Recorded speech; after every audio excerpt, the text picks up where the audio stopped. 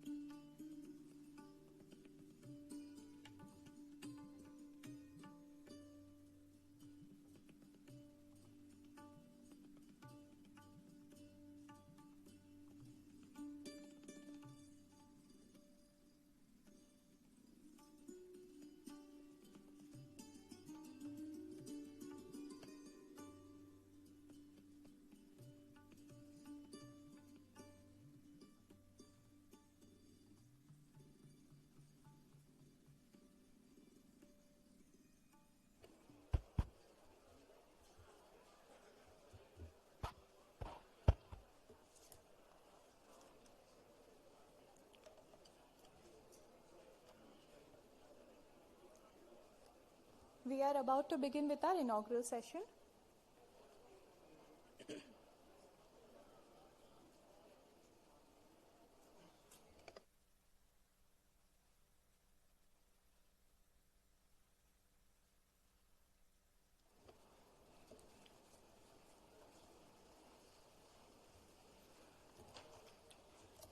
I request Shri Dharminder Singh, Registrar General, High Court of Madhya Pradesh, to kindly escort Honorable Chief Minister Dr. Mohan Yadav to the dais, please. I request Shri Ajay Srivastava, Principal District Judge, Indore, to kindly escort Honorable Judges and Honorable Dignitaries to the dais, please.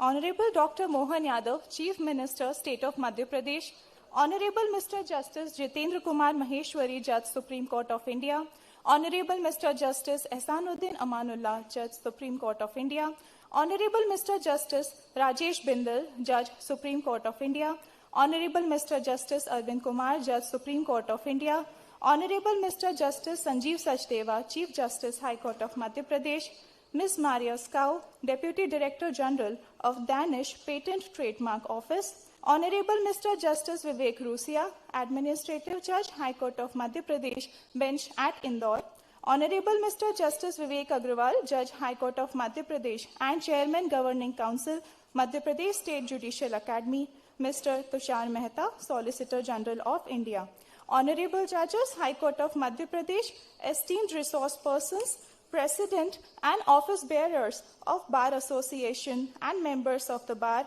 Mr. Dharminder Singh, Registrar General, High Court of Madhya Pradesh and officers of Registry, Mr. Umesh Pandav, Director, Madhya Pradesh State Judicial Academy and officers of the Academy, Mr. Ajay Srivastava, Principal District and Sessions Judge, Indore, and judicial officers of the District Court, Indore, officers from the District Administration, participants, dignitaries present in the auditorium, members of the print and electronic media, viewers who have joined us virtually, ladies and gentlemen, namaste. Warm greetings to everyone.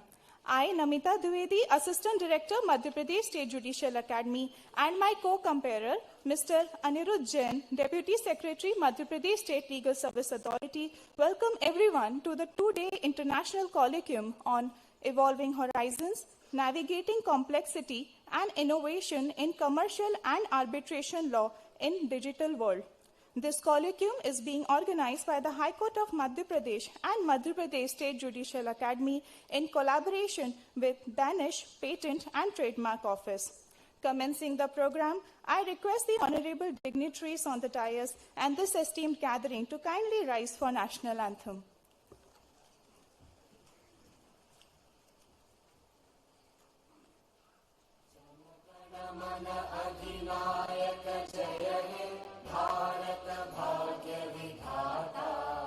Punjab Sindh Gujarat Maratha Dravida Utkal बंगा विंध्य हिमाचल यमुना गंगा उच्चल जलधि तरंगा तव शुभ नामे जागे तव शुभ आशीष मांगे गाहे तव जय गाथा जन गण मंगल दायक जय हे भारत भाग्य विधाता जय हे जय हे जय हे जय जय जय जय हे.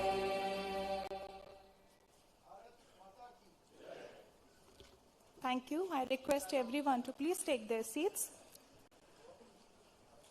To mark an auspicious beginning to the inaugural event, I humbly request the dignitaries on the dais to commence the colloquium by lighting the lamp. I would request them to please proceed towards the same.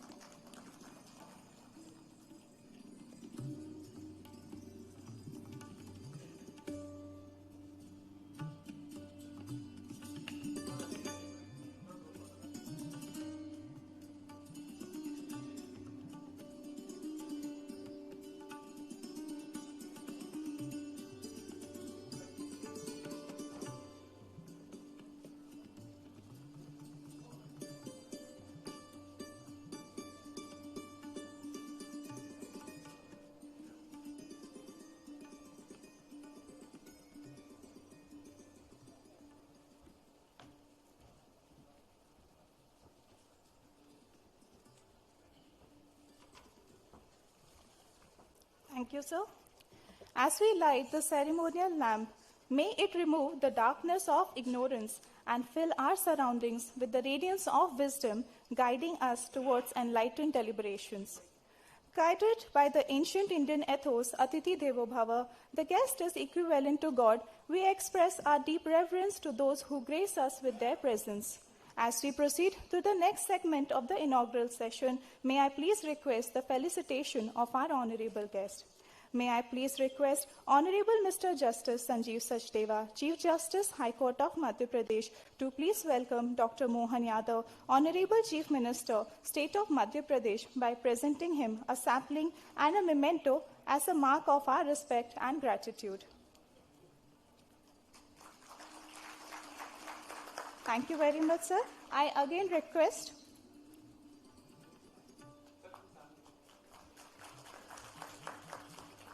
Thank you very much, sir. I again request Honorable Chief Justice, sir, to please welcome Honorable Mr. Justice Jitendra Kumar Maheshwari, Judge Supreme Court of India, by presenting His Lordship a sapling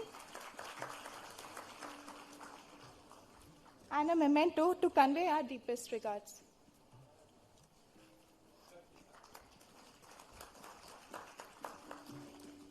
Thank you, sir. I now request Honorable Mr. Justice Vivek Rusia, Administrative Judge, High Court of Madhya Pradesh, Bench at Indore, to please welcome Honorable Mr. Justice Ehsanuddin Amanullah, Judge, Supreme Court of India, by presenting His Lordship a sapling and a memento as an expression of our gratitude.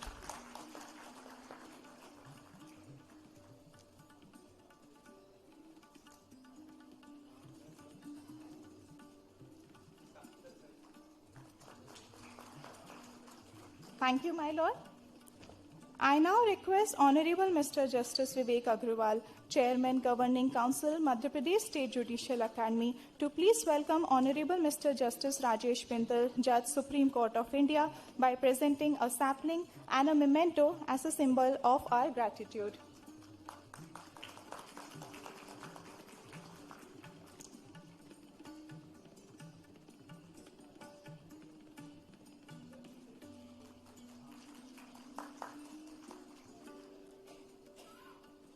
Thank you, my lord.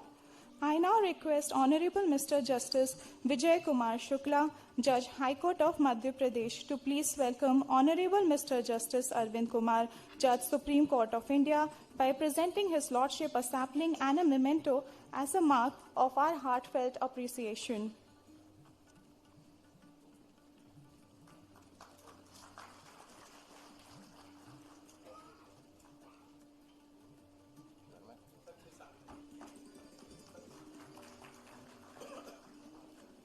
Thank you, my lord.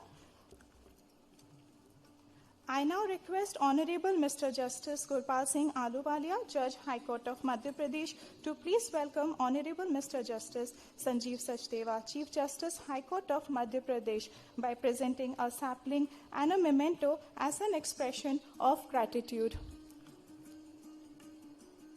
May I request some applause, please? Thank you.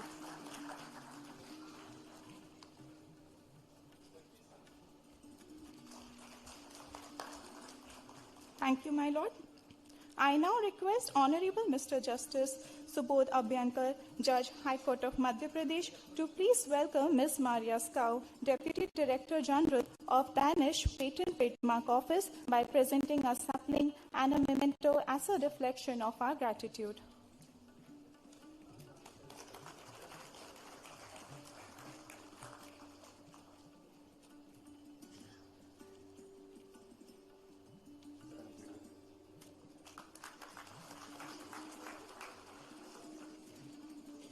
Thank you, my lord.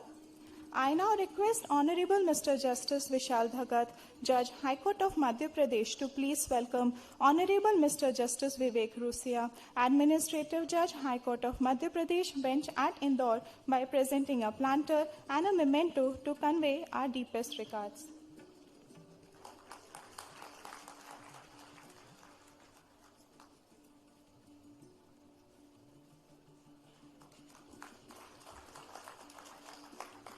Thank you, my lord. I now request Honorable Mr. Justice Vishal Mishra, Judge, High Court of Madhya Pradesh, to please welcome Honorable Mr. Justice Vivek Agrawal, Judge, High Court of Madhya Pradesh, and Chairman, Governing Council, State Judicial Academy, by presenting a planter and a memento as a token of our gratitude.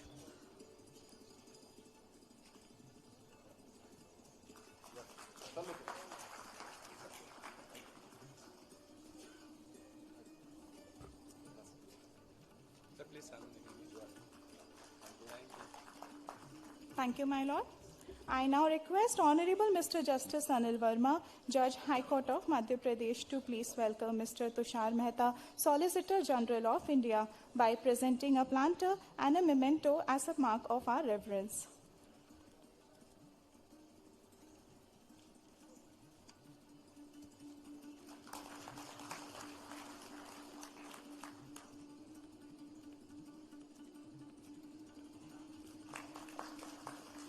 Thank you, my lord. Moving towards the next segment of the inaugural session, I humbly request Honorable Mr. Justice Sanjeev Sachdeva, Chief Justice, High Court of Madhya Pradesh, to kindly deliver the welcome address.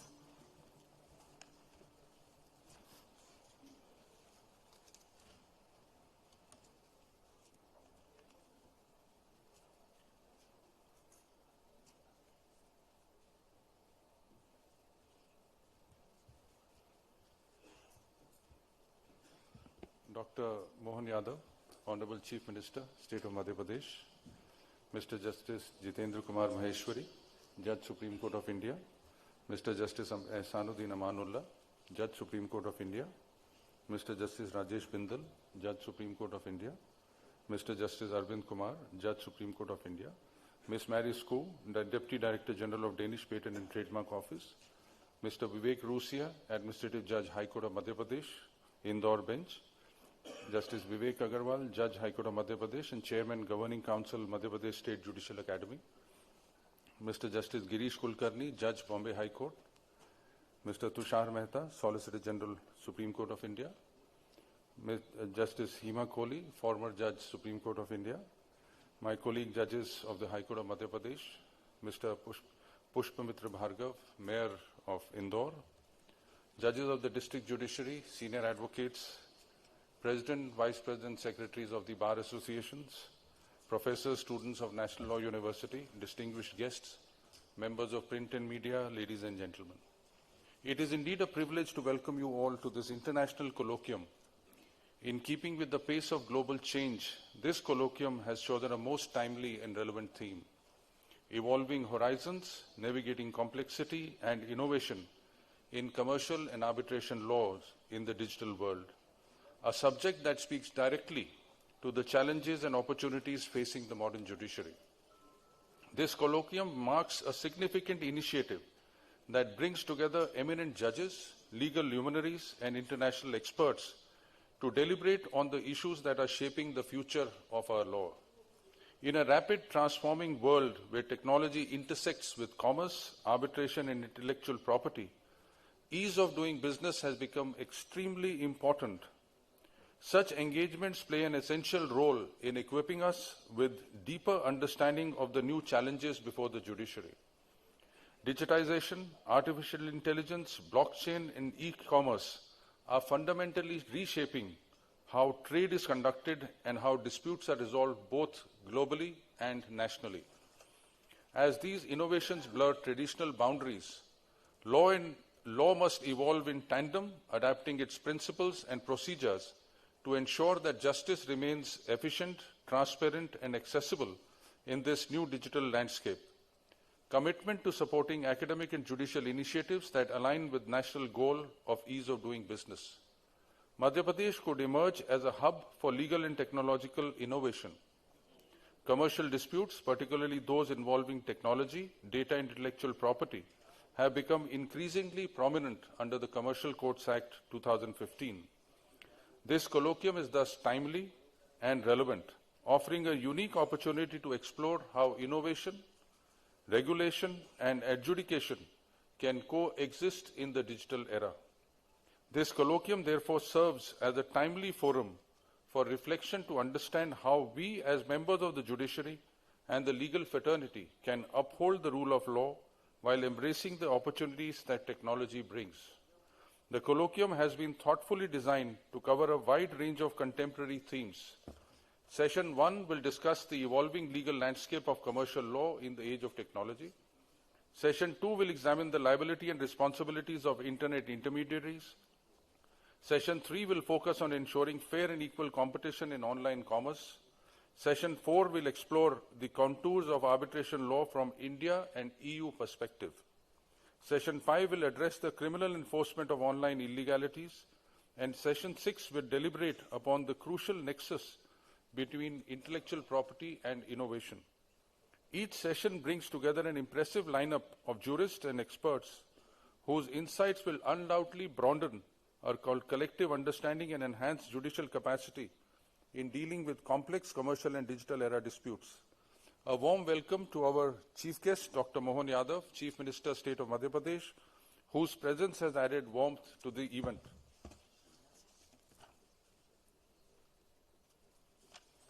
I extend a warm and cordial welcome to Honorable Mr. Justice Jitendra Kumar Maheshwari, Judge, Supreme Court of India.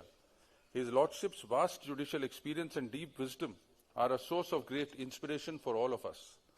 We are also privileged to have amongst us Honorable Mr. Justice Ehsanuddin Amanullah, Mr. Justice Rajesh Bindal, and Mr. Justice Arvind Kumar, Judges, Supreme Court of India.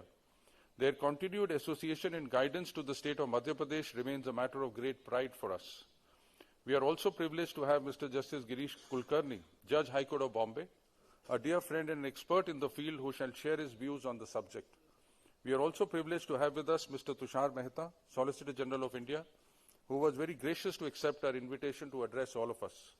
It is also our honor to have with us Ms. Justice Hema Kohli, former Judge, Supreme Court of India, with whom I have a special association and who never says no to whenever we reach out to us for any guidance. We are equally honored to have with us our distinguished international experts, Ms. Mary Skoo, Deputy Director General of Danish Patent Trademark Office, Mr. Peter Petrov, Judge, Regional Court of Dimitrovgrad, Bulgaria, Dr. Louis Boyson, IP Counselor, Royal Danish Embassy, Mr. Matthias Dintz, Senior Advisor, International Cooperation and Projects, Danish Patent and Trademark Office, Dr. Christian Bergquist, Associate Professor, Faculty of Law, University of Copenhagen, and several other eminent professionals whose participation lent this colloquium a truly global character. I also take this opportunity to acknowledge the collaboration and support extended by the Danish Patent and Trademark Office, the Royal Danish Embassy, and our distinguished international partners who have enriched this event with their presence. Warm welcome to my esteemed colleagues on the bench, members of the bar, and all learned participants who have joined us today. The valuable insight and experience of the resource persons will make this colloquium not only intellectually stimulating, but practically enriching. In closing, the discussion that follows will lay the foundation for a deeper and more nuanced understanding of commercial and arbitration law in the digital era. This initiative will greatly contribute to the judicial excellence in the state and beyond. Thank you very much.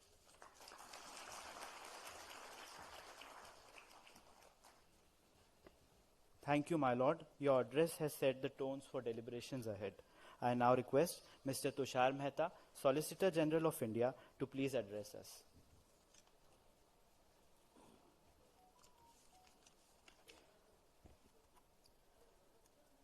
Dr.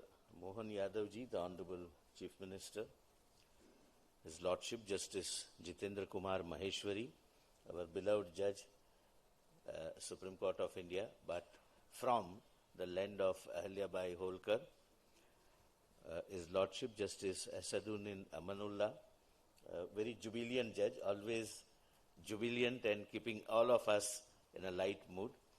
Justice Bindal, one of the gems of our Honorable Supreme Court of India. Justice Arvind Kumar, one of the finest human beings and one of the most brilliant legal luminaries on the bench.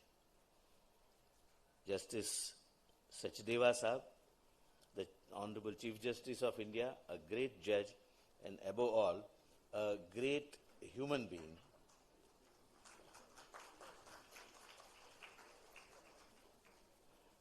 Ms. Maria Skau, Deputy Director General, Danish Patent and Trademark Office, my Lord Justice Vivek Rushia, my Lord Justice Vivek Agarwal, Madam is Her Ladyship Hima Kohli ji, the former Judge, Supreme Court of India, all honorable judges present here.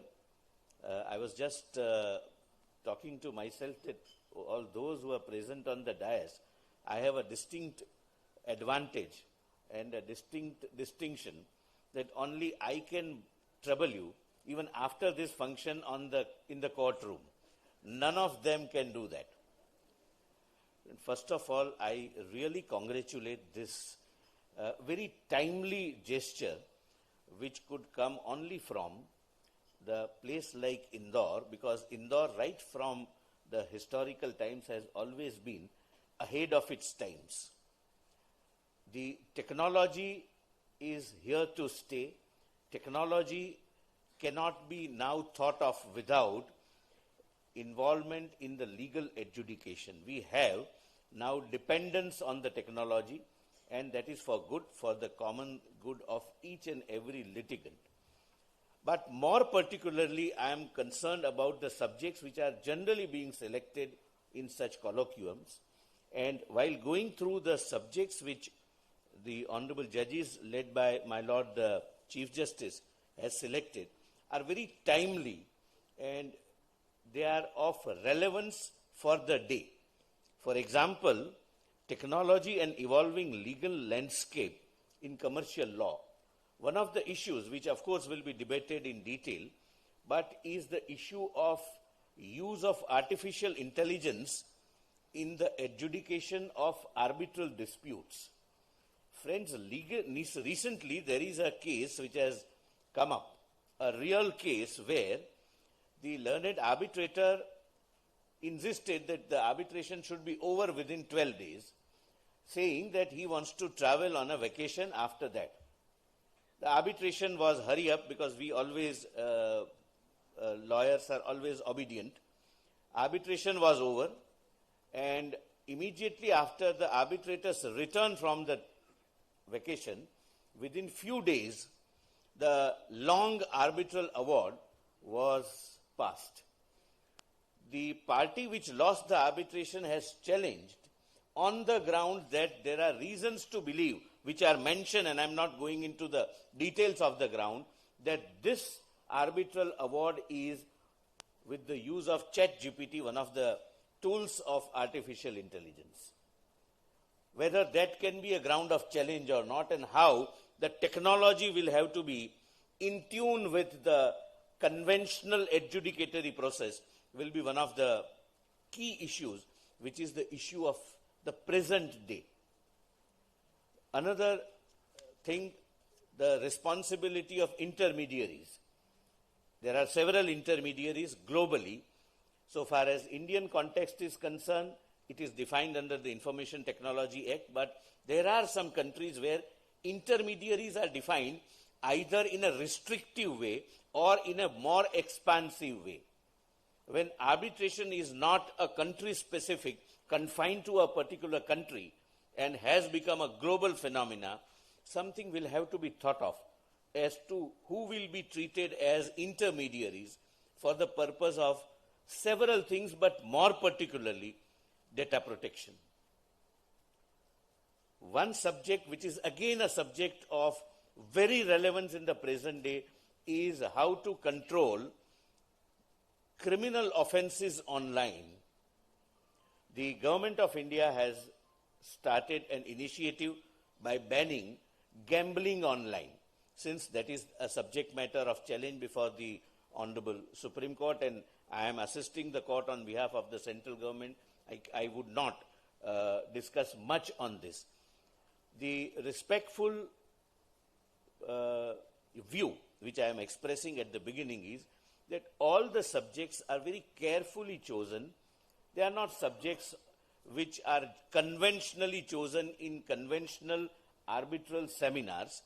These are all subjects which are contemporary subjects and are facing those who are involved in arbitration adjudication either as lawyers or as litigants or as arbitrators. I am really delighted, and I thank the Honorable Judges of the High Court, and particularly my Lord, the Chief Justice of the High Court, for not only having this kind of a global seminar in Indore, but selecting the subjects which are of very relevance for the present time. I thank everyone for giving me this opportunity to be amongst all of you and have few minutes of my address amongst the legal luminaries from whom I would also learn today and tomorrow. I thank you everyone, and a very good morning to all of you. Thank you. Thank you, sir, for that informative and insightful address. Now, I request Ms. Maria Skau, Deputy Director General of Danish Patent and Trademark Office, to please address the August gathering.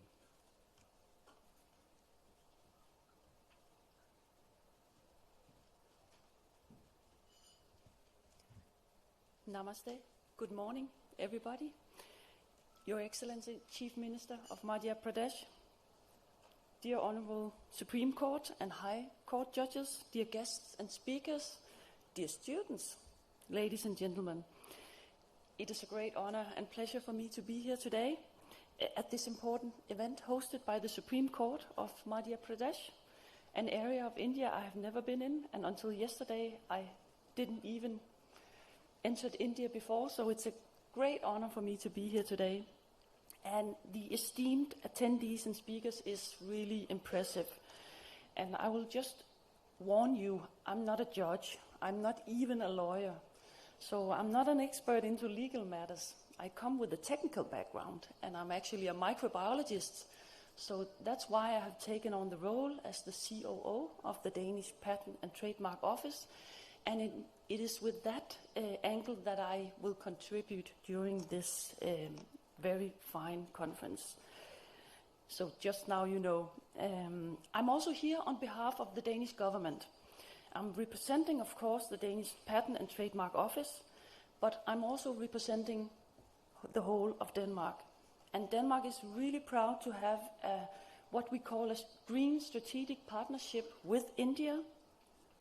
And not long ago, the prime ministers of our countries actually reiterated and shook hands on their intention to strengthen and confirm this strategic partnership and potentially turn it into a more comprehensive partnership. So from my point of view, political, commercial and IP collaboration between India and Denmark is very important. Although the sheer size and magnitude of India compared to Denmark can seem insurmountable, my sincere opinion is that both nations can benefit, and we can help our companies understand and navigate and establish in Denmark and in India respectively. I tend to name Denmark a small but efficient gateway to the European Union and the whole of the Europe continent. And we need to look at the world from a new angle, and I think the former speakers also addressed this. And in that sense, diversifying and looking for partners somewhere you maybe earlier wouldn't imagine could prove beneficial. And it is my hope and aim that these 2 days will lead to fruitful insights and discussions and possibilities in commercial and arbitration law and beyond, because these topics are becoming more and more intertwined with technology and innovation in an increasingly digital world. And the complexity, the avenues of digital communication and ways of doing business and the pace of development increase and changes the way we perceive our well-known institutions, both the courts and an office like the IP office in Denmark, and our whole way of practicing our skills. Therefore, this event is so timely and relevant. I'm looking very much forward to these coming days, and I wish you all a pleasant and fruitful conference. Thank you very much. Thank you so much, ma'am, for addressing us. I now request Honorable Mr. Justice Arvind Kumar, Judge Supreme Court of India, to kindly address us on this landmark occasion.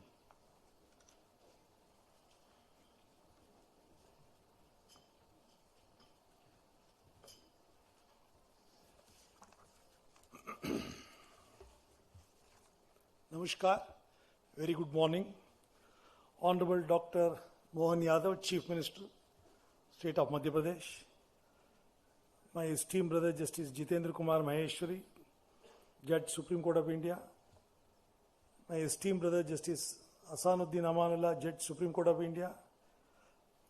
Justice Rajesh Bindal, my esteemed brother, Judge Supreme Court of India. Justice Sanjeev Sachdev, Chief Justice of High Court of Madhya Pradesh. Ms. Maria Skau, Deputy Director General, Danish Patent and Trademark Office. Honorable Mr. Justice Vivek Rusia, Administrative Judge, High Court of Madhya Pradesh, Indoor Bench. Justice Vivek Agarwal, Judge, High Court of Madhya Pradesh and Chairman, Governing Council, State Judicial Academy. Mr. Justice Girish Kulkarni, Judge, Bombay High Court. Justice Hema Kohli, former Judge, Supreme Court of India. Mr. Tushar Mehta, Learned Solicitor General of India.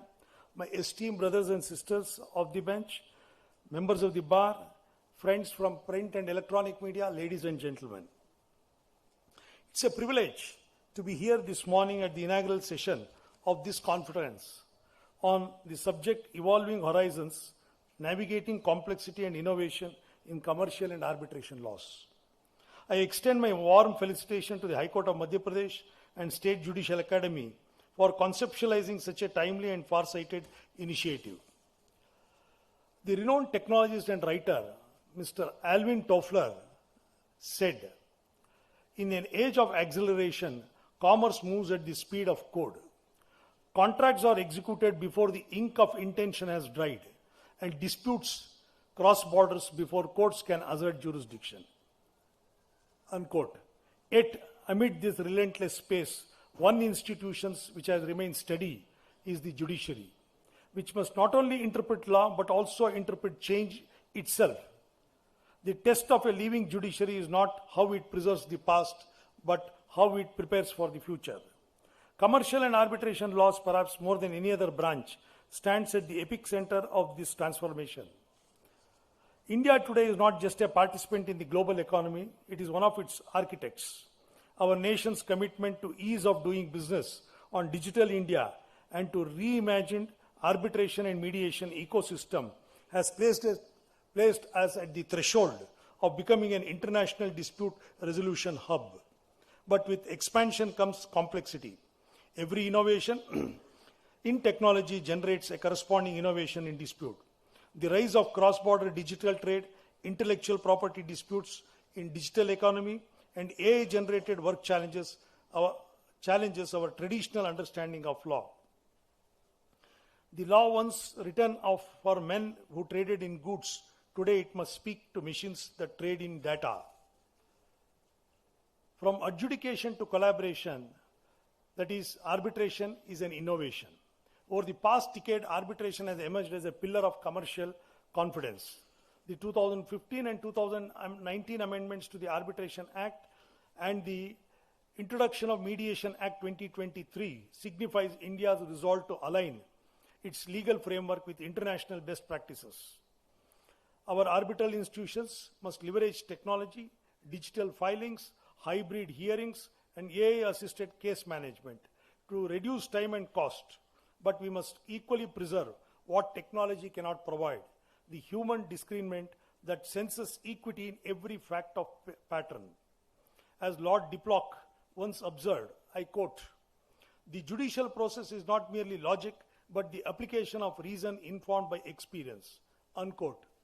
My lords and ladies, is the balance we must maintain, the marriage of efficiency with empathy. Justice must be not only digital in process, but dignified in purpose. The judiciary now faces disputes that no previous generation of judges could have imagined. Smart contracts, crypto asset regulation, blockchain-based property transaction, and metaverse arbitrations. How do we define jurisdiction over a transaction that exists only in cyberspace? How do we assess the validity of an agreement written in code? Can an AI-generated legal opinion qualify as an expert evidence? These are the questions. These are not hypotheticals from the future, they are the realities of the present. In Trimex International versus Vedanta, the Supreme Court, that is reported in 2010-8 SEC page 1, the court recognized the validity of email contracts. The next turning point will likely involve smart contracts executing autonomously through blockchain. The judiciary must now interpret not just the clauses of a contract, but the logic of an algorithm. This complexity calls for intellectual agility. The judge of tomorrow must not only know the law, he or she must understand the technology that shapes it. Our innovation institution has embraced change. The e-courts project, National Judicial Data Grid, and AI initiatives such as SUPACE demonstrate that technology can enhance, not diminish, judicial function. But as we digitize our systems, we must not digitize our souls. The ultimate safeguard of justice will always be human conscious. A machine may deliver information, only a judge can deliver understanding. Therefore, judicial education must evolve from procedural training to technological literacy. Every court should be a learning court. Our academies, such as this very Judicial Academy, must become laboratories of judicial jurisprudence. Commercial law has never respected frontiers. But in digital economy, borders are not merely porous, they are invisible. A contract may be negotiated in Delhi, signed in Singapore, executed in London, and breached in cyberspace. Arbitration is therefore a bridge between the commerce and certainty. India's vision to become an international hub requires more than legislation, it requires confidence. Confidence that our courts will uphold arbitral autonomy, support enforcement, and resist intervention except where justice demands it. For commerce to flourish, contracts must be trusted. For contracts to be trusted, courts must be predictable. Balancing dharma and development. At this juncture, allow me a brief philosophical reflection. Our ancient jurists, from Kautilya to Yajnavalkya, understood that trade and justice are two sides of same coin. Kautilya wrote in Arthashastra, I quote, "The prosperity of a nation depends upon the righteousness of its commerce." That principle holds true even in the algorithmic age. Dharma in the digital era means ensuring that innovation never outspaces integrity. As we craft new doctrines from emerging markets, let us remember The technology is a tool, not a teacher. The ultimate guide must remain the conscience of justice. We must approach complexity not with anxiety but with curiosity. When courts engage with cryptocurrency disputes, they are not merely deciding ownership, they are deciding the law of the value itself. When they interpret digital evidence, they are redefining the truth in a data-driven world. The judiciary of the future will not be remembered for the cases it decided, but for the questions it dared to ask. Our judgments must show that while statutes may lag, interpretation can lead. I am delighted to see international collaboration represented here by Mrs. Maria Sko, Deputy Director General of Danish Patent and Trademark Office. Intellectual property law and digital innovation are deeply intertwined, and India can learn much from comparative experience in Europe, particularly in data-driven IP enforcement and cross-border technology licensing. Such exchanges reminds us that commercial law is global by nature and search for justice transcends jurisdiction. In the court of global commerce, the language of fairness is universal.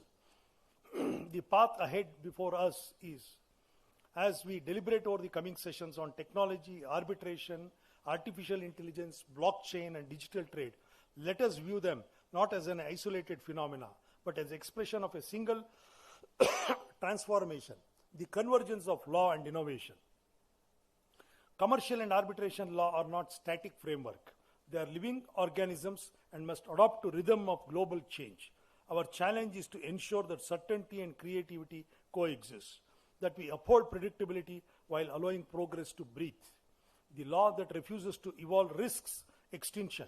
The law that evolves without restraint risks chaos. The art of judging lies in finding the middle path. As I stand before this august gathering, the Chief Minister, the Solicitor General, my esteemed brethren from the Supreme Court and the High Courts and the members of the Bar, I am reminded that this dialogue is not about technology alone, it is about trust. Every reform in commercial law, every arbitration award enforced, every contract upheld, all of it contributes to the trust that sustains our Republic's economic future. Let us therefore pledge that our courts will remain swift without being hasty, digital without being detached, and modern without being mechanical. The future belongs not to those who automate justice, but to those who animate it with wisdom. May this conference be not just exchange of ideas, but a reaffirmation of our shared mission to ensure that the law keeps pace with life, and that justice, however complex, the horizon remains our northern star. Jai Hind, Namaskar, and thank you for lending your ear.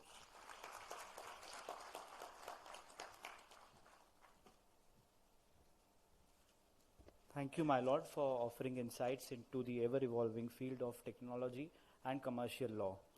I now request Honorable Mr. Justice Rajesh Bindal, Judge Supreme Court of India, to kindly guide us with his Lordship's address.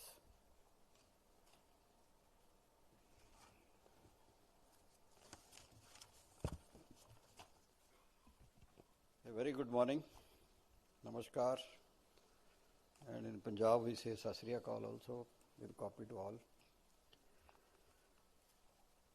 Dignitaries honored of the dais, colleagues, lawyer friends, students, ladies and gentlemen, I will not name all of the dignitaries present here. It has been said number of times. We are in a digital world, as the subject is also there, so I can always copy and paste. So I start with that. Thanks for inviting me. When I saw the minute-to-minute program, you have seen that it is all on a very fast track. Number of speakers, small time.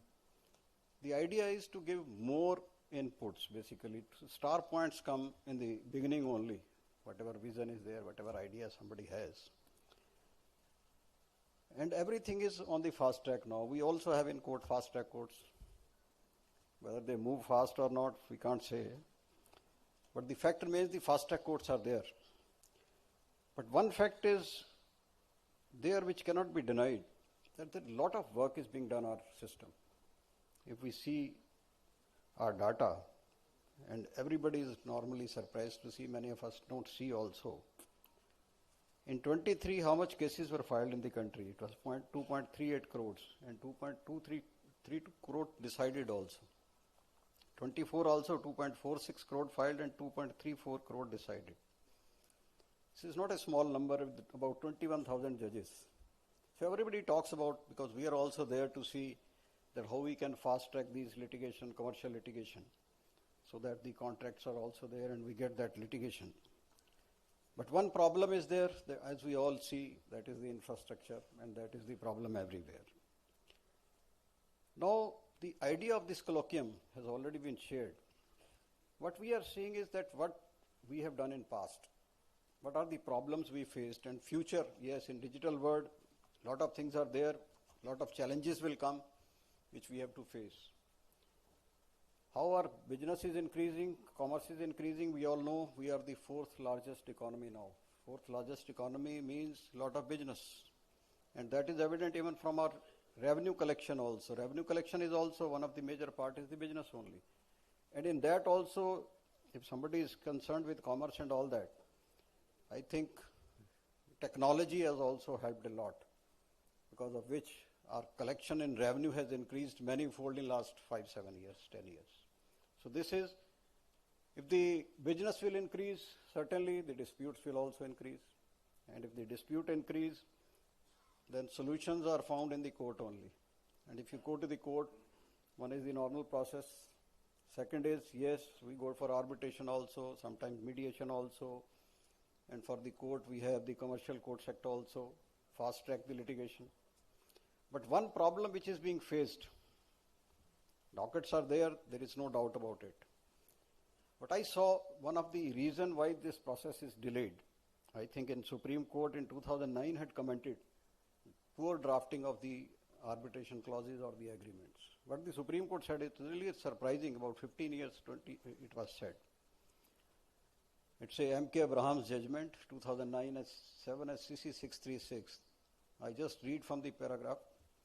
The use of multi-layered agreements with several printed annexures, each with cyclo-styled amendments, typed and handwritten additions and deletions led to confusion, uncertainty, delays in execution, apart from giving rise to avoidable disputes, having a contract with different annexures dealing with the same issue with various attachments in construction contracts, and sometimes insurance contracts is a nightmare to anyone.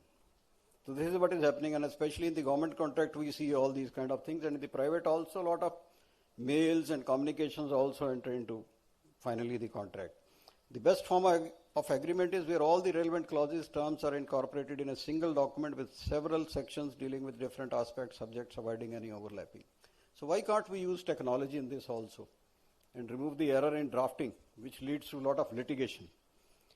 And recently, I'll not go in detail, I think the Supreme Court has given a judgment to resolve the dispute. They say in 142 they can modify the award also, wherever I think it is required, so that the litigation is not just generated more by referring the matter back or maybe to the arbitrator or the appellate authority before that.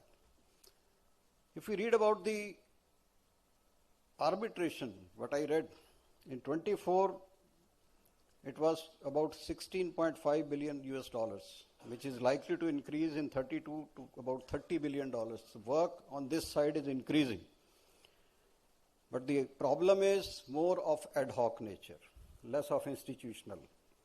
And in India, I think small disputes are more in ad hoc, though large are in institutional. The progress, I think, in our Mumbai center is good, that about 18 months the cases are being decided. Hyderabad also has very good result.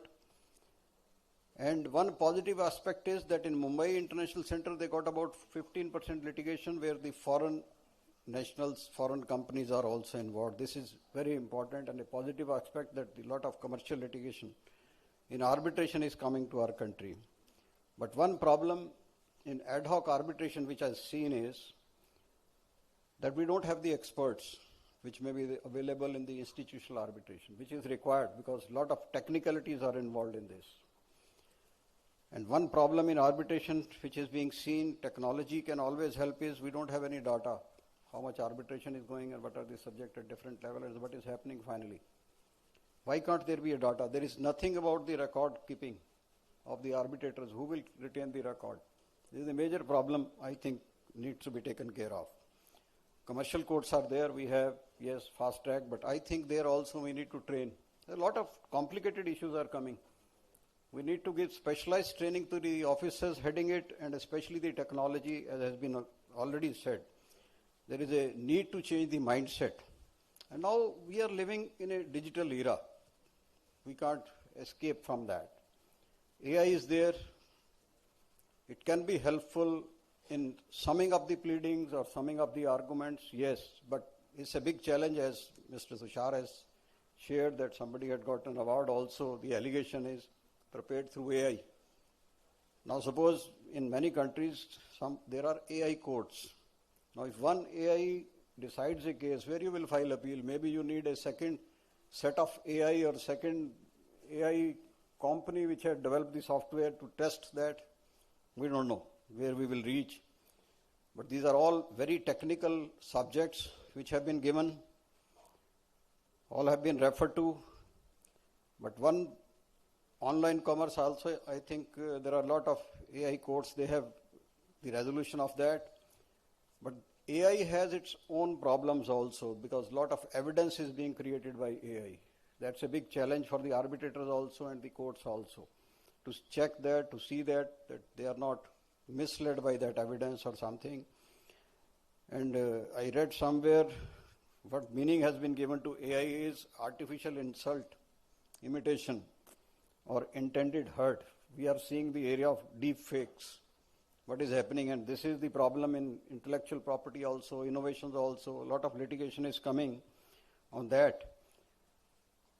But in some cases, yes, I recall, non-existent judgments are also being cited. I think that also is a challenge for the courts also and the arbitrators also to see. And more responsibility, I think, on the lawyers also who are citing all these judgments. That's a big challenge we are all facing. The subjects are very important. I think we all go enriched with this conference, being the contemporary subjects. And I am thankful to the organizers for giving me an opportunity to share my little views on this subject. And I think this is all I can share, giving the time. Thank you. Jai Hind. Thank you, my lord, for the profound words of wisdom. I now invite Honorable Mr. Justice Ehsanuddin Amanullah, Judge Supreme Court of India, to please share his lordship's thoughts with us on this special occasion.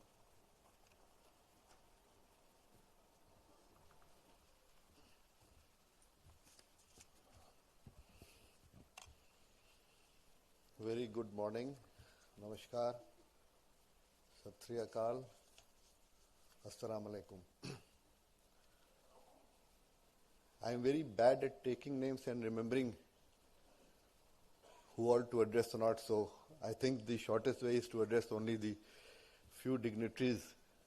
Dr. Mohan Yadav, the Chief Minister of Madhya Pradesh, my esteemed senior colleague Justice Maheshwari, my colleagues Justice Bindal, Justice Arvind Kumar, Chief Justice Sajdeva, Madam Madhya Sow, Learned Solicitor General, Justice Vivek Rusia, Justice Vivek Agarwal, and my brother and sister colleagues in the audience, my former dear sister, Justice Seema Kohli, Justice Gurish Kulkarni, brothers, sisters, students, men from the media.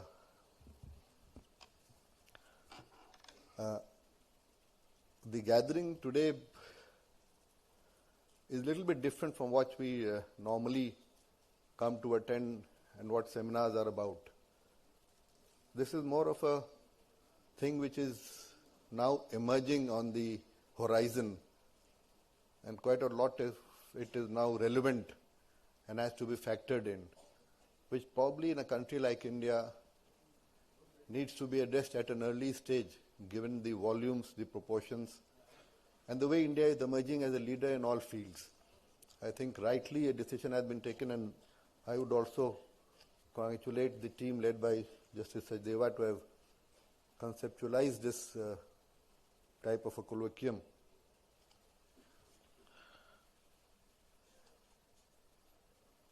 The two-day collegium on evolving horizons, navigating complexities and innovation in commercial and arbitration laws in the digital world, which is a joint initiative of the Madhya Pradesh High Court, the Madhya Pradesh State Judicial Academy, and the Danish Patent and Trademark Office at Indore,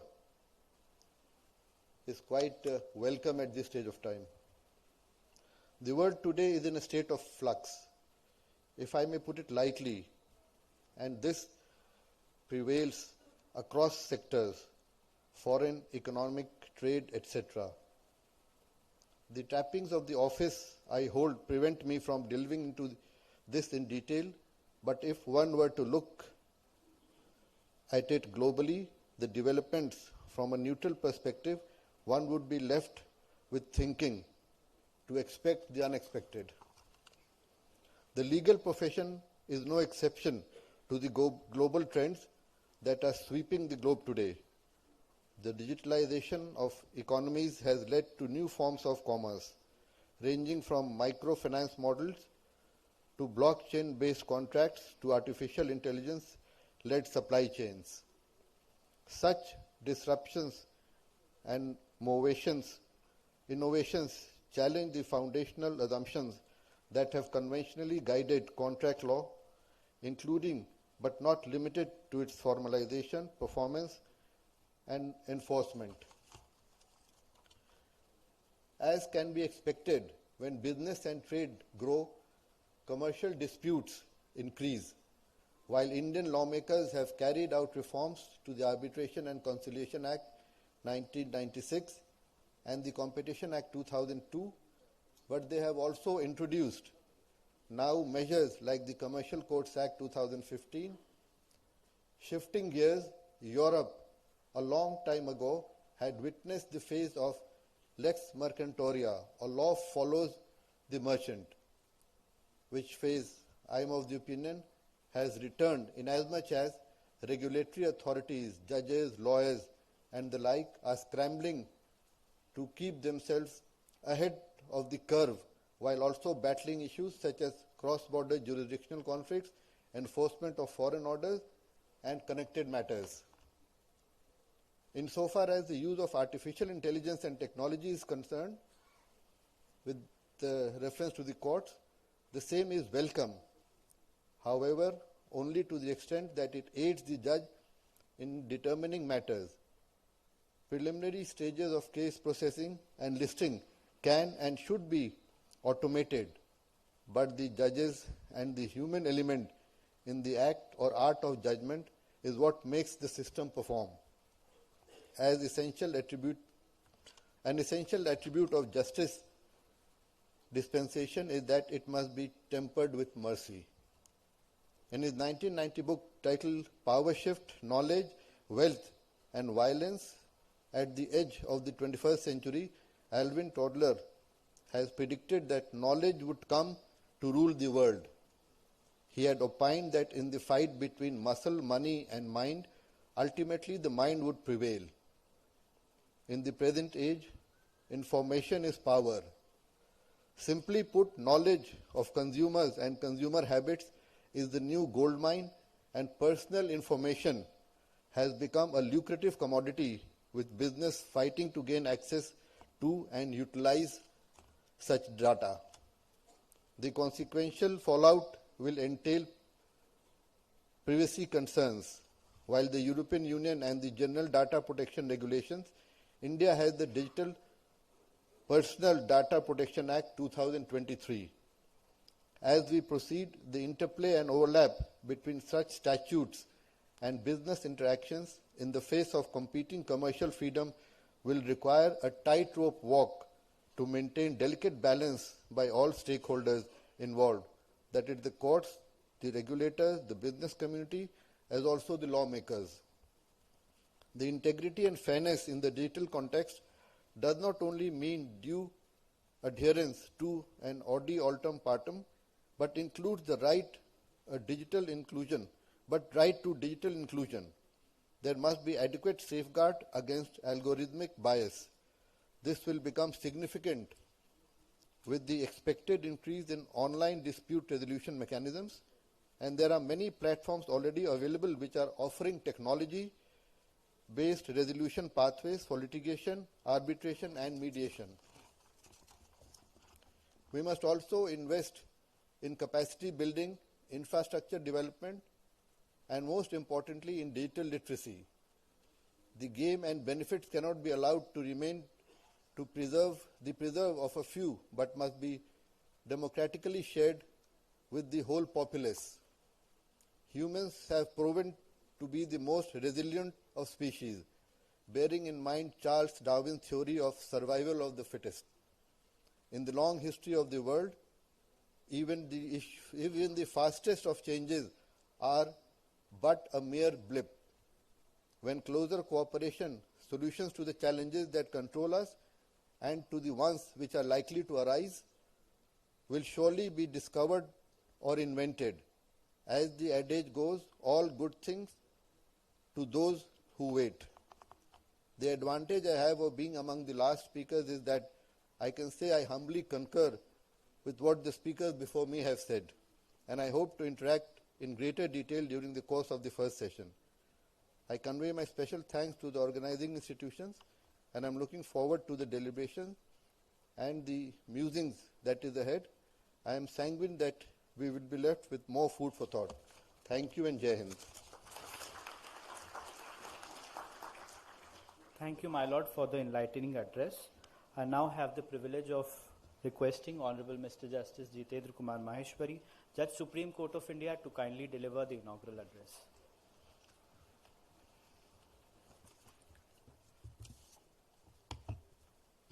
नमस्कार. Initially I was thinking, सोच रहा था कि मैं भी कहूँ कि भाई I should not name. मैंने सोचा ये धृष्टता होगी अगर मैं ऐसा करूँगा. Because I am in Madhya Pradesh at my home, I have to first respect everyone who is present here. Dr. Mohan Yadav, Honorable the Chief Minister of the state of Madhya Pradesh, Brother Justice Amanullah, Brother Justice Rajesh Bindal, Brother Justice Arvind Kumar, Judges of Supreme Court of India, Brother Justice Sanjeev Sachdeva, Chief Justice, High Court of Madhya Pradesh, Brother Justice Vivek Rushia, Administrative Judge, Indore Bench, Justice Vivek Agrawal, Chairman and Governing Council of the State Judicial Academy, Ms. Maria Skau, Deputy Director General of the Danish Patent and Trademark Office, Mr. Tushar Mehta, Solicitor General of India, Justice Hima Kohli, former Judge, Supreme Court of India, Justice Girish Kulkarni, Judge, Bombay High Court, Honorable Judges, and their gracious spouse present here, Additional Advocate General present from Jabalpur, Indore and Gwalior, Additional Solicitor General present here, Chairman, State Bar Council, Mr. Radhilal Gupta, President, Secretary of the Bar Association, learned senior advocate, advocates, judicial officers, esteemed academicians, our participant from Danish Patent, and dear students, gracious ladies and gentlemen. When I was looking about this topic and the speakers of today, at one end, Justice Arvind Kumar is with us. I have an occasion to sit with him. I know about his thought process and his eloquent ideas which have been come on floor. I think I need not to go more than that. When I think about technology, Justice Rajesh Bindal and Sanjeev Sachdeva is here. and I have an occasion to sit with Rajesh also, then for technology I need not to say much more. And when Amanullah is there, he is frequent visitor of everywhere. You can understand the ideas from every state across the India and globe also. But even when I was looking for this topic, I was seeing that international colloquium on evolving horizons, navigating complexity and innovation in commercial and arbitration law in the digital world. I try to interpret this topic. So when I was looking with two views, evolving horizon, navigating complexity and innovation, commercial and arbitration law in the digital world, not otherwise. Another part is, what are the evolving horizons to navigate the futuristic approach with respect to complexity and what innovation we have in our mind. And that is why the world which is growing on in these days, commercial and arbitration laws, how it can be dealt with in the digital era. So this is, and I feel the second thought process or second mindset may be a proper thinking for this colloquium. When we see this, we know laws are there, but it is required to be responded. And response is by the judgment, by way of discussion in colloquiums, by way of otherwise having expression through academicians. But the most and powerful tool is by way of judgment. We should not be reactive, but we should foresight the balance even at a stage of colloquium, even at a stage at a judgment, or even as an academicians. Though, whenever the academician thought of it, they always thought in one direction. The another academician thought in different direction. And it gives a space for discussion, and it gives a space for everyone and the thought process how we can give a response through judgment in the right perspective. Now we think on this,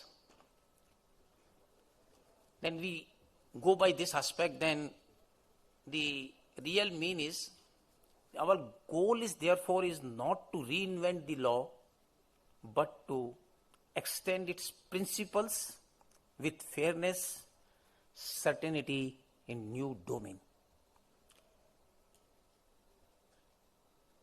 When we do this, we have some problems. Those problems come to the at present because the topic of today is in digital world, what we have to do, how we have to navigate all these issues. So when we go for this, then the question is of responsibility in the online ecosystem and how we can navigate first this. Then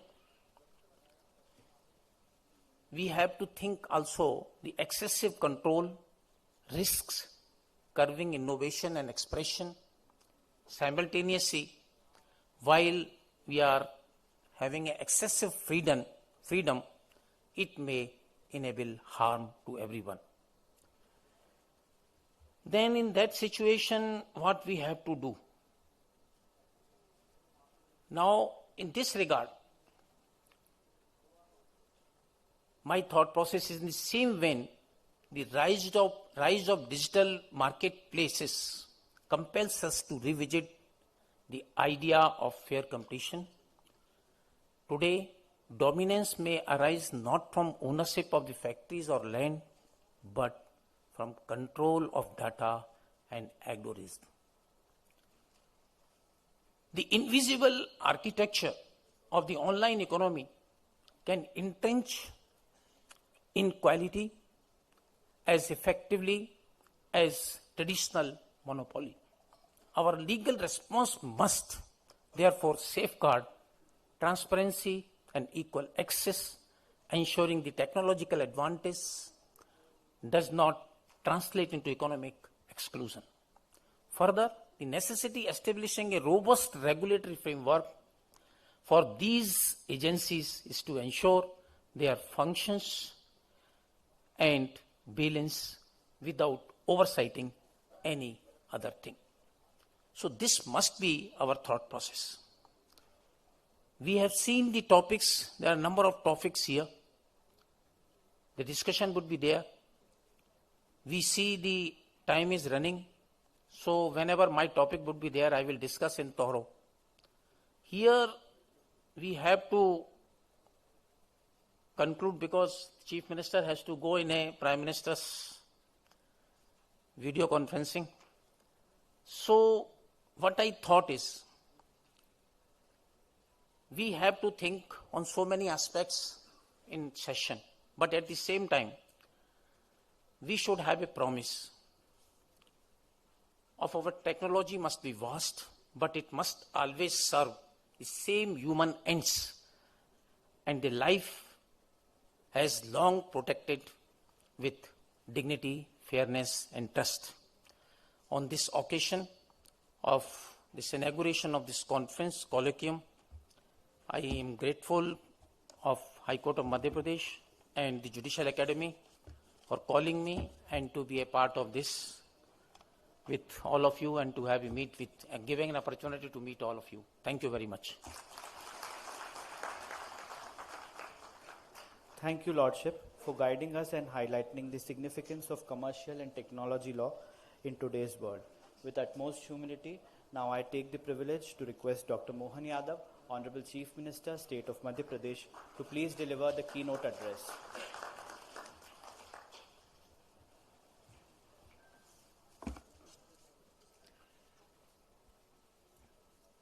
विधि विशेषज्ञों की इस अंतर्राष्ट्रीय संगोष्ठी में अभी अभी न्यायमूर्ति माननीय माहेश्वरी जी ने अपनी बात रखी। मैं उनका स्वागत करता हूं। इस अवसर पर न्यायमूर्ति माननीय अमानुल्लाह खान साहब, न्यायमूर्ति अरविंद कुमार जी, बिंदल जी, न्यायमूर्ति सुप्रीम कोर्ट और हमारे इस राज्य के अंदर इस पूरे आयोजन के सूत्रधार हमारे चीफ जस्टिस सचदेवा जी, आपका भी स्वागत है। अंतर्राष्ट्रीय स्तर से डेनमार्क से पधारी मारिया जी, माननीय रूसिया जी, विवेक जी, सॉलिसिटर जनरल माननीय तुषार मेहता जी, इस अवसर पर उपस्थित सभी समस्त देवियों सज्जनों, न्याय की बात हमारे देश से हजारों लाखों साल से एक अलग प्रकार से अपनी एक पहचान बनाती है और न्याय के किसी पक्ष पे बात करने के लिए विद्वत सभाओं का आयोजन किया जाना, ये भी हमारी अपनी शास्त्रार्थ की परंपरा से लगाकर कई कई कारणों से अलग अलग हर काल हर युग में बड़े सम्मान के साथ इसको देखा जाता था। और उसमें चार चांद तब लग जाते हैं कि जब विक्रमादित्य का राज्य वाला कोई मध्य प्रदेश जैसा राज्य हो, जहां न्याय की परंपरा 2000 साल पहले भी उस काल को आज भी गौरवान्वित करती दिखाई देती है। वो अद्भुत काल है जब हम अपने न्याय से, न्याय सिद्धांतों से, न्याय दृष्टांतों से, न्याय परंपरा से अपने आप को कहीं हम हरिश्चंद्र के समान उस काल तक भी पहुंचा देते हैं जब हम अपने किसी पक्षी को न्याय दिलाने के कारण से अपने मांस का भाग देकर भी मन में संतोष का भाव लाते हैं।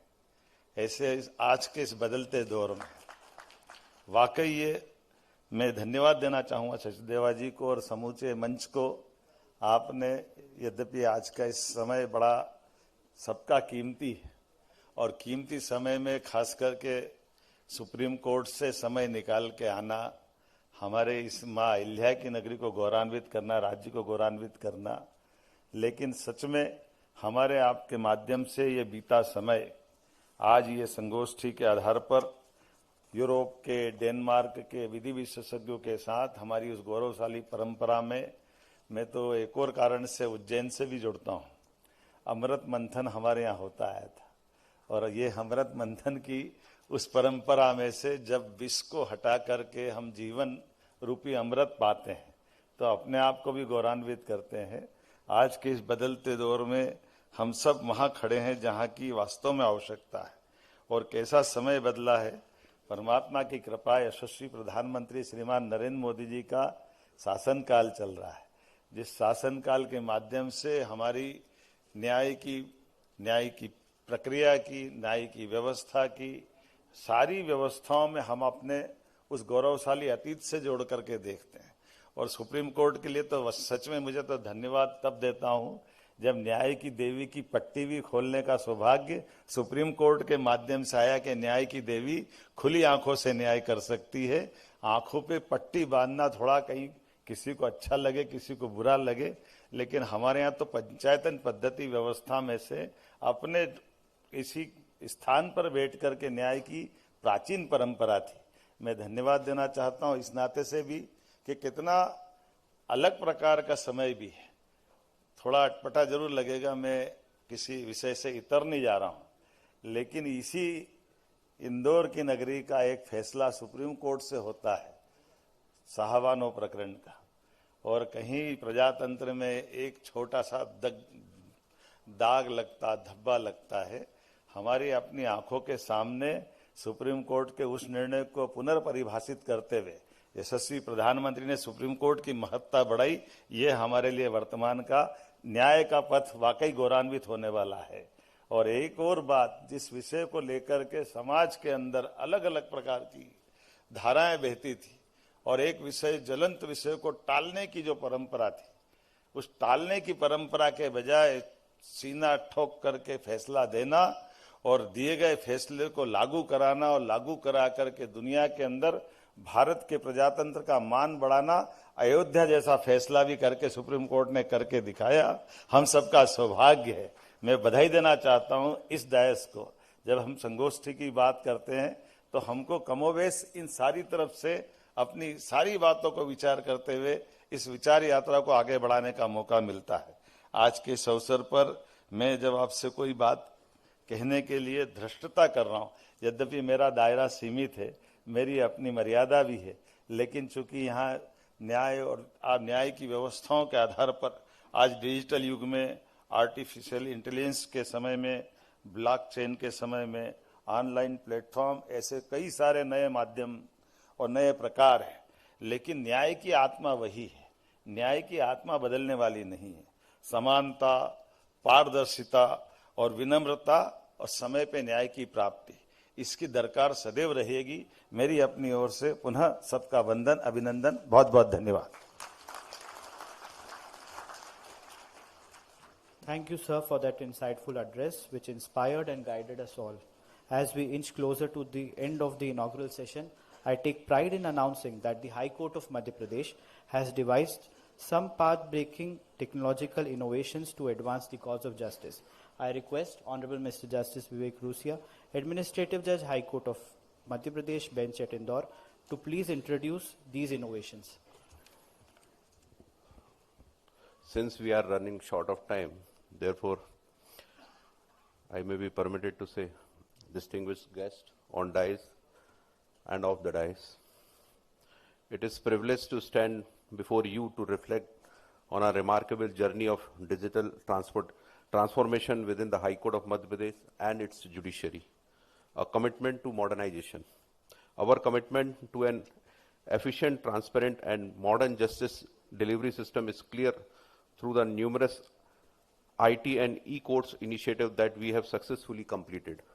We have ushered in an era of paperless court by completing the scanning of and digitization of a staggering volume of record, approximately 65.59 lakhs file at the High Court, which translates to over 23.67 crores pages. At the District Court, digitization of about 61.28 crores pages has been completed. This foundation is crucial for realizing a truly paperless court environment. Key initiatives like live streaming of the court proceeding, the initiation of e-courts services with Lok Seva Kendra, and implementation of online e-court fee system, e-certified copy, e-RTI, e-inspection of record, motor accidents claim calculator, and many more, have been made justice more accessible and users-friendly. Furthermore, our infrastructure has been fortified with secure Wi-Fi network and installation of 2,361 video conferencing system across various courts, enabling a virtual hearing of cases.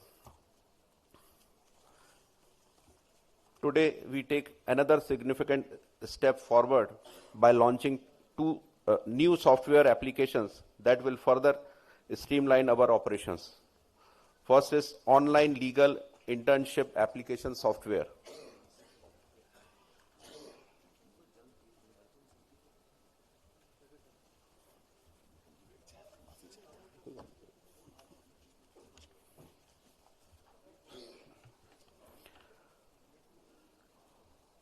Now we can show video. First is online legal internship application software. The law students are coming to the Supreme Court of India and High Courts for internship from all over the India. They are required to submit an application with documents physically to the Registry of Courts to get the permission to do the internship. But now they can easily submit their legal internship application online via MP High Court portal. After approval by the office, they will receive a temporary online identity card, and after completing the internship in the court, they will get their internship certificate online via email. This is completely a paperless. Now I request Honorable Justice Shri J.K. Maheshwari to launch this software.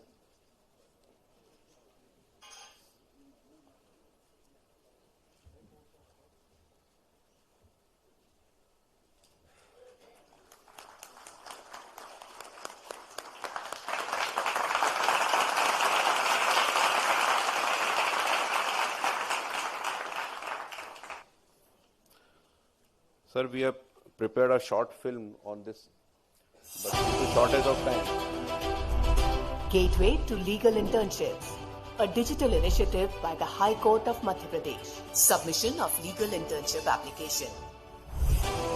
The High Court of Madhya Pradesh has developed a new software to facilitate the online submission of legal internship applications through its official website www.mphc.gov.in. Candidates must submit their online application at least 2 weeks prior to the desired start date of their internship.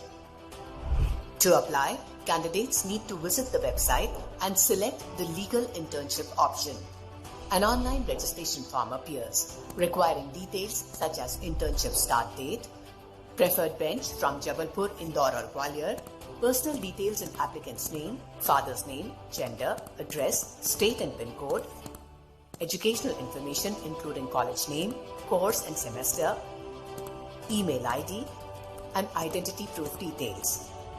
Applicants must upload documents including a JPEG image of the latest photograph and PDF files of a proof of identity. Resume, college recommendation letter, and college ID card. After entering a mobile number, candidates receive an OTP for verification, which must be validated before clicking submit.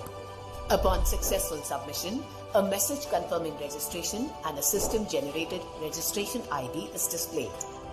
The application is then processed by the administration through the High Court's e-Office and ERP systems.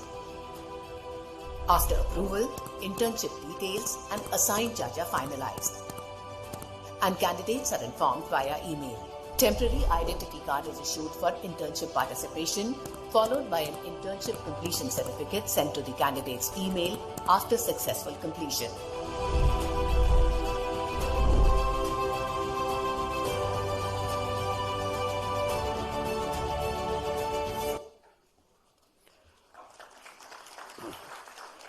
Thank you, sir. Second is online communication system, OCS, for case diaries. This system will enhance the efficiency by enabling the online requisition of case diary from the police stations. After filing of bail application, the High Court's CMIS/ERP system will automatically forward the information to the Police Department CCTNS system. The concerned station house officer or the investigating officer can then upload the required case diary and the notes, that is police prativedan, online, making them available to the court and the Office of Advocate Generals. Now I request Justice Amanullah and Justice Arvind Kumar, please launch this software.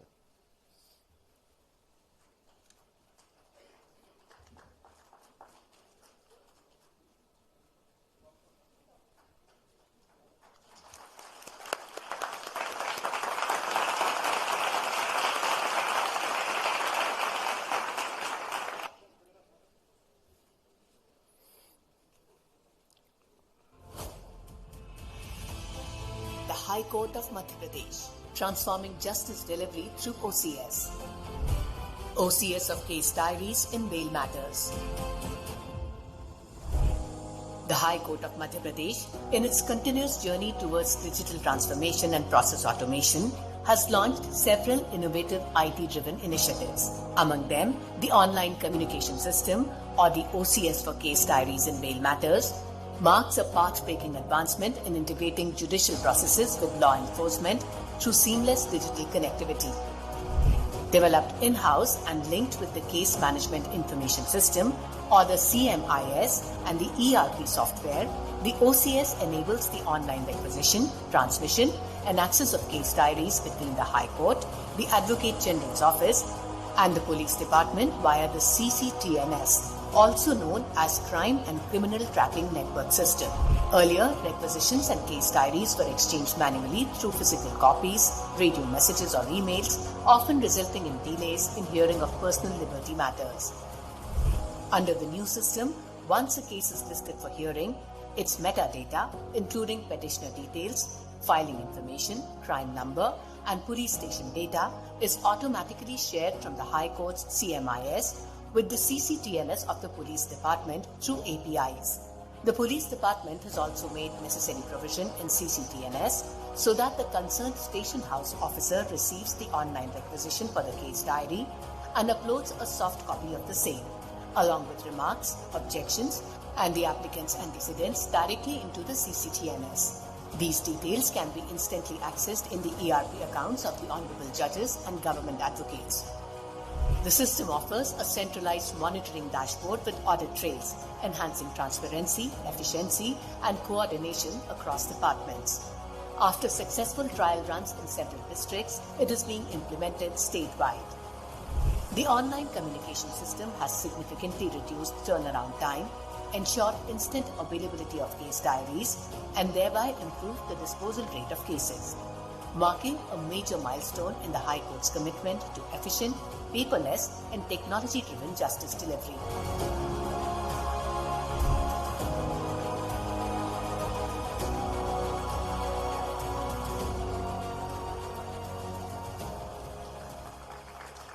Thank you, sir. Now, third is Samadhan Aapke Dwar. This is a compoundable case visibility system. This initiative is supported by a comprehensive Power BI dashboard. Its primary object is to provide centralized platform to view and monitor all compoundable and non-compoundable cases pending in the district and tehsil level courts to all stakeholders in supporting the decision making and facilitating cross-department analysis like police, forest, and revenue. Now I request Honorable Justice Bindal and Chief Justice Shri Sachdeva to inaugurate. this software.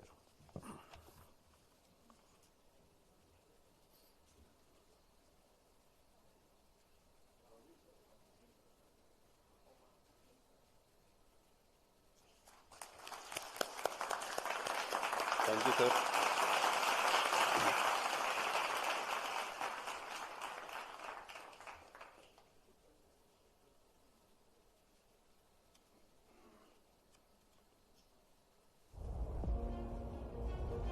The High Court of Madhya Pradesh has launched the Samadhan Aapke Dwar initiative, a pioneering step to deliver quick, efficient and accessible justice at the grassroots level, reaching villages, tehsils and districts. It resolves disputes near people's homes, including revenue, compoundable criminal, forest and electricity matters. Under this initiative, lakhs of cases related to the deprived and needy sections of the society have been resolved.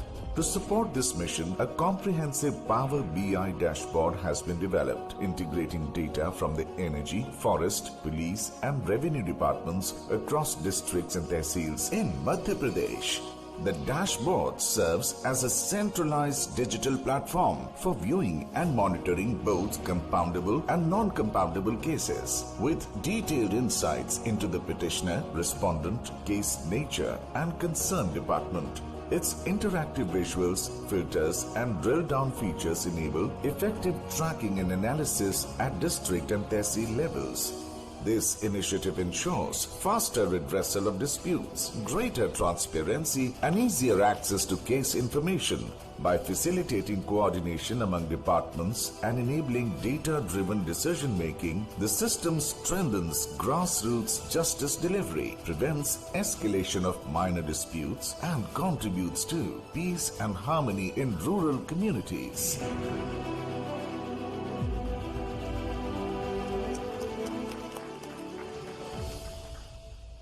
Thank you. The future of justice. Our vision extends beyond the present. Our future IT plans include developing an e-litigation system, establishing an ultra-modern data center, and implementing online dispute resolution platform. Crucially, we are looking to the cutting edge with a plan to adopt AI and machine learning in the judicial system, exploring blockchain and digital case management and advanced smart governance in the court administration. I extend my gratitude to our Honorable Chief Justice Shri Sanjeev Sachdeva and the members of E-Committee, MP High Court, Registrar, IT and technical staff who have worked tirelessly to bring this project to the fruition. By embracing technology, we are now just modernizing an institution. We are reinforcing the bedrock of democracy, ensuring the justice is swift, effective, and available to all. Thank you. Jai Hind. Thank you so much, Lordship. Before we move to the final leg of this session, that is the vote of thanks, I shall take a brief moment to make an important announcement. The inaugural session will be followed by a group photograph, which shall take place here on stage in a group of 6. The first group with honorable dignitaries with resource persons, honorable dignitaries with honorable judges of High Court, then the participants, members of the bar, law students, then lastly officers of registry and the academy. I now with humbly request Honorable Mr. Justice Vivek Agarwal, Judge High Court of Madhya Pradesh and Chairman Governing Council to kindly deliver vote of thanks.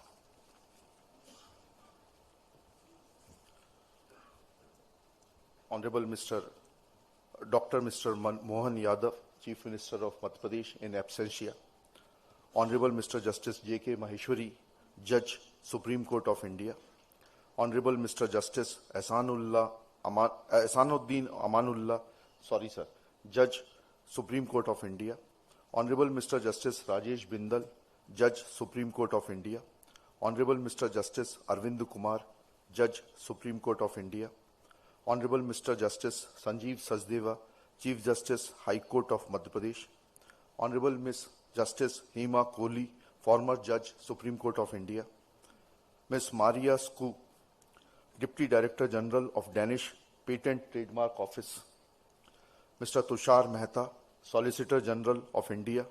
Mr. Justice Girish Sharat Chand Kulkarni, Judge, Maharashtra, Bombay High Court, Honorable Mr. Justice Vivek Rusia, Administrative Judge, High Court of Madhya Pradesh, Indore Bench, Honorable Sister and Brother Judges, High Court of Madhya Pradesh, Chairmen and members of Madhya Pradesh State Bar Council, Presidents and Post Bearers of different bar associations, Mr. Pushyamitra Bhargav, Mayor of Indore and First Citizen of Indore, officers of the Office of Solicitor General of India in Madhya Pradesh, so also that of Advocate General's Office in Madhya Pradesh, Mr. Suri Prakash, Vice Chancellor, NLUI Bhopal, resource persons, Shri Dharminder Singh, Registrar General and officers of the Registry, Shri Umesh Mandav, Director, Madhya Pradesh State Judicial Academy and officers of the Academy, Principal District and Session Judge Indore and Judicial Officers of the District Court Indore, officers from District Administration Indore, representatives of print and electronic media, participants, dignitaries present in the auditorium, viewers who have joined us virtually, ladies and gentlemen, a very warm good afternoon to everyone. As we draw the inaugural session to a close, it is my honor to tender the vote of thanks to the inaugural session of Evolving Horizons, Navigating Complexity and Innovation in Commercial and Arbitration Law in Digital World.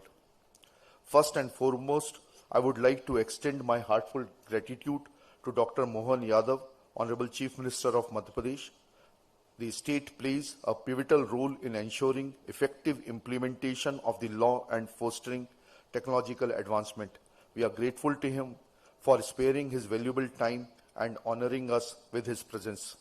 I also express my sincere thanks to Honorable Mr. Justice Jitendra Kumar Maheshwari, Judge, Supreme Court of India, for honoring us with his presence. We deeply acknowledge the commitment which my Lord has in innovating methods of dispensation of justice and are extremely thankful to his Lordship for devoting time to us and enlightening us with his profound thoughts. Your belief in our mission means a lot to us, sir. I express my gratitude to Honorable Mr. Justice Ehsanuddin Amanullah, Honorable Mr. Justice Rajesh Bindal, Honorable Mr. Justice Arvind Kumar, for judges of Supreme Court of India, for gracing the occasion and offering valuable insights on the subject.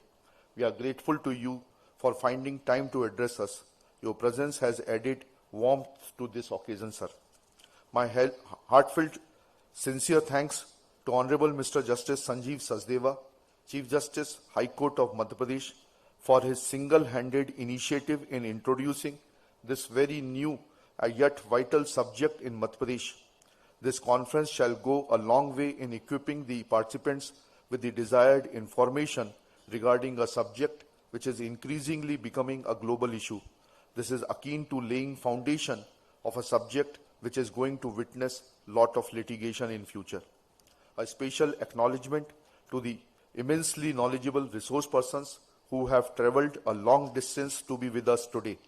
We express our sincere gratitude to the distinguished experts from Denmark, Ms. Maria Skov, Ms. Louise Boyson, Ms. Erling Westergaard, and Mr. Mattis Carlson, Danish, for enriching our deliberations with global perspectives and comparative insights. We look forward to hearing insights from Dr. Christian and Mr. Peter Petrov, stemming from their European legal experience, and take forward long historical engagement between two continents. Your commitment to value of time is commendable, which we too need to emulate as a first step towards global cooperation. My special thanks to Honorable Ms. Justice Hima Kohli and Mr. Justice Girish Kulkarni, so also Mrs. Rashmi Sachdeva, a source of inspiration to our Chief Justice, for gracing this occasion. I also extend my sincere thanks to Honorable Judges of High Court of Madhya Pradesh and their gracious spouses for sparing their valuable time and gracing this occasion. Much gratitude to you for your support and encouragement.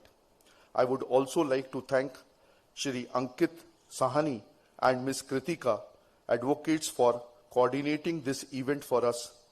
I am also thankful to the members of Bar, respected faculty members and dear students from National Law School, Bhopal and Jabalpur. We are also thankful to Shri Dharminder Singh, Registrar General and Officers of Registry, Shri Umesh Pandav and Officers of Academy for their painstaking efforts in organizing this colloquium. We also appreciate the support from judicial officers of District Court Indore for their support. Their generosity has been crucial in bringing this event to fruition. My gratitude to the brilliant Convention Center Indore for offering us their space to conduct this conference, the entire team of organizing committee and volunteers whose hard work and dedication made this event possible. Your meticulous planning and effort behind these scenes ensured everything ran smoothly. Over the coming 2 days, we will be exploring how technology is transforming the frontiers of commercial and arbitration law, from redefining liability in digital spaces to safeguarding fair competition and criminal enforcement of online illegalities to protecting intellectual property in an innovation-driven economy. I trust deliberations will also take into consideration human aspect of arbitration as a tool, so also its execution through use of technology.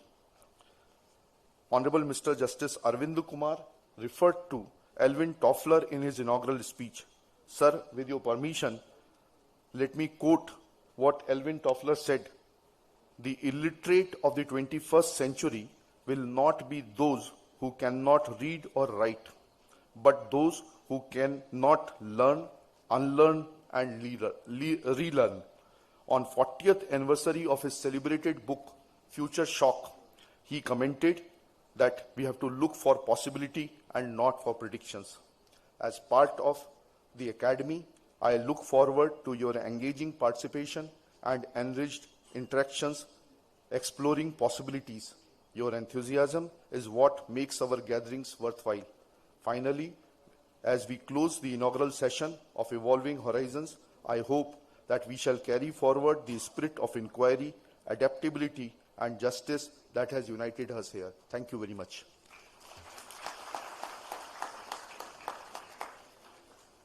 Thank you so much, my lord. We request everyone to kindly remain seated and come forward for the photographs as per their groups when announced. Kindly give us some time to make arrangements.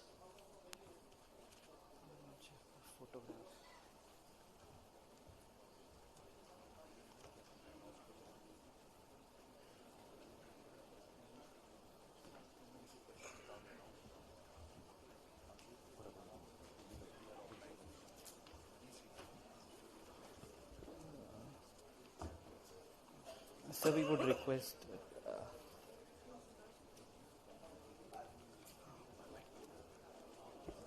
the participants to kindly remain seated.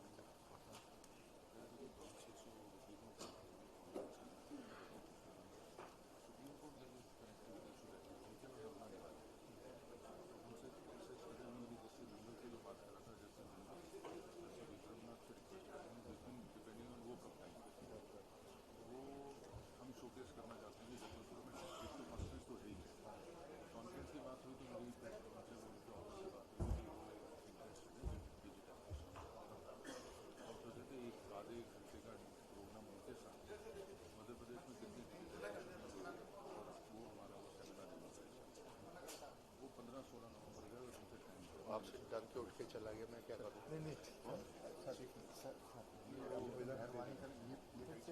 पहुँचा नहीं, ये leave it to me, I will get it everyone. वो जब home minister रहेंगे तो वो आएंगे, भाषा भाषा देख ली ना, संयत है ना, अच्छी भाषा है ना।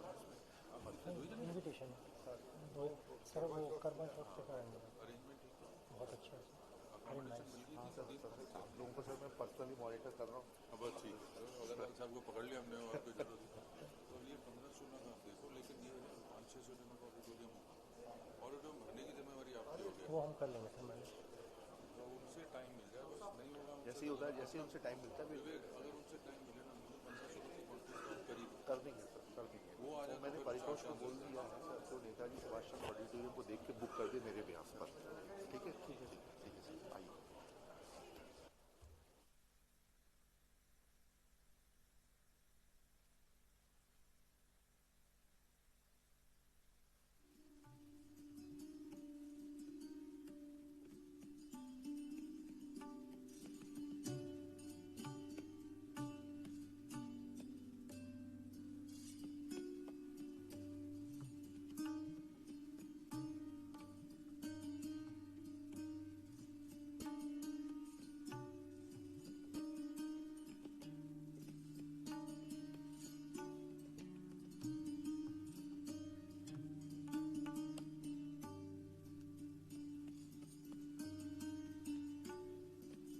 I request all the respected resource persons to kindly come forward for the group photographs.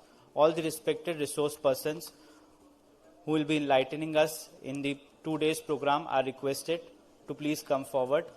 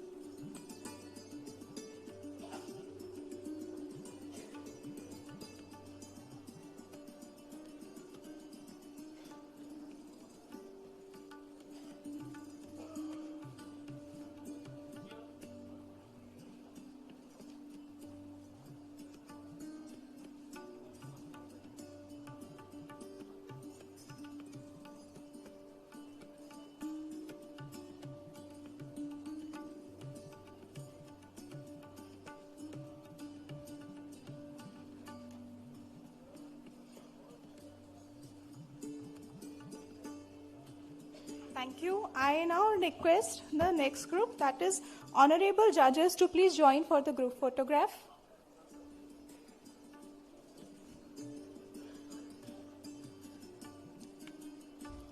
I now request honorable judges to please join us for the group photograph.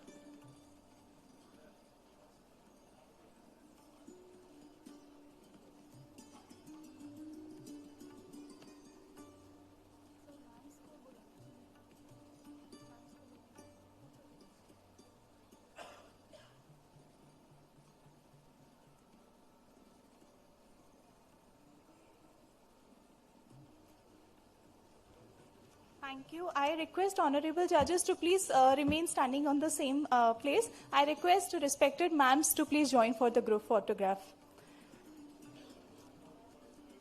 I request respected madams to please join us for the group photograph.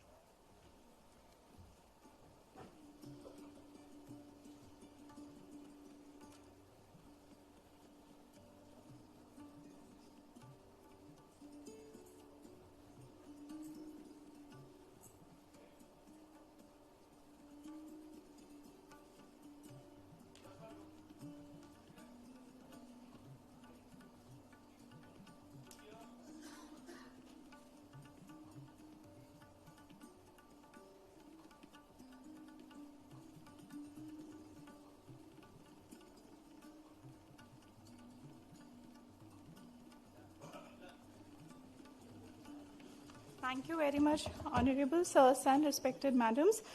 For the next group, I request the participating judicial officers to please come forward for the group photograph.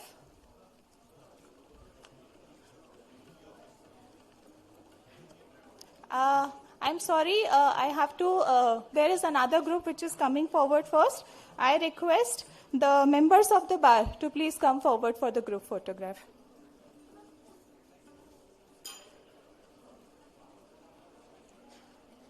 I request the members of the bar to please come forward for the group photograph.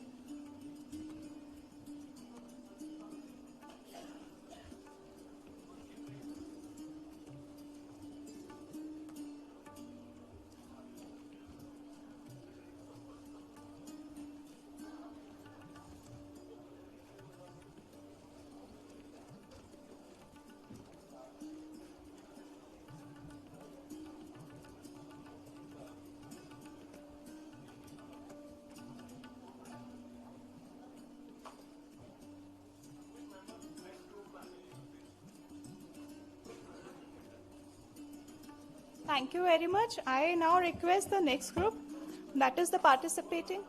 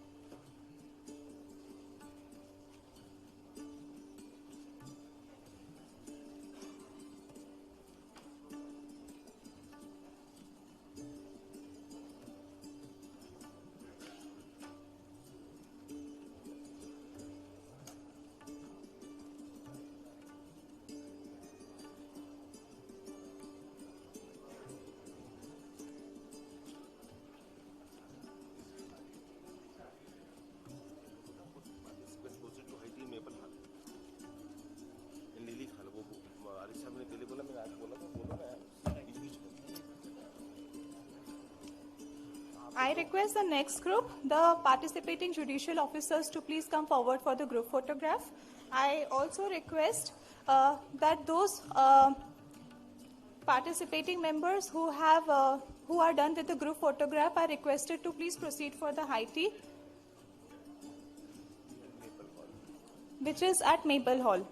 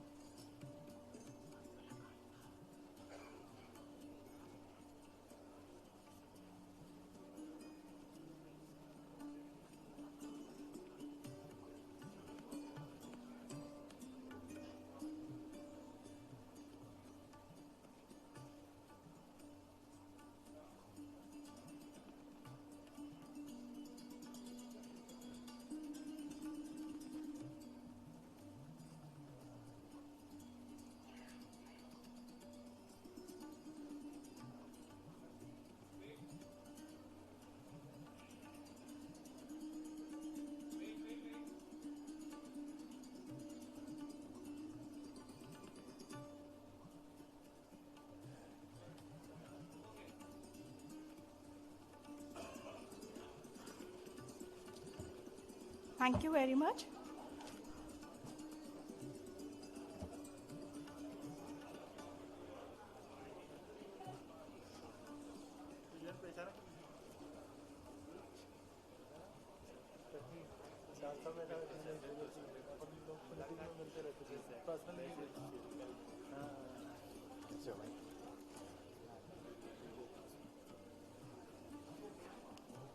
I request the participants to please move towards Maple Hall for high tea.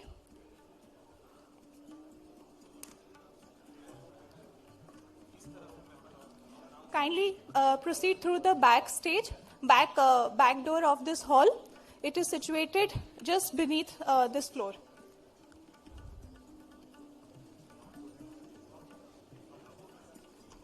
एक और photograph है sir.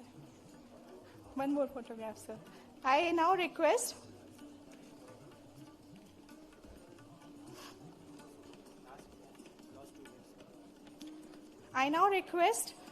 the law students to please come forward for the group photograph. Very quickly, please, I request the law students to come forward for the group photograph.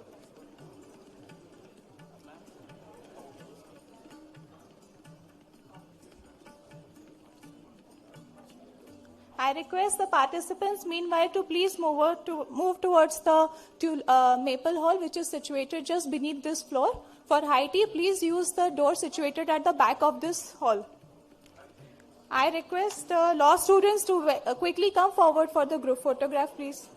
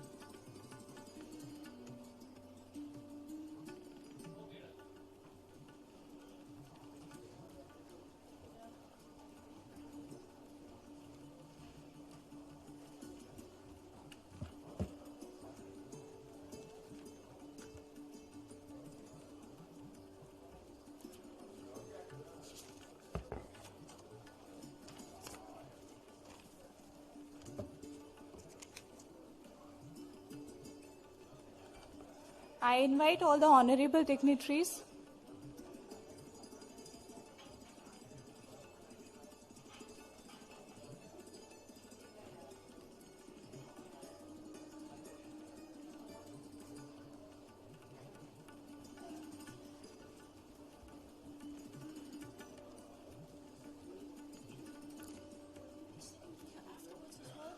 Or will we sit downstairs?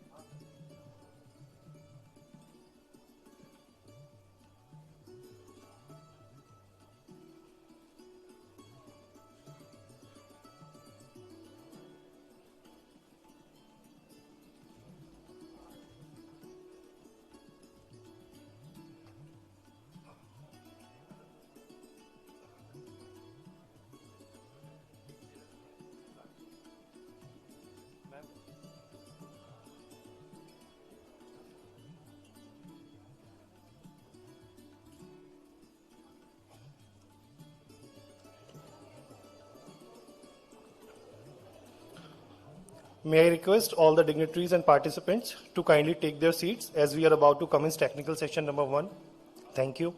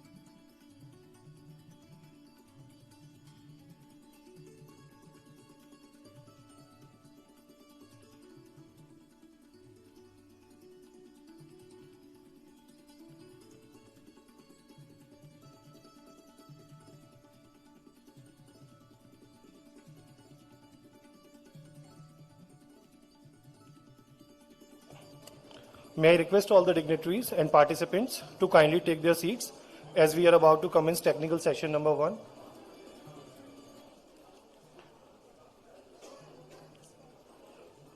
Namaste and good afternoon.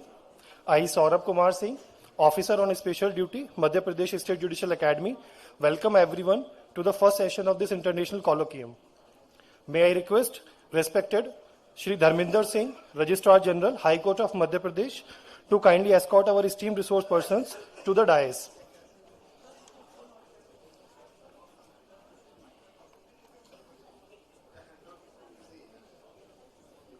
Thank you, sir.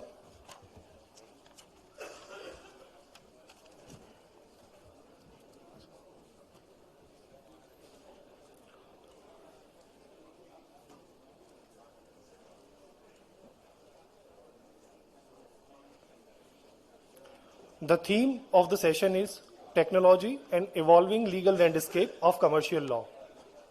This session shall be chaired by Honorable Mr. Justice Ehsanuddin Amanullah, Judge, Supreme Court of India. His Lordship was enrolled in 1991 and practiced primarily in constitutional and service law. His Lordship played a key role in drafting delegated legislation for the Bihar legislature between 2006 and 2011. His Lordship served on several national legal committees and councils. His Lordship pioneered the first paperless e-court in the Patna High Court and was elevated to the Supreme Court of India in February 2023.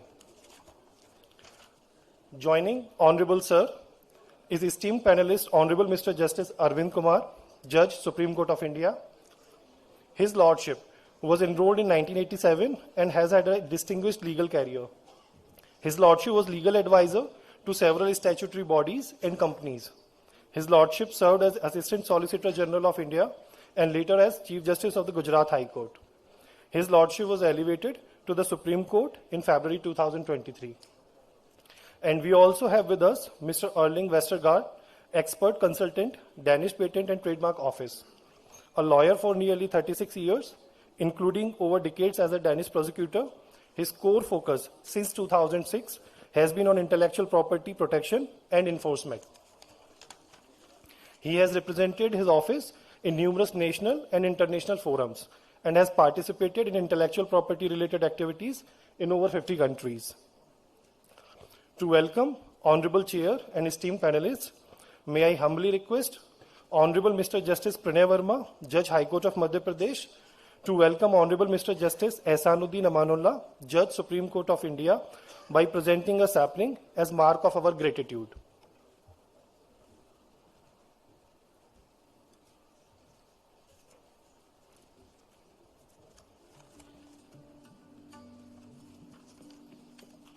Thank you, Lordship.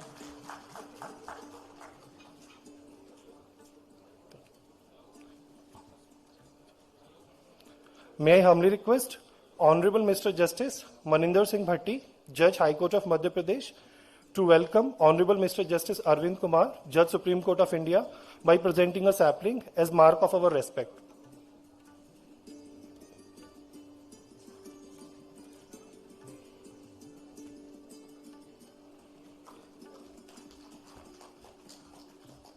Thank you, Lordship.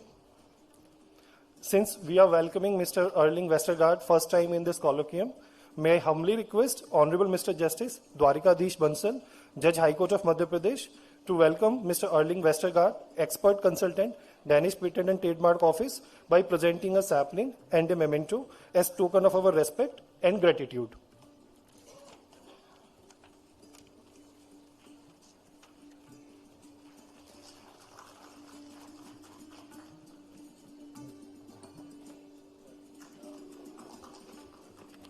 Thank you, Lordship. Now, I most humbly request. And we are starting where lunch technically should have begun. So this is it doesn't mean I don't know whether the organizers have now skipped lunch because they've given me this slot. I hope not. Anyway, that's for lighter mood. It's very expectedly and rightly so people wait that the first session should. I sneaked into what he had written, and my colleague on the left, so I think there will be more. We'll just try to moderate, but We'll just try to moderate, but everybody knows for economies which are opening up, such economies which are opening up, established business establishments, they tend to have a better footing because they are the ones who, being in the field, know the dynamics, and suddenly when things come out, they are well prepared because they have a financial cushion. And they also are in a position to anticipate the market. That is where the new entrepreneurs have to be encouraged, and rightly so the Government of India has had a focus on new entrants coming, new entrepreneurs coming, because they need a certain bit of a push, not only financially but also technologically and legally. Now all this has to be factored in. We have to be very clear in our mind that economic development just doesn't mean that the bigger companies become global, start having assets. It has to do with the real financial upgradation of the country as a whole, which means the majority of the population also has to be step by step equated with this forward movement. It should percolate downwards. Now this is a challenge for countries, emerging economies like India. Denmark may not exactly be having those ground realities which are very, I would say, particular to this region, South Asia and the evolving economies. Especially us, because we are at the focus of everything. Everybody looks up to India, and then we also have our limitations to how much we can do that. The moment we open up, and by the way, Indians are very simple people, so they take everyone for granted. So that is one of other problem we have with ourselves. So now the law has to be such that at least to protect people who don't know what's coming or can't really foresee in the future what's going to happen. So that is for the government, for the legal brains, for the judges to be conscious of that, so that the opening of the economy, the expansion of the economy, the moving forward is balanced in a way that it doesn't lead to a situation where we create an atmosphere where less and less people can really enter the fray, enter the space of the moving economy. Then the second level comes where in a country like India, and I think in major of the countries, for every little thing, the first thing we do is start a litigation. A culture is there. I may be excused for using this, but somehow the culture in commercial matters is that the first thing you do is you show your upper hand by having the best counsels on your side, cover everything from before. Now this is an area where all of us, all the stakeholders have to together come on a platform, and then we have to see how best we serve, first of all, the national interest, that is paramount. Secondly, how it has to be within the framework of the national Indian constitution we have. And then ultimately, because our constitution begins with the word we the people. So the focus is the people. People means till the end of the line. Not what we see or what we are, people whom we interact with generally. Because every class interacts with its own class generally. Once in a while you get an occasion to really interact in the way I mean interaction is that you exchange your views. You take their views, you input your views, and then everything is factored. And then we come on with a common SOP, or at least a way forward, 1 or 2 points, let us move forward, and then we'll see. Keep aside the major differences. So everything, my intention is not to make you very fearful as if it's something which is totally idealistic, but I'm just indicating, because my approach from the beginning in any matter is that at the ground level, it has an effect. People can feel the effect. We have brilliant laws everywhere. India has one of the best legal statutes ever could be produced. But then the effectiveness is how much it is implemented, what actual object, to what extent it is served by the lawmakers. There is where the gap is. So today, and in this, a suggestion which I would give is probably one major stakeholder we are forgetting. And that stakeholder is representation of the industries. Some of them are associated either with the, what you call, on the commerce side, the FICCI or whatever it is. And some organization, because their views are also important. They actually face these hurdles coming in their way. They get carried away. They think that somebody is offering them a good opportunity. They go for it.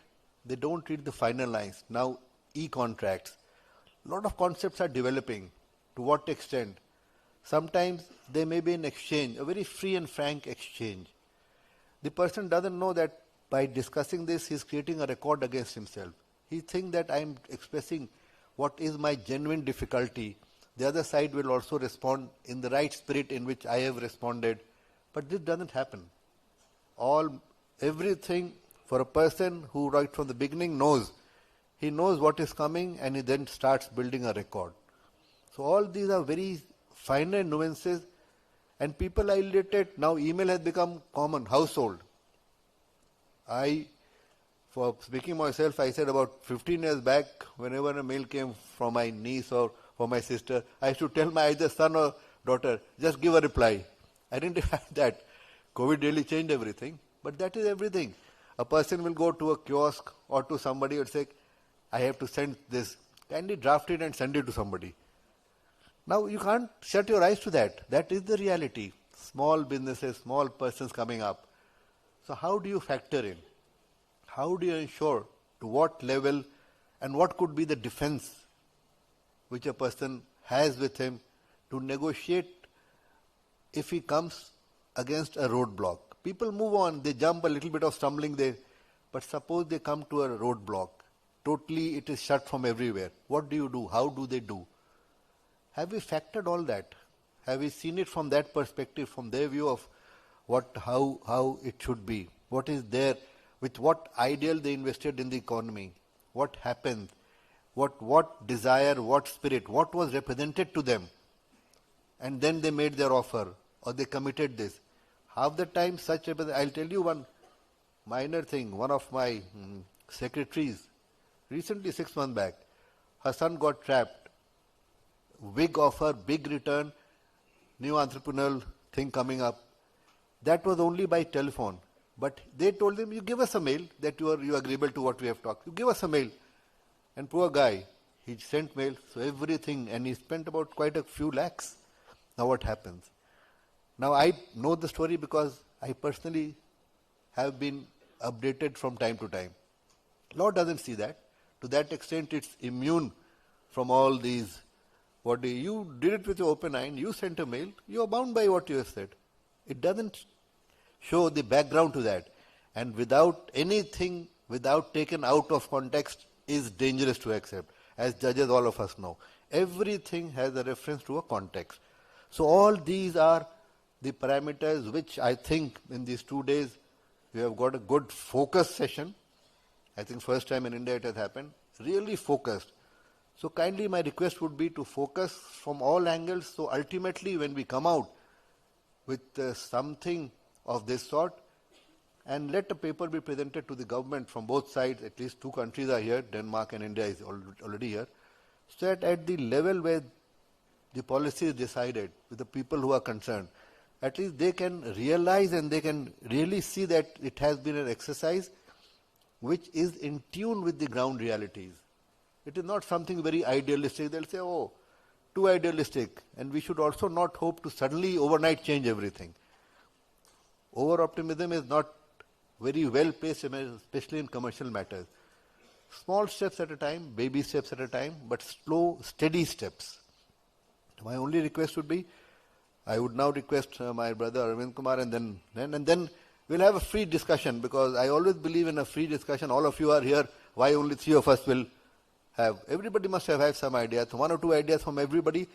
Just remember what I said. We are just setting the tone for the next. So you don't have to be very, very particular on something. The individual sessions will take care, but we will just set the tone. Thank you so much, and I request my brother Arvind Kumar to just speak his mind out. Thank you, sir. My esteemed brother, Justice Amanullah, Mr. Erling Vernegard, expert, consultant, the Honorable Chief Justice, the learned judges of the Madhya Pradesh High Court, Director and Faculty of the State Judicial Academy, distinguished judges, district judiciary judges, ladies and gentlemen. It's a privilege and a pleasure to be amidst this congregation of judicial minds at a time when the law is being tested, stretched, reimagined by technology itself. I feel three things cannot be static. Number one, trade. Number two, tradition. Number three, technology.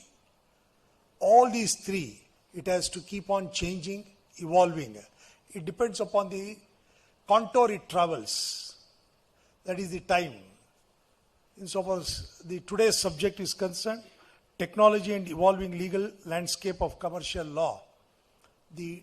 How far this technology has been able to impact on the judiciary is the question which in this first session I think I would like to share my views. I must particularly acknowledge my chair, Justice Amanullah, whose scholarship and sharp wit have made every bench he adorns a classroom of ideas. Before I share my reflections on this fascinating subject, let me say at the outset, I do not wish to encroach upon the time or brilliance of the other member of this distinguished panel. Yet, as I was preparing for this session, certain questions kept on returning to my mind. Questions that I believe all of us, as judges of the 21st century, must confront. These questions are: how do we interpret laws drafted for the industrial age in the era of intelligence, artificial or otherwise? 2. How do we uphold the principles of contract, ownership, and evidence when every notion of person is being redefined by code and cryptography? 3. And most importantly, how do we as judges stay intellectually one step ahead of a world that is changing faster than we can pronounce judgment? These are not rhetorical questions. They are the compass points of new judicial landscape. And so, with your indulgence, I will share some thoughts, not as a conclusion, but as an invitation to collective contemplation. When law meets algorithm is the first subject. When we think of commercial law, we often imagine ledgers, contracts, signatures. But today, it has turned into blockchain, contract into a line of code, and the signature into a digital hash. The courtroom is no longer only a place of parchment and precedent. It is a space that must reckon with algorithms and artificial intelligence. The gavel today echoes not in the courtrooms but across the code, clouds, and contracts. Our legal order, which has withstood centuries of change, from the quill to the typewriter, from telegraph to telehearing, is once again at an inflection point. The question before us is no longer whether technology will influence law. It is how swiftly and how wisely we as custodians of the rule of law adapt to it. The digital reordering of the commerce is the second chapter which I would like to deal. The explosion of internet-based trade and e-commerce has rewritten the rules of commercial interaction.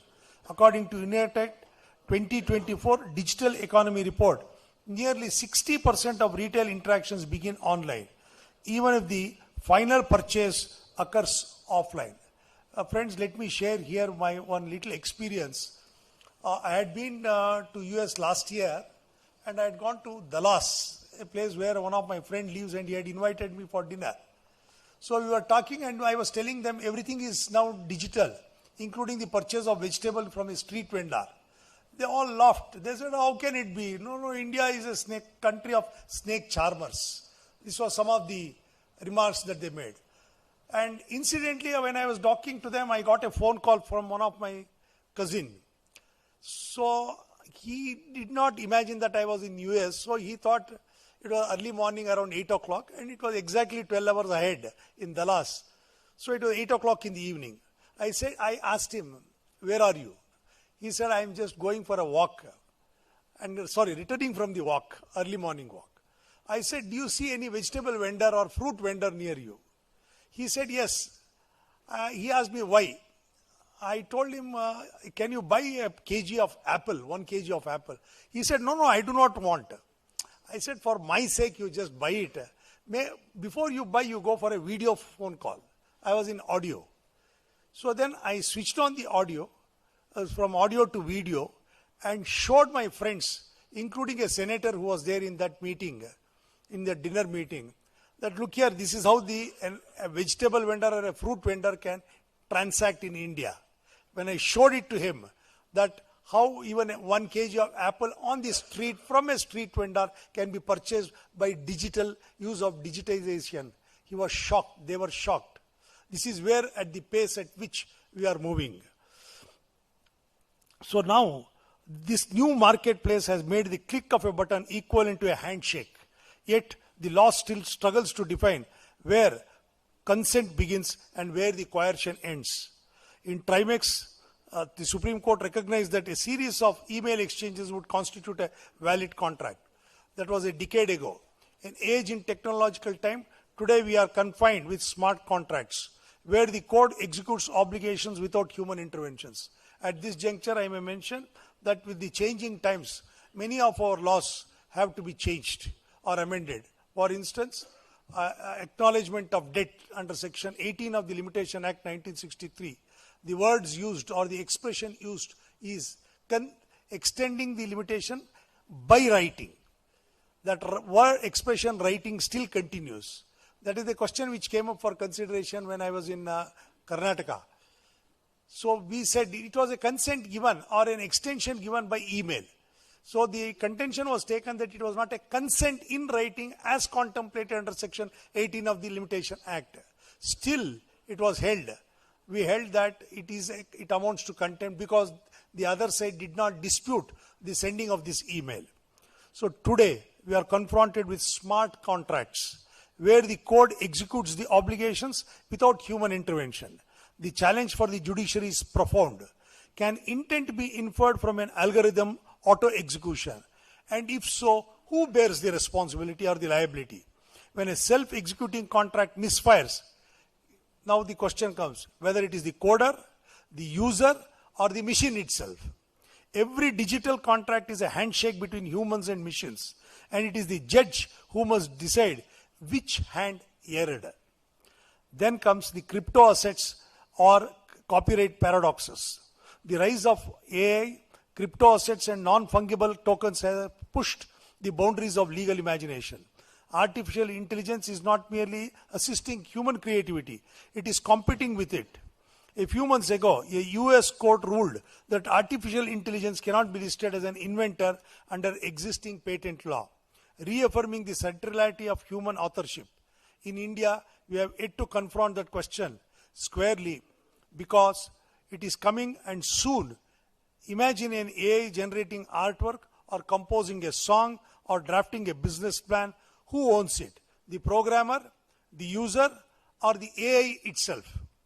Similarly, in RBI versus Internet and Mobile Association, reported in 2020, 10 SCC page 274, the Supreme Court lifted the banking ban on cryptocurrency transaction, signaling that innovation cannot be throttled by regulatory fear.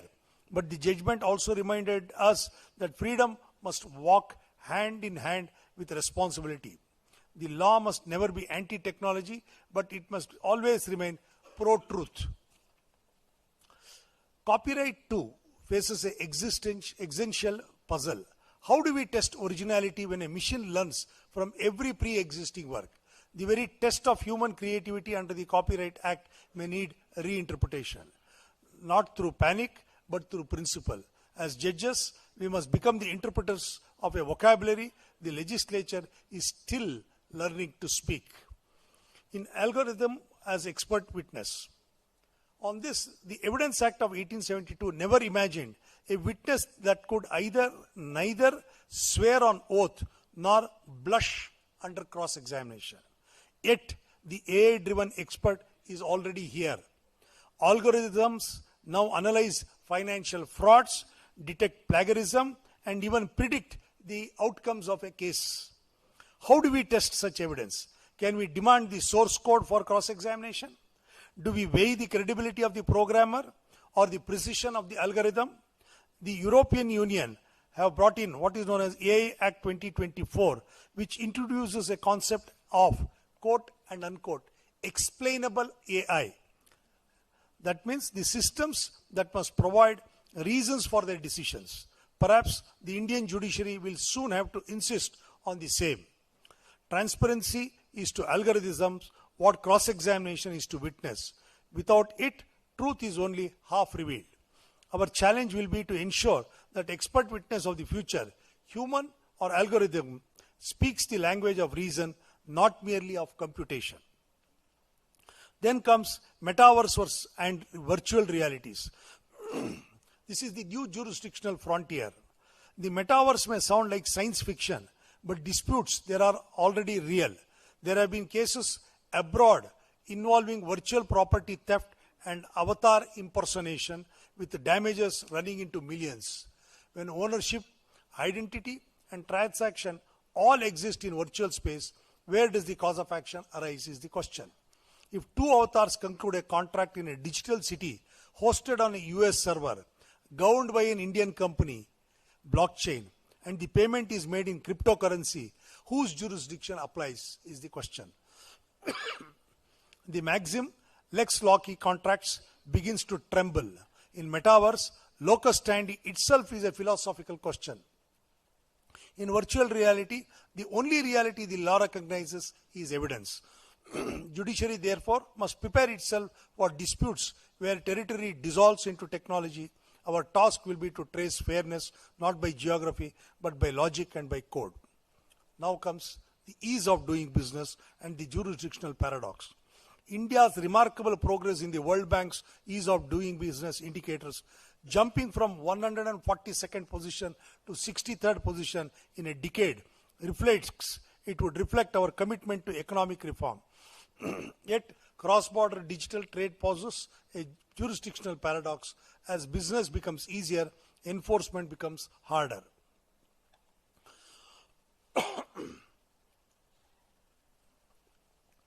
Arbitration, traditionally the weapon of choice for commercial certainty, must evolve as well.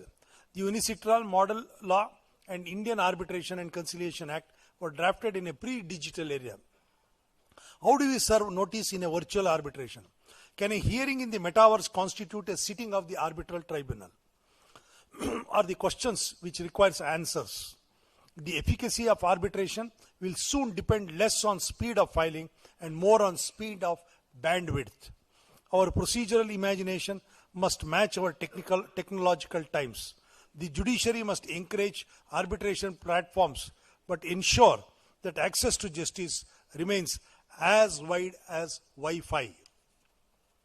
The Information Technology Act 2000 and Section 10A already validate e-contracts, yet enforcement continues to test our courts. Many of us have encountered disputes where the only evidence of consent is a click or a text or even an emoji. In Trimex, we recognized electronic assent.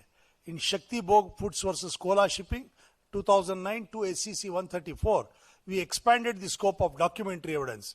In Amazon versus Future Retail, 2022, 3 SCC page 1, we reaffirmed the party autonomy in arbitration extends even to emergency awards delivered online.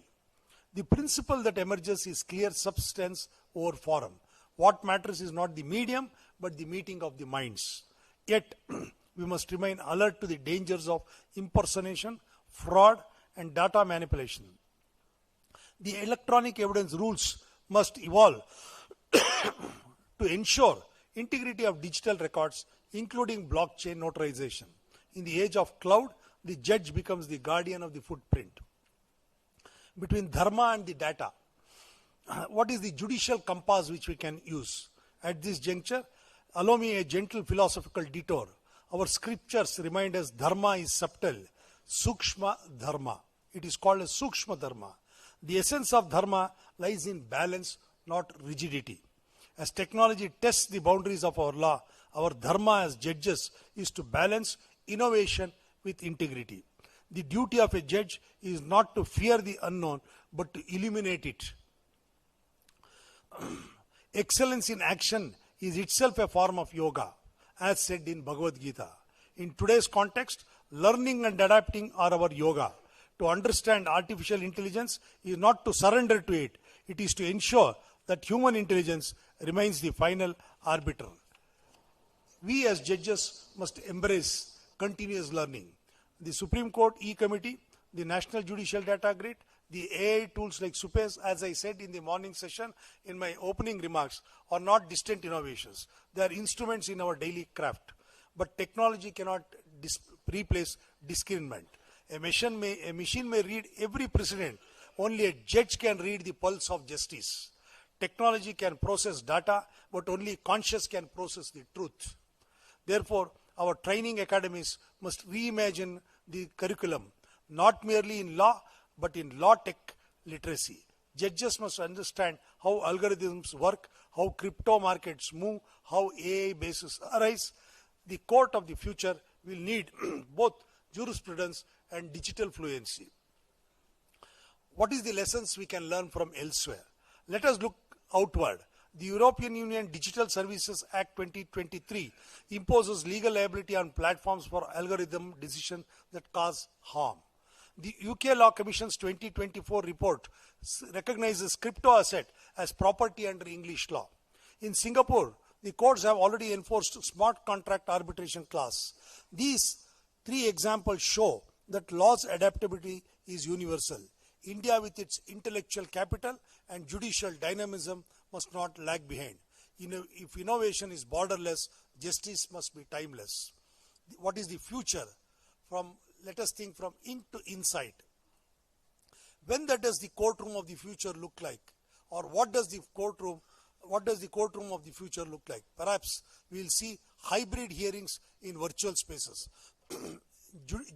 Digital jury meters predicting case outcomes and smart contracts self-executing upon judgment. But amidst all this, one element must never change: the humane judge. For it is not the code, but the conscience that dispenses the justice. Let us therefore envision a judiciary that is technologically empowered but ethically authored. One that uses data to discern, not to decide. One that leverages speed without sacrificing the soul. And the closing reflection which I would like to share is, as we stand on this threshold, which I have narrated here in above, I am reminded of a simple truth. The law, like light, bends with the medium it travels through, but in essence, it remains unchanged. Our challenge is not to rewrite the law every time technology shifts. It is to reinterpret eternal principles for transient realities. We may not yet have statutes for AI liability or metaverse disputes, but we do have constitutional values, reason, fairness, accountability, and these are enough to guide us until the Parliament speaks. Every era gives judges new tools. Only some eras demand that judges become new thinkers. This is one such era. Let us embrace it with curiosity, humility, and courage. Let us read not only the precedents of yesterday, but also the codes of tomorrow. Let us ensure that justice in the digital age remain as human as the heartbeat that pronounces it. The future will remember not how quickly we adopted the technology, but how wisely we preserved humanity within the use of the technology. With this concluding remarks, I thank every one of you for having lent your ears despite the sumptuous lunch waiting. Thank you. Namaskar. Thank you. Thank you, brother. I think we got a good dose of what actually we are looking forward. Just picking from brother Arvind Kumar, the artificial AI, I'll just give you an analogy, or with the present day situation. I don't risk going on to either these social platforms or even the YouTube, because it is both addictive and half the time it is unverifiable what it is. But whenever I go, after one or two, it starts with, please wait, we are verifying whether you are human or not. And now that has come, that already people are fearing about AI. And people in India, more for my colleagues from Denmark and abroad, we had a real example where a judgment, a high court, a judge, after hearing, reserved judgment, and he asked parties to give written submissions. In written submission, something came. While writing the judgment, he asked his clerk, just get me the main text. Let us see what the judgment is. It was quoted, and the law was said that this was the precedence on some, and there was a citation also, reported and so and so. He couldn't find it, so he was asked to ask the advocate. He said, how can it be? You see the citation and you take out? He said, we can't find it. He said, okay, I'll work. He also came back. He said, I also can't find. Then it was asked, then why did you... He said, I got it on chat GPT. Now look here, now there's a term coming as AI hallucination. The AI itself hallucinates. It created a situation, it gave a judgment, and it gave a precedent citation also, that this is reported in this journal. Now that is the level we are reaching. We are moving probably too fast, and we are abdicating our human mind. I'll give you another analogy. My father used to say that whenever he used to sign, there's a thing, he was in the engineering service, so people used to sign and give the date. Now it is not there because the top date is there, you just sign. He said, I never used to look. When I got a watch which had time, I knew that today was the 11th, but still I would look. And after some time, before signing, I straight away looked. That is how we keep on abdicating the more. Today we know, still we check yes, today is the date. So that is why slowly, because whether our grey matter will become a vestigial, or we don't know, everything. So that all is there, and yes, obviously, till the time humanity is there, let the human being, the humanness of a human be there. So let us protect that and not go into a domain which is probably not fully trustworthy and experimented. Yes, now I will request Mr. Erling to give his address and enlighten us. Thanks a lot for inviting me here. Always good to be back in India. I look very much forward to coming and talking to you, and I really enjoyed the first two interventions by our esteemed High Court justices. And Justice Kumar's comment on the law provokes me to think about a case I had as a prosecutor once. It was basically an illegal service that was sharing television signals using hacked encryption keys. So we want to find out how many users, what kind of activity is going on this service. So we want to have an interception of telecommunications data.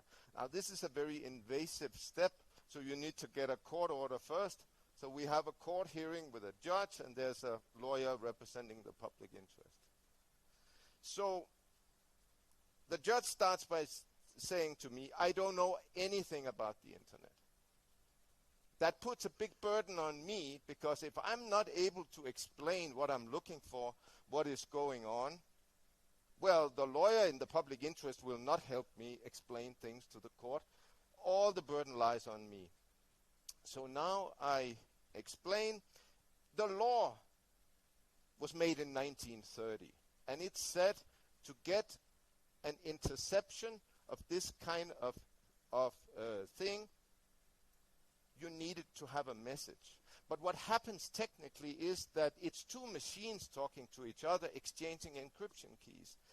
And the lawyer in the public interest said, but that's not a message. But I said, yes, but there's a human being that turns on the machine, activates it to be able to watch television, and that activation means the two machines are talking to each other. That is a message. And it just shows, we have to, we can't make the law, we can't change the law every time there comes a little bit of a new technology. Sometimes we need to change the law. Sometimes we need to, but sometimes we also need to be a little bit creative when we apply the law, even if that piece of legislation was made in the 1930s. So that was just inspired by Justice Kumar's comment here. I want to talk, now I'll see if it works, I want to talk a little bit about the involvement of electronic commerce and electronic evidence and technological law since the creation of the internet. And I think we can put that into three very distinct and very different phases. And maybe we are facing the fourth phase now. Let's look a little bit in the future. We heard already now from Justice Kumar about virtuality coming into the role.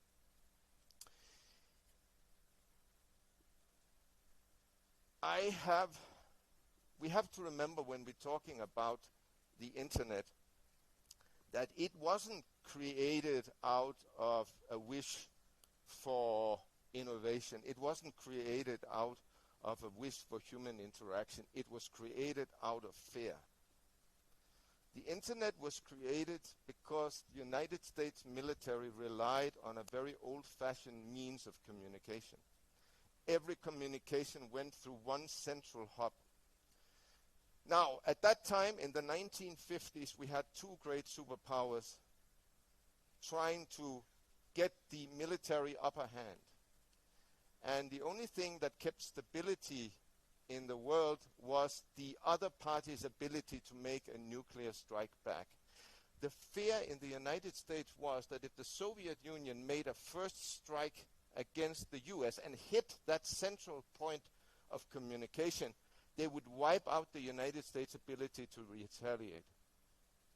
That led to a need for a new way of communication. In 1964, an engineer in the US Air Force comes up with one of the most important pieces of paper in human history. His name was Paul Baran, and he comes up with an idea of a new way of communicating without the central point of control. He calls it distributed communication. We sometimes say the internet was invented. If it was invented, this was the paper that invented it. But I don't actually think Paul Baran invented the internet. I think he discovered it. I think it was unavoidable that this is the best way of human communication. Now, his idea was that we split communications into small packages, and the package contains three things. Where did the package come from? Where is it going? And the content. And then we will send those packages through a decentralized network where the packages will take the route through the network where the traffic is open. So let's say we have this kind of network. The Soviet Union attacks the United States, tears out 1/3 of the network. The packages can still go through, and the United States military will be able to retaliate. This was very much against traditional thinking of telecommunication. At that time, AT&T had, that was the old Graham Bell company, had complete monopoly on telecommunications. They were against this. They fought this new innovation all the way they could. But Paul Baran's theory prevailed. To get a network like this working, you need a digital protocol that controls this kind of communication. We are in the 1960s now. It's the time of the hippies. Believe in authorities is crumbling. And a brilliant young engineer, Steve Crocker, comes up with an idea of developing this protocol. He says, we are going to gather together the best engineers, and we're going to collaborate about building this protocol through a system we call request for comment. So we are just putting out the ideas for the development of the internet, and then when we have a rough consensus, we will ensure that the code is running. Rough consensus and running code. This is still the way the base protocols of the internet is developed. It has shown itself to be enormously effective. The first communication on this US military-based system between universities and military installations happened in 1969. A message was sent with 3 letters. Only 2 of them was received at Stanford University from the UCLA, but the protocol worked. From this time on, it was just a matter of speed and capacity of the system. In 1971, we see a big evolution. One of the most important things was the creation of the email that would substitute physical letters that would be sent. At this point, still only for scientists and people on the network, but an immensely important discovery. Talking about e-commerce, the first e-commerce transaction was a transaction between students in 2 US universities about the sale of a today unknown amount of marijuana. E-commerce was born in crime, actually, and that was done on an email. Now, at this point, when we are getting into the 1970s, other similar networks are being developed around the world. In the UK, we are beginning to have a private network. There are other government networks. So, in 1974, the idea of making the networks able to talk to each other, at that time they're kind of intranets, closed networks. But if those networks could talk to each other, you could have people in one network being able to communicate with people in another network. That was the beginning of the IP protocol. So first we have a protocol that makes communication within the network, the TCP protocol, and now we get the IP protocol that makes the networks able to talk to each other. We get the first functioning IP protocol in 1978 and a functional internet in 1983. Now, at this point, the internet is for scientists, for nerds, or for people with special interest. The internet is really difficult to navigate. It's really difficult to use. A scientist in the big nuclear science laboratory in Switzerland called CERN, he makes what is the basis to make the internet really usable, because he creates the World Wide Web. He creates a system where you can index information, and you can search information, and you can link between internet resources. That, again, for him, it was a scientific thing. It was to make it easier to search scientific information. But it was the basis that the internet could be truly a means of communication that was suitable for everyone to use.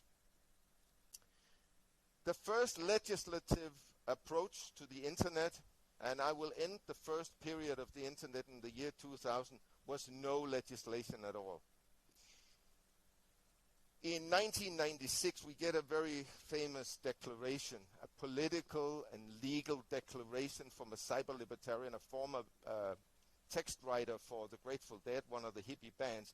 And he comes with the Declaration of the Independence of Cyberspace, where he basically says cyberspace is an independent area where legislatures should not go in.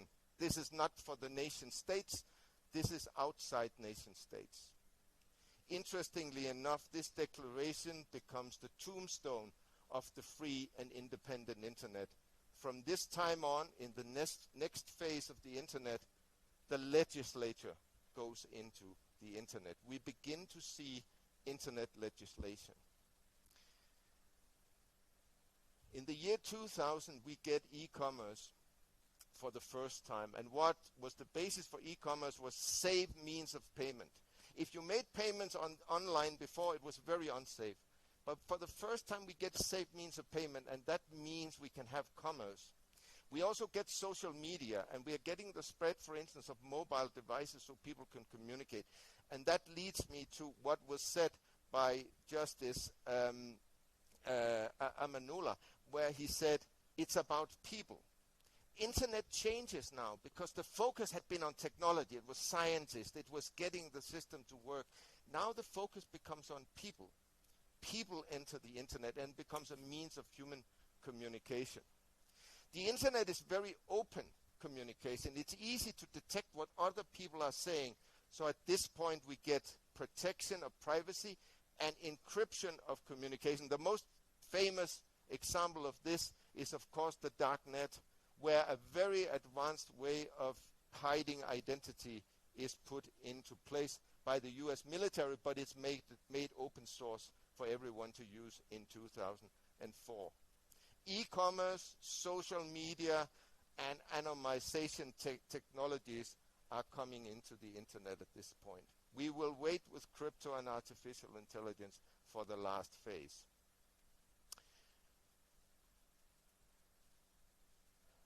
Today we have lots of services for hiding identity, for protecting privacy, virtual private networks, different kinds of data containers, end-to-end encryption like we have on WhatsApp or communications app, and a lot of internet services where there's a low level of know your business customer requirements. And the new decentralized services. We already heard about blockchain, but the things that comes with blockchain with a level of privacy that hasn't been seen before. The legislative approach in what we can call the second part of the web was to protect the internet. The reasons for legislation in this phase was legislators saying the internet is something valuable, but it's also very weak. It might not survive. If you read legislation early in internet history, you will see they don't talk about the internet. They're using kind of metaphors around it. And the reason for that was that people preparing legislation early in this phase, they didn't really believe the internet would survive. Something else would come very quickly to take over. So in the beginning of the legislation is legislation about protecting the internet. We get the WIPO Internet Treaties, the Cybercrime Convention, Telecommunications Law, Consumer Protection, and we get what we will talk about in the next panel, rules about intermediaries online. All of that legislation was to protect the internet. One very famous piece of legislation comes in the United States in Section 230 of the Communications Decency Act. These are well known as the 26 words that created the internet, but it's basically meant that the internet intermediary that is providing the platform for internet communication is not a publisher and is not the speaker. He is the intermediary. The one responsible for the communication is the one that's sending the communication. And we get copyright law. We get the WIPO copyright treaties. And why they are so important for the protection of the internet was that if you applied traditional principles of copyright law to their fullest extent, the internet couldn't exist. Because there is copying all the time.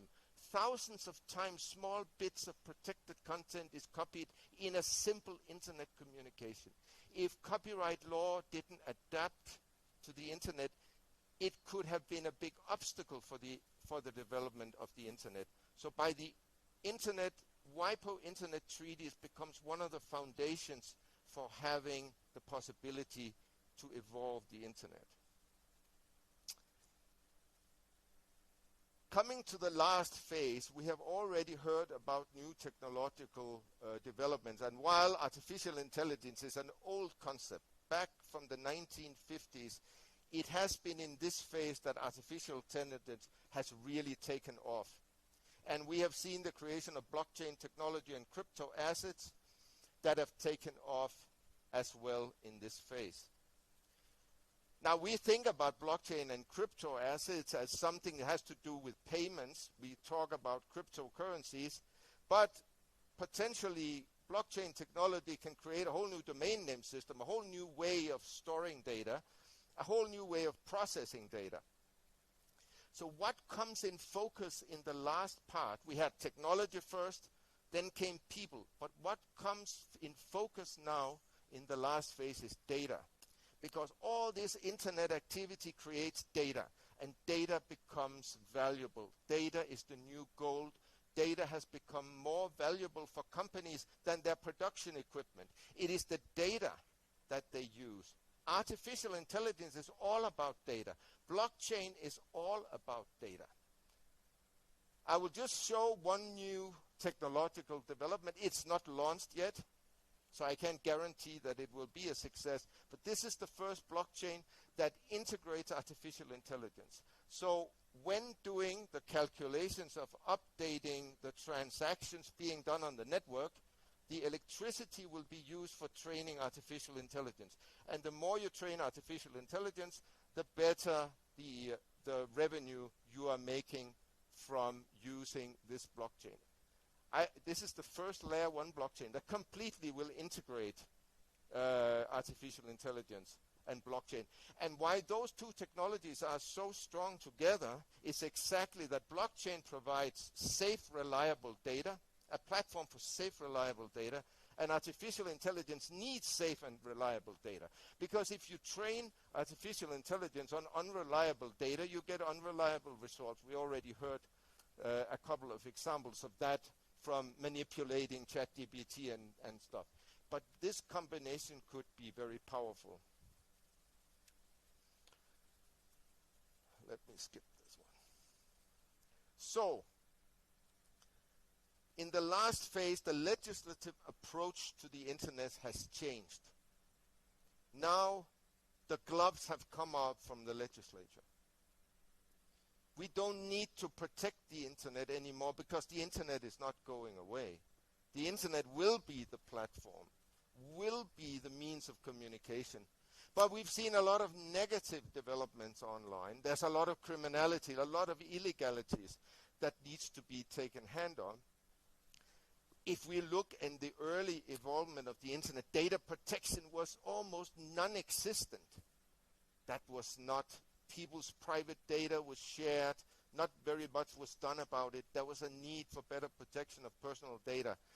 And again, data is gold. But the data belongs to us. If we want someone to monetize that data, we should be in control of that. We got artificial intelligence, the need for better electronic evidence. So in the European Union, we have seen hyper-regulation in this phase. It comes with the Data Protection Regulation 2016. We get the Digital Services Act. Let's talk about that in the next panel. We got an AI Act about regulating the development of AI models. We got a set of rules on crypto assets, and we got a new e-evidence regulation. All of that is the legislature taking a more active role on the internet. There's no risk that the internet will be broken. It is, however, a very difficult exercise to do legislation online, and already the Supreme Court justices hinted at this. It's a balancing act, and it has been characterized, the legislation in the European Union for the last 10 years, as detailed, extensive, and technically complex. And they've taken a very wide-ranging territorial scope, which basically means that the European Union says that if a company somewhere in the world falls under that piece of legislation and has only one user in Europe, the legislation applies to them as well. So the territorial scope of the legislation has been very extensive. And there's very hard sanctions in the legislation if the companies don't comply with them. But it's a difficult balancing act, because if you over-regulate new technologies, there's a tendency that you can scare the companies away. We have seen, why is it that blockchain technology is strongest in Switzerland, the United Arab Emirates, and Singapore, and relatively weak in the United States? Why is it? That's because the legislative framework was not very crypto-friendly. But in those countries it was crypto-friendly, so the companies go to these places. And the same for artificial intelligence. If the rules becomes too strict, you can also scare innovation away. And that can have security implications for the country, and definitely economic consequences. So the balance here, and very often what we also see in practice, the cases that comes before the court, is that the different pieces of legislation collides with each other. How are you going to do that? And then it's up to the courts to decide. And the courts need to do a balancing act between the interests that are in these pieces of legislation. Also, sometimes the legislation has been drafted intentionally unclear because the legislature wants to leave to the court system to decide what the balancing act should be. One of the principles that the European courts are applying when they do this balancing act is to take fundamental rights into consideration. For instance, always looking at freedom of expression, the right to conduct a business, and a number of other important fundamental rights in this balancing act. We will see the challenges for court cases for doing that balancing act. It's not going to be less in the future. And I think it puts a big burden, and that was my beginning of the speak, a big burden on solicitors and on prosecutors, because it is our responsibility to present the technology and the situation precisely to the courts, so the courts can apply the law and make the ruling. And I have seen even slight mistakes in the way expert witnesses were questioned, in the way technical issues were presented to the courts, will lead to wrong decisions. So it's a big burden. And I always use the principle, if I'm going to court to present an IT issue, an internet issue to court, I need to understand it well enough so I'm able to explain it clearly to the court so we can get the right decisions. And I always see the wrong decisions are the ones coming when the cases were not presented sufficiently. That's my experience. That ends the last phase. And what are the new technologies that we should look out for? Metaverse and virtual realities. It's a term, metaverse, in 1992, but it's beginning to come now. The virtual realities coming on top of the physical world is definitely a trend. We see Internet of Things. That means all devices will be internet connected. The refrigerator, our watches already, but any device will be internet connected. Not only will that create a lot of data, very valuable data, but it also makes it possible for the digital reality and the physical reality to merge with each other. So this phase is what I call a potentially the immersive internet. And with quantum technologies, I'm back to my point that the internet wasn't invented but a discovery, because quantum internet and quantum computing builds on nature. It builds on the very fabric of nature, because quantum physics is what governs the universe.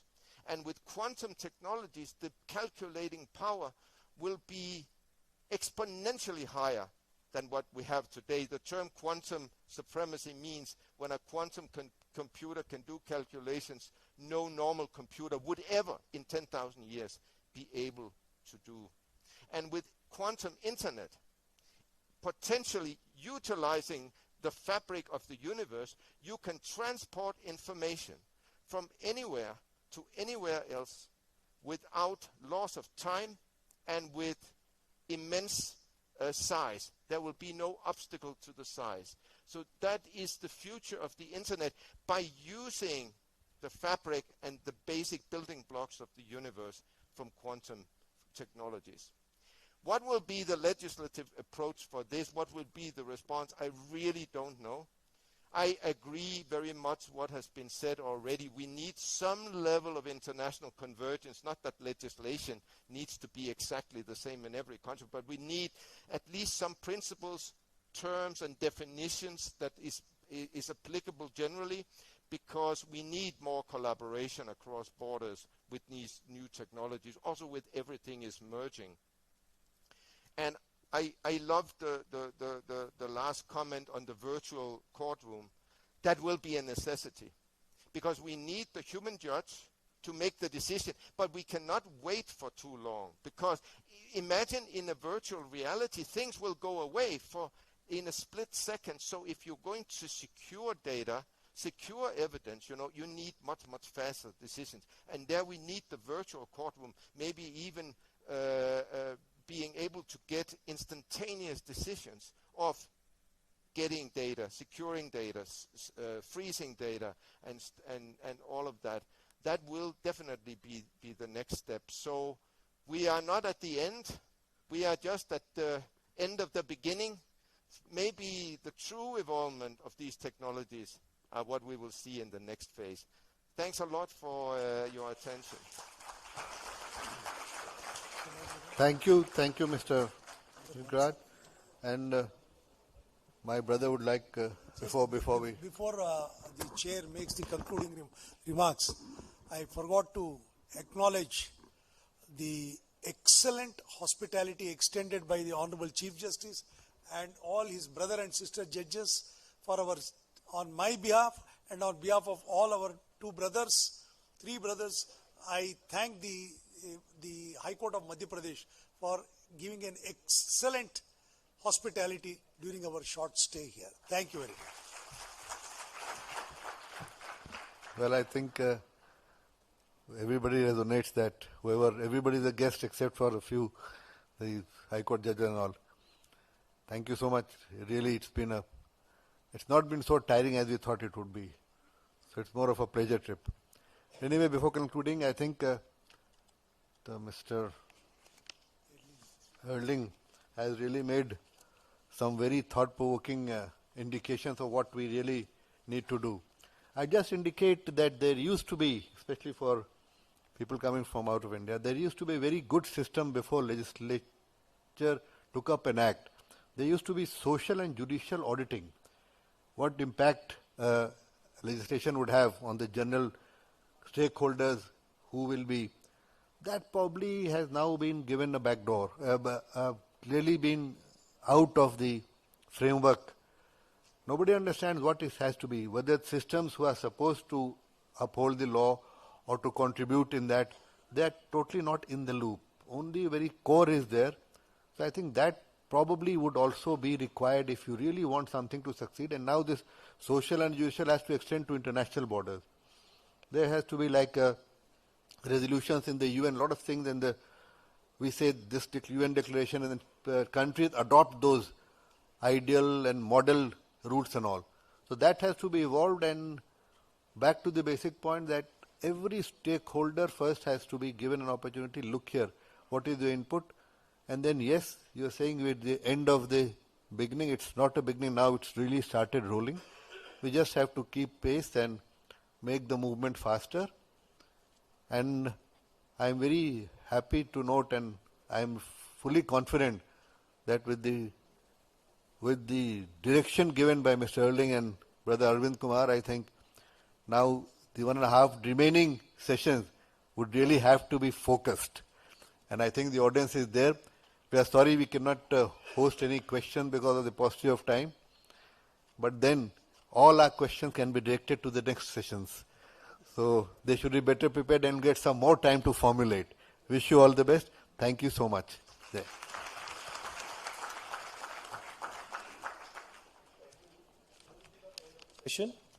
On behalf of the High Court of Madhya Pradesh, we gratefully acknowledge the Honorable Chair and respected resource persons for their scholarly contributions, elevating the discourse through their insightful deliberations and setting tone of the colloquium.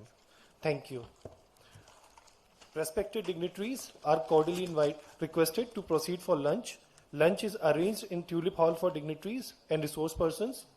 We are reducing lunch time by 15 minutes. We have lunch break of 30 minutes as we are running short of time. So I humbly request all dignitaries to kindly proceed for Tulip Hall. For participants, lunch is served in Jamawar Hall. I request all participants to remain seated for 2 minutes. Thank you. All participants and dignitaries are requested to kindly return in hall by 3:10 p.m. Thank you. We have a lunch of 30 minutes. सभी प्रतिभागियों से निवेदन है कि कृपया वे अपनी seat पर बैठे रहें. अभी honourable dignitaries and resource persons lunch के लिए ट्यूलिप हॉल में प्रस्थान करेंगे. उसके 2 मिनट के बाद सभी प्रतिभागी जामावार हॉल जो कि ग्राउंड फ्लोर पर स्थित है उसमें लंच के लिए प्रस्थान करेंगे। Thank you.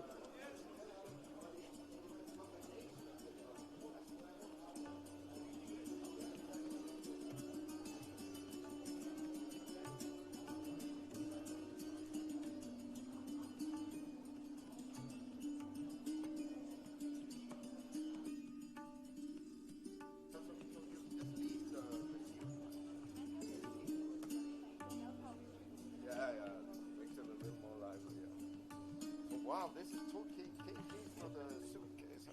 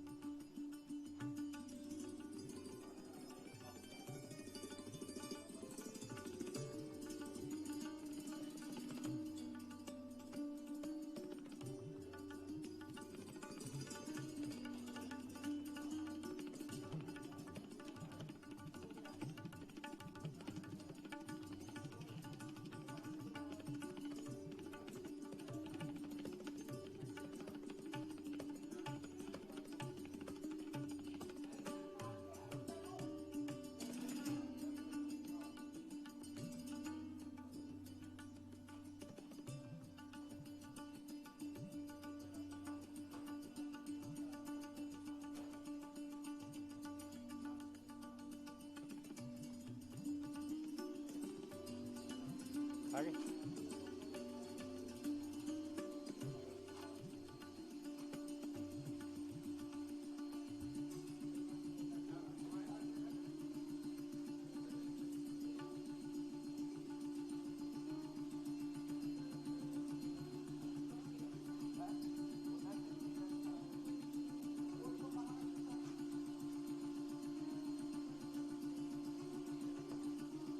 अरे ये उसका है वो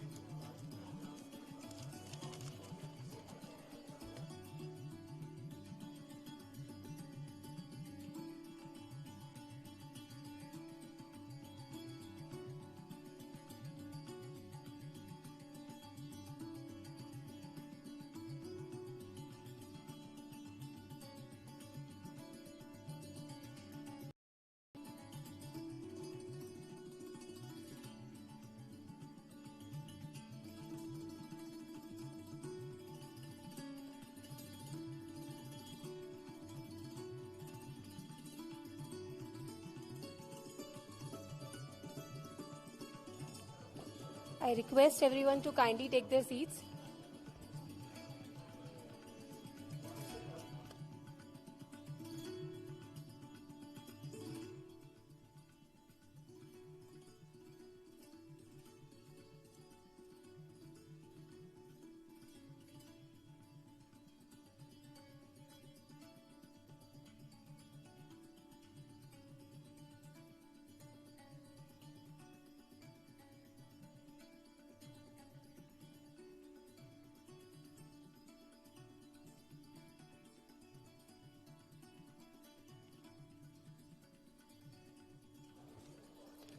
I request Namita Trivedi ma'am, Assistant Director, Academy, to escort honorable dignitaries to the dais.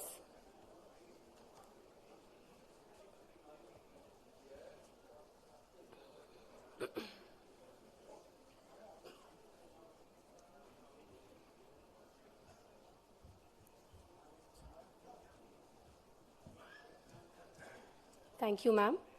Namaste.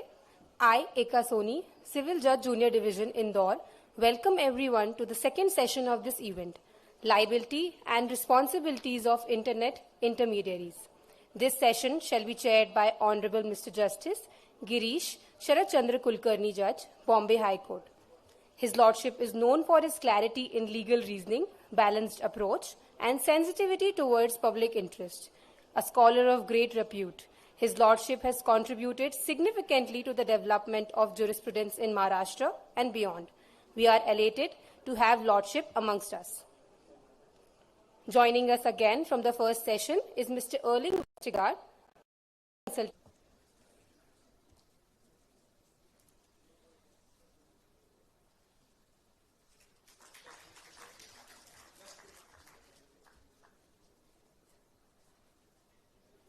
Thank you, Your Lordship.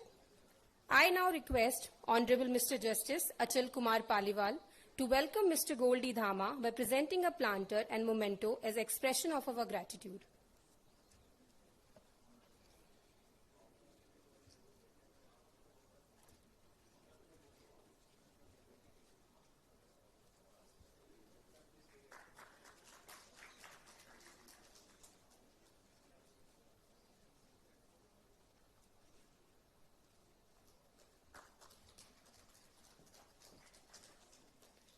Thank you, Your Lordship.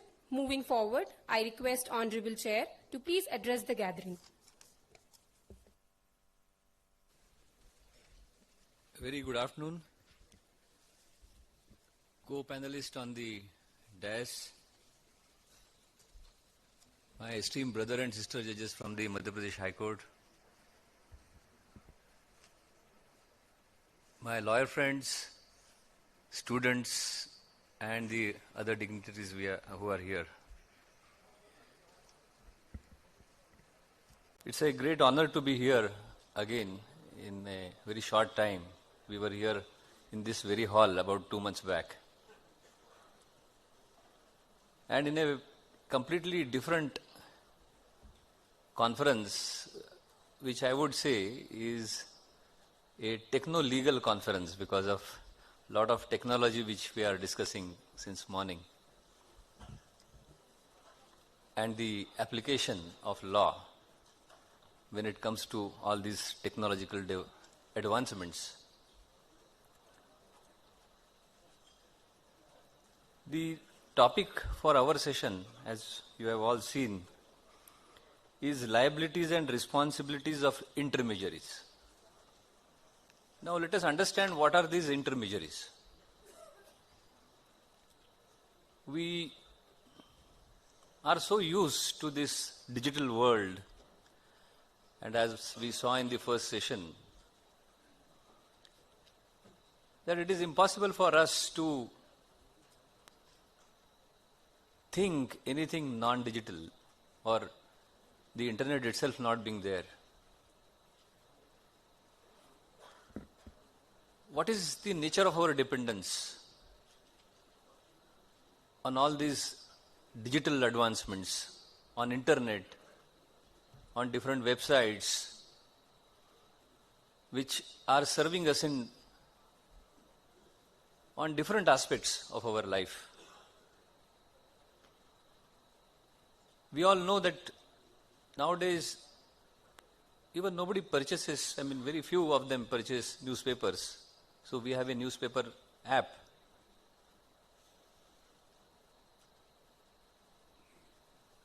We have so many sources of information coming from all over. We share information. So this receiving and sharing of information on every possible aspect in regard to news or happenings, not only in our country but also all over the world, and in a flash of a second you get the news. How does this all happen? And who makes it possible to transmit all this information, receive information and give it to us, and which would be simply available on a computer or on a mobile handset? So the persons who do this, the organizations who facilitate such transmission of information, they are the intermediaries. It is impossible for us to even think that for 10 minutes we don't have a search engine. Even our legal research is web-based. When we talk about the different search engines in law which are available like SCC Online, Manupatra, etc., we are completely used to it. So I am going to give you a perspective which is not going to be fully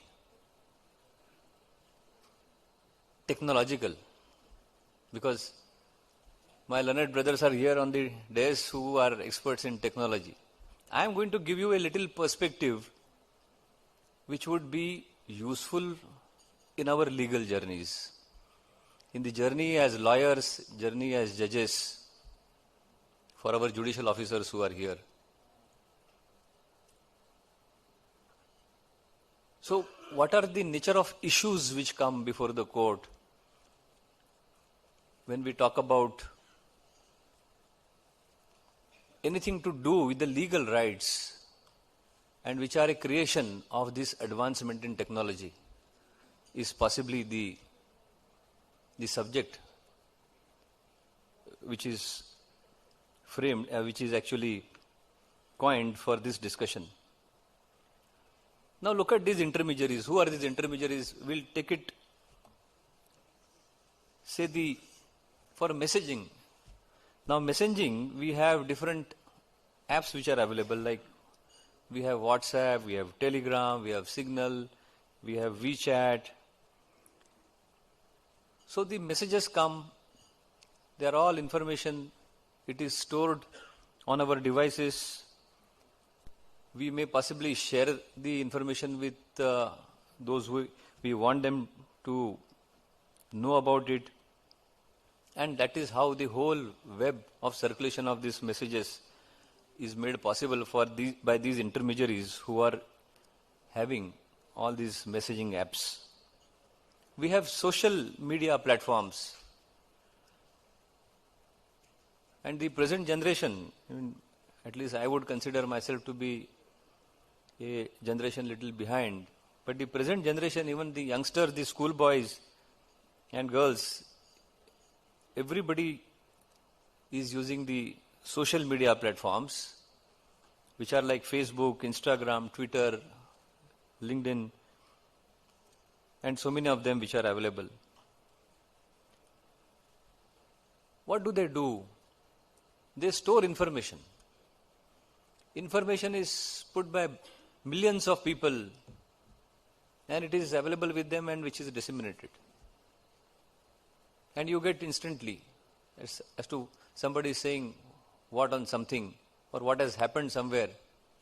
Instantly it is to our knowledge. This was never the scene in the previous days, when there was hardly much of internet, as it was pointed out by Mr. Aling in the first session, that internet was only for the official purposes or very limited use and internally. But the credit, as he rightly said, goes to the United States, where Section 230 of the Decency Act of 1996 brought a revolution when they said that we don't want to have any control. Let this grow. Let it grow unfettered, without any restriction. And these intermediaries would not be responsible for any of the content. Why? Because they are like bookstores. That you go to purchase a book in a bookstore, the owner of the store is not going to guarantee in regard to the content of the book. So it is just like that. Now coming to the other intermediaries, look at the search engines. Google. I don't think anybody can survive without any search on Google. Every day we must be using these search engines on several things. And the other facilities, which is the AI-based facility, which is now made available by these search engines,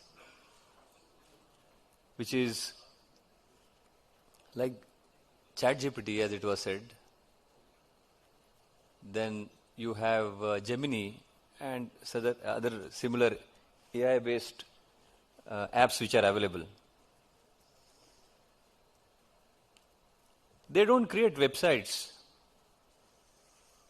They are indexes, they are directories, search tools, and they help you to navigate the digital space. So this is one category. Now even to find out a location, we have to use, we are used to the Google Maps and the other such similar apps which are available. Now come to intermediaries who are providing e-commerce market spaces. Like the big ones who are available all over the world and possibly which are responsible for closing of the departmental stores now, or some chain of shops like Amazon, eBay, Flipkart. We are so used to it now. And in some cities, why they have become popular, particularly in big cities from where I come in Mumbai, they don't want to step out and travel by taxi or by car in the traffic and go to a grocery shop or a supermarket to purchase something. When something is available instantly and at no cost, 1 or 2 rupees on some delivery charges, it makes life so easy. For example, the Blinkit or the Flipkart or Amazon, you have some of the apps, you have instant deliveries in 15 minutes, 20 minutes, Zomato, etc. So the dependence on these facilities and these intermediaries is so much that they have now become indispensable in our lives. So these are e-commerce marketplaces. You have the payment gateways now. How it is possible that even a street vendor would accept digital payment. And this is a revolution. In one of the shows, one journalist from India, she made the audience in Washington believe as to what happens and what is the kind of revolution on these e-payments which has come after the COVID. It's there on the net. You please watch it. Like Paytm, PhonePe, Google Pay, etc. And with all security features, that when we do all these transactions, the blockchain, as he explained in the morning, nobody is now fearing that their money is not safe if you are dealing with this kind of situation and using Google Pay or PhonePe or Paytm. and see the turnover, see the economy, where it is taking the economy. Apart from all this money being actually transacted from the banks, and which is definitely the money remaining in the bank accounts is also very important. There is hardly any cash economy now, it is a substantial reduction of the cash economy, which ultimately benefits we as the country to march forward. And it is said that by 2038 we will be the second largest economy in the world. So that is our march. So after looking at these payment gateways and the type of intermediaries they are, we have the video platforms, cloud storage apps, and web hosting services. These are other category of intermediaries. But when it comes to the use of all these intermediaries and the kind of work they provide and the kind of service they provide, the obligations they discharge towards the society, what is the legal framework available insofar as our country is concerned, is very important for us to know. Suppose there is a fraud tomorrow by all these players which we have discussed. What do? There may be a smaller fraud, there may be a larger fraud, there may be issues like false content. There was a issue of deep fake which was discussed in the morning. So which is also nothing less than what is there on the internet. And all these intermediaries being used for that. What if there is a person is defamed? False information. These are all issues with which the legal fraternity would be concerned. The lawyers would be concerned. And when the cases come to the court, of course, it becomes a matter for the judges to consider as to what is the legal framework, what are these legal rights, whether these legal rights are actually being breached by the intermediaries or it is someone else who is using the intermediary. So these are the issues which have come before the court in several cases which we'll discuss. But basically to hit the issue, the legal framework in India is, as you all know, is Information Technology Act 2000, and in which intermediary has been defined under section 2W. We would not go to the definition, but all what we discussed is part of the definition. Now what is this safe harbor as we call it in the parallels of what we would now discuss? That is the exemption from liability in certain cases. Now what do they say? Intermediaries would say the defense is that please see what is this? And we are only a platform. Somebody is bringing their goods, somebody is bringing their information, we store it, we give it. What is our liability? But the law says that on some occasions you would be liable. And what can be that liability is what has been provided under section 79, which is the safe harbor clause insofar as the IT Act is concerned. Without going into the nitty-gritties, plainly and simply, if an intermediary is not obeying the law of the land, for example, that a content is illegal, content is defamatory, content is obscene, it is prohibited, but nonetheless you don't want to look at it and still you want to keep it on your platform to be utilized, to be disseminated, to be circulated all over, which is definitely going to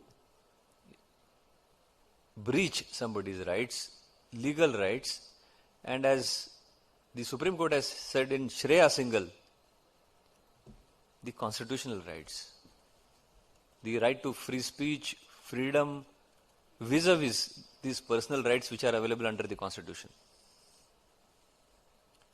So that is the legal framework when we talk about Section 79. Now something which is contrary to the interest of the country,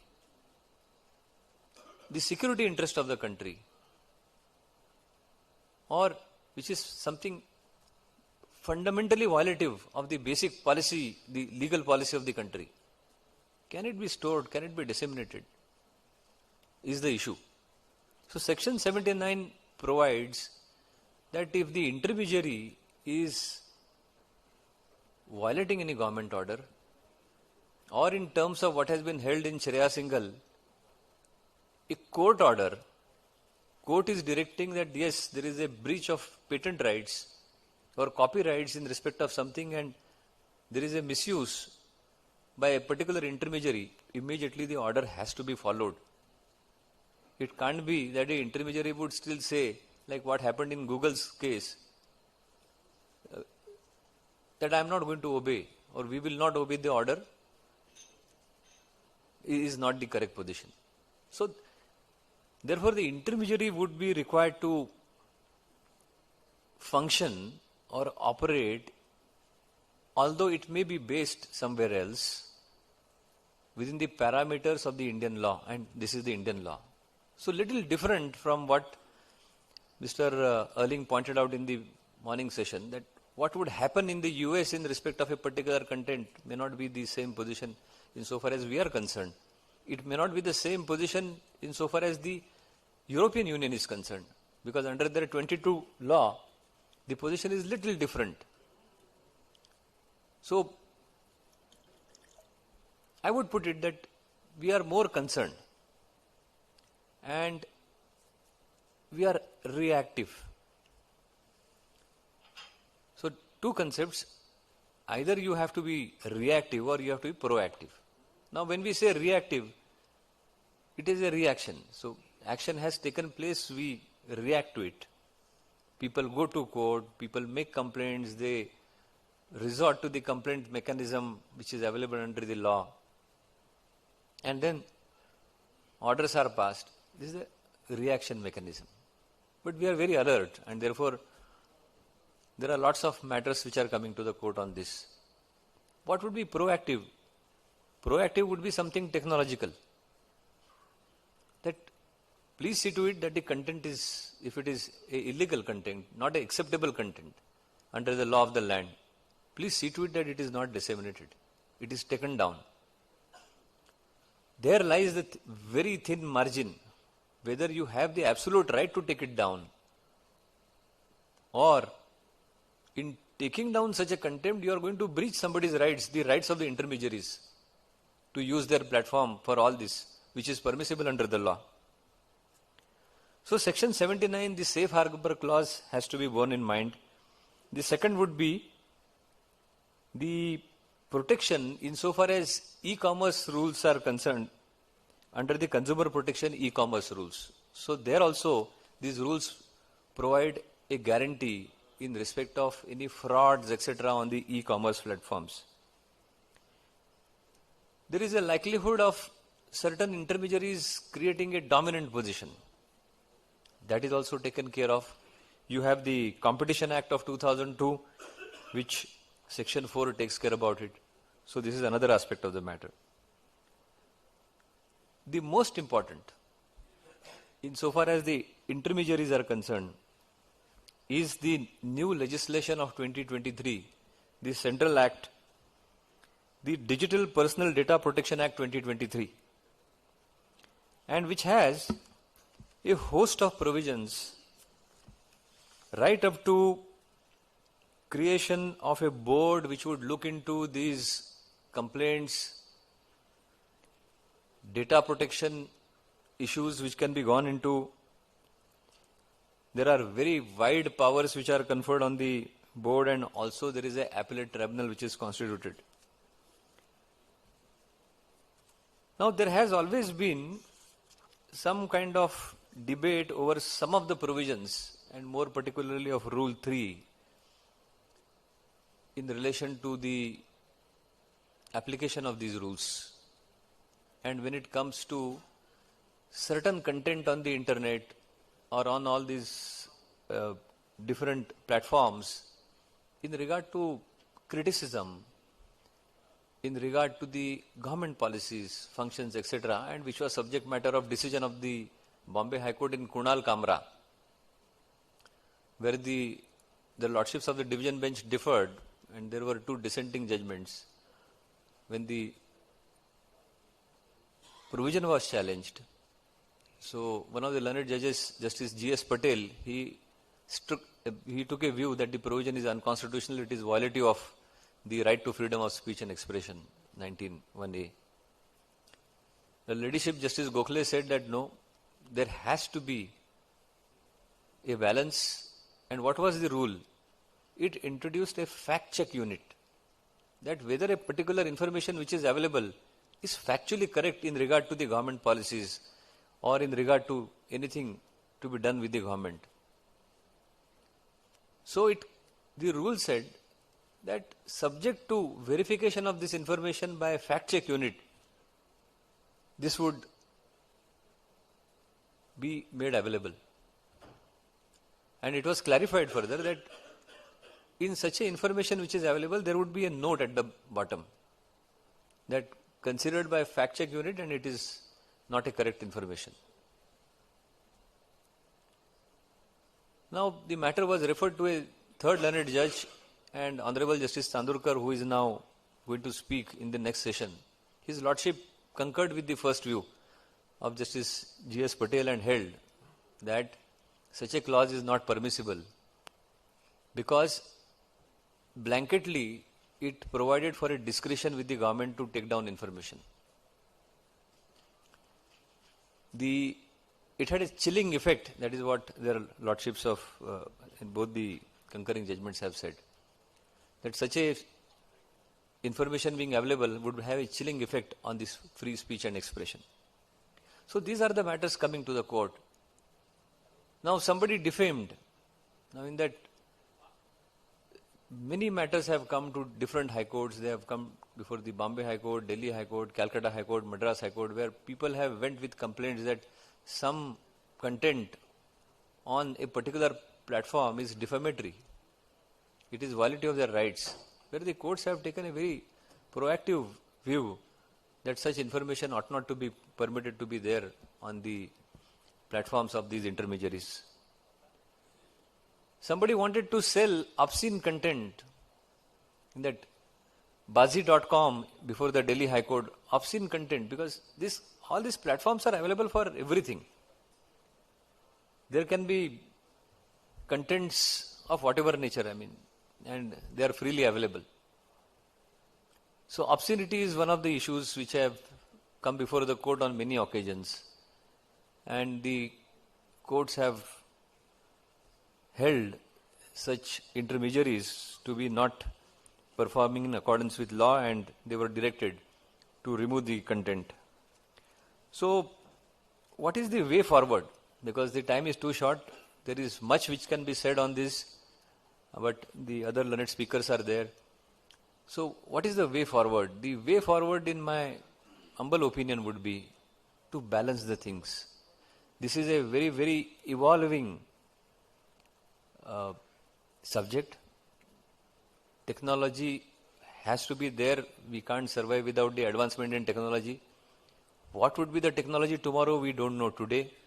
What are the complications which are going to be created and which are possibly going to be before us in adjudication of cases or the clients reaching the advocates?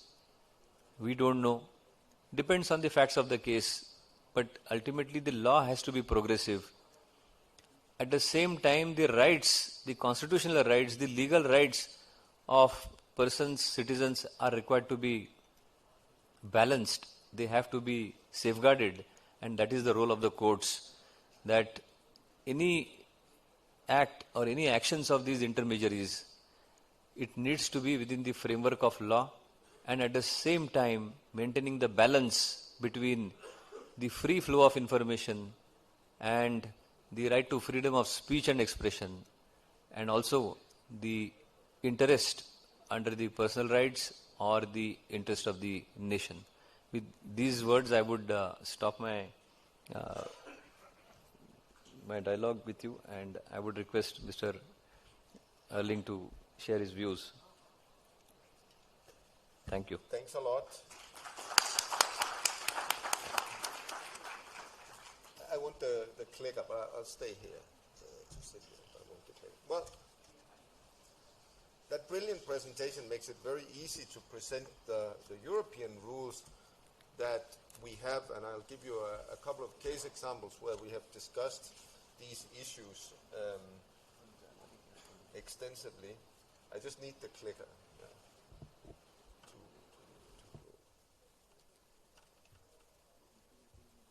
So there are so many different kinds of intermediaries online. No, it doesn't matter with that one. There are so many different kinds of intermediaries online, and of course we have a physical layer. All the hardware that is necessary for making the internet work. That's the base layer. On top of that is the network layer, the routing and transport of data. That's basically what I talked about in the previous session. All the things that make sure that the small data packages go from one IT device to the other IT device. There's a lot of intermediaries involved in that transportation of packages. And then comes the application layer. And there are all the examples that Justice Kulkarni came up with. There are the interaction services where we can socially interact with each other, gateways, search engines, marketplaces, transaction networks, and advertising. I won't go into detail, but just make one comment here from a legal point of view. One internet intermediary can be many of the same things at the same time. And we need to legally assess their legal position for each of the functions. So Google is both a search engine, a payment provider, but they're also hosting videos on YouTube. And they're doing so many different things. So to assess their legal position, you need to look at each of the functions. So we can't just say, Google has this legal position. No, it's for each of the functions you have to assess the legal position. And that can be different from the different things that they are doing at the same time. So you can have a very complex case where you might have that a certain internet intermediary falls under the safe harbor provision that we heard about in Section 79. But at another aspect of the case, the intermediary might be convicted of some illegal activity because they don't fall under the safe harbor provision. So that we need to really split, again, technology, to understand what technologically happens in each of the functions is really, really important. We got legislation in Europe a little bit, I think, around the same time as here in India in the year 2000, following up on the US Decency Act. And this legislation has been standing in Europe since 2000 until 2023. I think it's pretty impressive that you can make a piece of legislation that actually works for 23 years, where the technological evolvement has been enormous.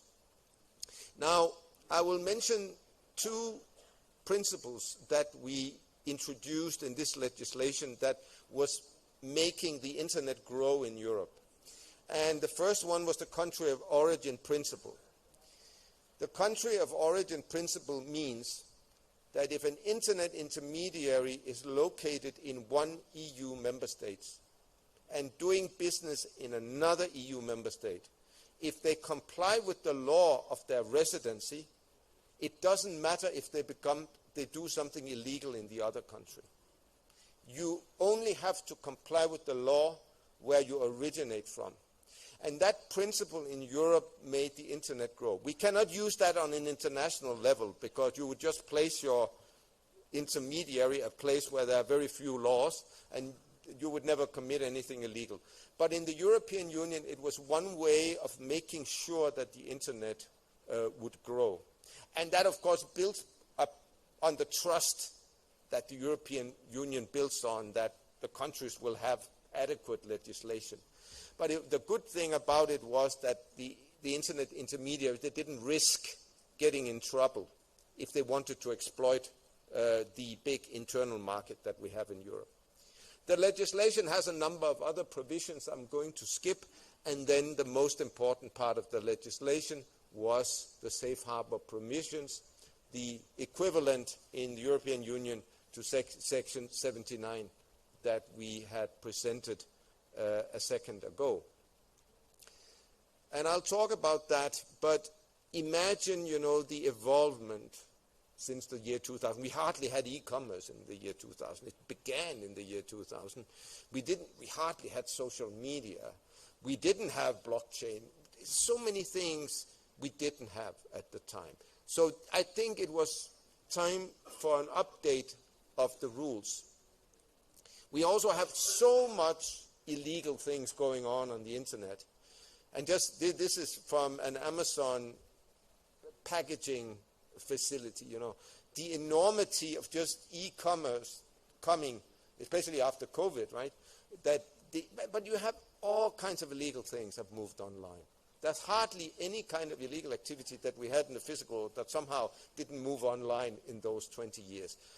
And somehow I think it was the impression that with all these safe harbors and all this, we want the internet to grow, so we are protecting the internet intermediaries, that at one point maybe the intermediaries got a little too easy. Maybe we needed to put a little more obligations on the internet intermediaries to make sure that they are preventing illegal things happening on their platforms, and that when they are become aware of something, that they take it down. That they have easy measures to make sure that complaints can be filed to the internet intermediary, and they expeditiously react to such complaints. So we had the e-commerce directive, been standing since the year 2000. We've had different sector-specific legislation. These legislations are general legislations. You can have lex specialis to those rules. You can make a special rule for a special sector. You'll always be able to do that. And then in 2022, coming into force in 23, came the Digital Services Act. The Digital Services Act puts in a number of obligations, but what we did legislatively, we moved the safe harbor provisions to the Digital Services Act. So the rules that existed in the e-commerce directive still exist, but the safe harbor provisions were moved to the Digital Services Act. The Digital Services Act puts in a uniform set of rules for all internet intermediaries, whether they are located in Europe or outside of Europe, if they do business in Europe. If you do business in Europe, the rules apply to you. The purpose is to increase due diligence and self-regulation amongst the internet intermediaries to prevent and fight illegalities happening on their platforms. One great thing is one single point of contact, and that point of contact shall be located within Europe, even if the company operates from outside. So Signal is located in Dubai, I think, but they have a point of contact in Europe now. And that makes it much, much easier to put complaints. If, like, we have a court order from a high court in Germany, they have a court order. This intermediary shall present some evidence or information that should be used in a court case. You can send the court order directly to the point of contact, and they will send the evidence back in a police investigation. All of these things will happen. So the single point of contact is good. And also for the private sector, if they want to make a complaint, take down this, there shall be a single point of contact that makes it easy to make complaints. As I said, this is the general rule. You can always make a special rule in a special situation as a lex specialis, but the DSA is the foundation of e-commerce now in the European Union. For the first time, we have a definition of what is illegal content. Imagine, since 2000, we didn't have a definition of what was illegal content. But now we have an illegal content is an act that is contrary to law, EU law or national law. But we put an extra thing on national law. National law if it complies to EU law. And unfortunately, this shouldn't be necessary to write, right? Because national law cannot be contrary to EU law, because EU law is supreme to the nation state. So it should be impossible.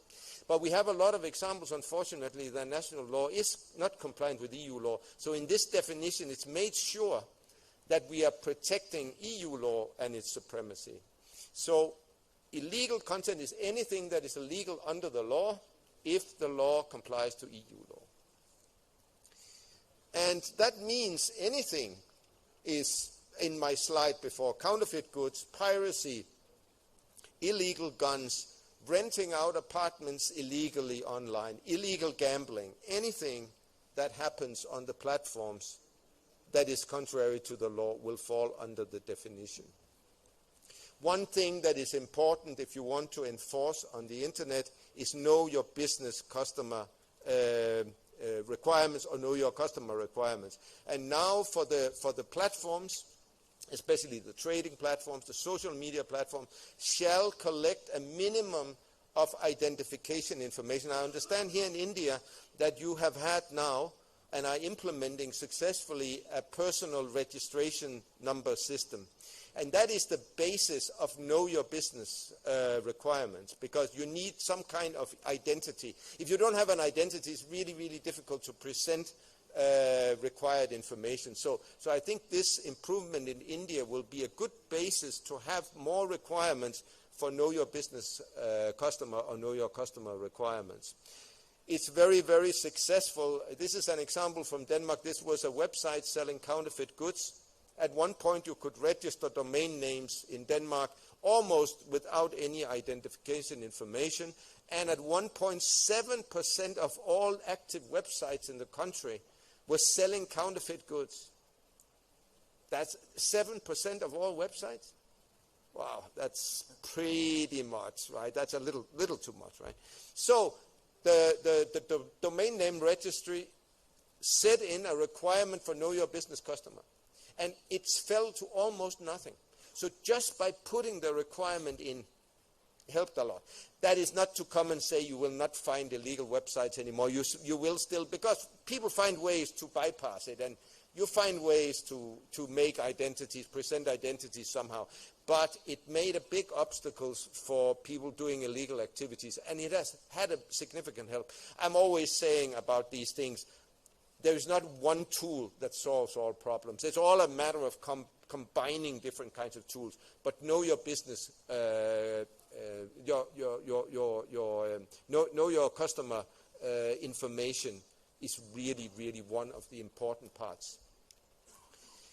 It has become much, much easier to flag illegal content, and we are creating a system with trusted flaggers. That means it can be a private sector organization, it can be a public authority, but the internet intermediary shall trust a notification from a trusted flagger without checking it too much.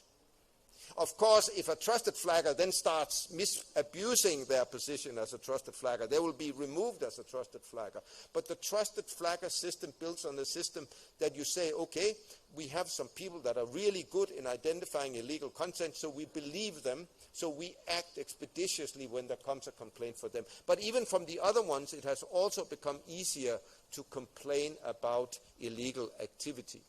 And then the internet platforms are now having an obligation to go to the police and report certain illegal acts if they find them, if human life and safety is at risk. So before, very often the internet intermediaries wouldn't react. Even if they saw it, they'd just take it down, but they wouldn't react. Now they're under an obligation to report it to the police. The safe harbor provisions, the ones we talked about, and I'll give you a case example of that. Safe harbor provisions falls into the legal framework for an internet intermediary. There'll be a lot of rules that an internet intermediary shall comply with. Justice Kolkani already mentioned competition law, consumer protection, data protection. Then we have rules on removing illegal content, and the main set of rules are in the terms of use. When you sign up to an internet intermediary, you will usually sign, you will respect their terms of use. In the terms of use, it says you cannot use this service for something illegal. That is where the DSA comes in. It puts requirements on the terms of use, that it's not only in the terms of use, but that it's implemented in practice. We are also getting deadline rules.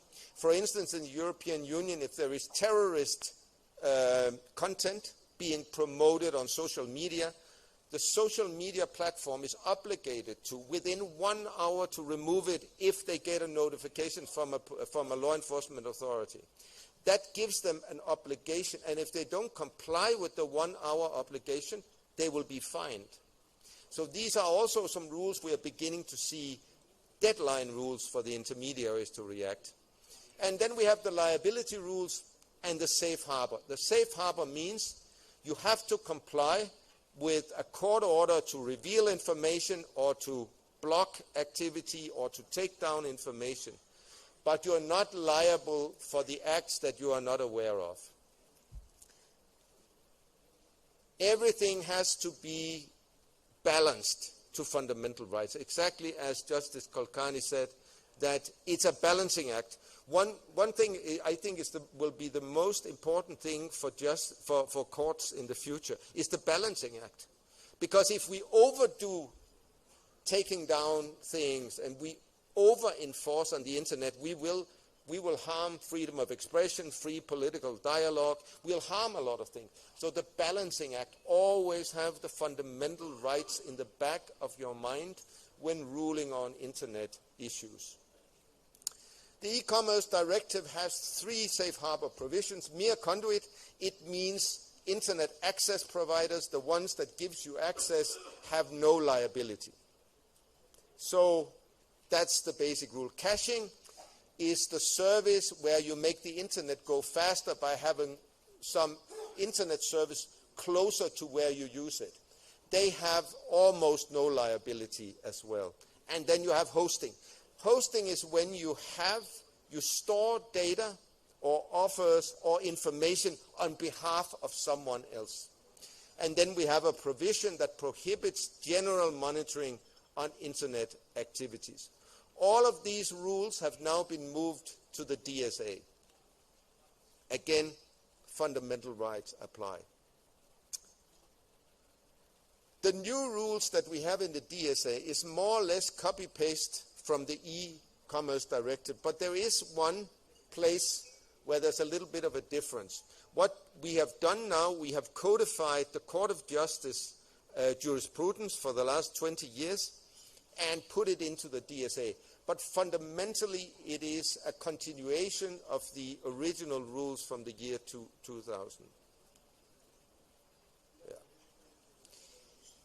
The hosting rule basically says, if you're hosting information on behalf of someone else, you are safe from liability unless you get positive knowledge that something illegal is going on. And if you get that knowledge, you shall expeditiously remove the illegal content. That is basically the principle in the safe harbor provision. We had a very important court ruling from the Court of Justice in L'Oreal versus eBay. And here the standard that the Court of Justice set up for an internet intermediary is that we should assess their efficiency in the way a diligent economic operator should have identified the illegality in question and acted. So the Court of Justice puts here an obligation that if you're operating in social media, you should follow what would be expected of a diligent commercial operator in the social media business. It also said it is any situation where you find illegal content, even if you find it yourself by accident. The internet intermediary finds out something by accident. He shall react immediately and take down the illegal content. That led to another situation, because it's also a little bit of contradiction. What if I put up an internet service with the aim of providing a platform for criminals to conduct criminal activities. For instance, I put up a marketplace where you can buy and sell narcotics. But I'm not selling any narcotics. I am not doing that. I'm just providing a platform. So in principle, you would fall under the liability exemption because I'm not selling anything and I don't know each of the offers. If I get a notification about a specific offer, I'm obligated to take it down, but I'm keeping myself unaware of what is going on. Here the Court of Justice had this problem, and the Court of Justice said the liability exemptions, the safe harbor rules, do not apply if you make a service with the aim of making criminality. That's a very important principle here. So now the safe harbor provisions only apply to, in principle, legal companies. That was a very important ruling.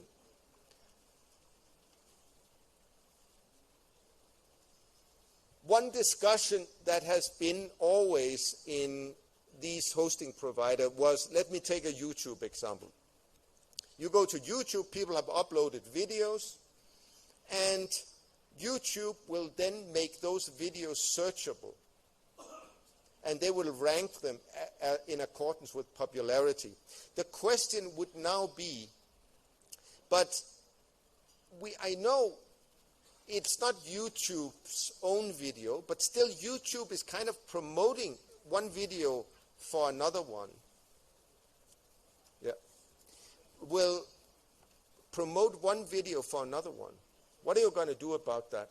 And here the DSA says, as long as you provide a technical automatic function, it doesn't, you can make search functions and ranking functions. That does not bring you out of the safe harbor. That was a very important clarification that the DSA made. I'm going to wrap up now. I had a case example. I'll give you the slides after the presentation. It's a very interesting, concrete example of the use of the safe harbor rules. But thank you for your attention. I hope you learned something from this. Thank you. Before my colleague on the dais, Mr. Guldi Dhama, continues, from what just now was told to you, what has been done recently by the Government of India under an order passed by the Madras High Court, please just display it. 2 days back, this was what was done by the Government of India. It was reported in the newspaper. The case had arisen from a plea of a woman lawyer whose estranged boyfriend had circulated her non-consensual intimate imaginary on the internet, and immediately taking cognizance of the directions which were issued by the Madras High Court, the center has framed this standard operating procedure to curtail and remove obscene content of such kind of material. So these are the things which are being considered by the government also on SOS basis, which is required to be removed, as rightly pointed out. Please, Mr. Goldidham. Yes, thank you so much.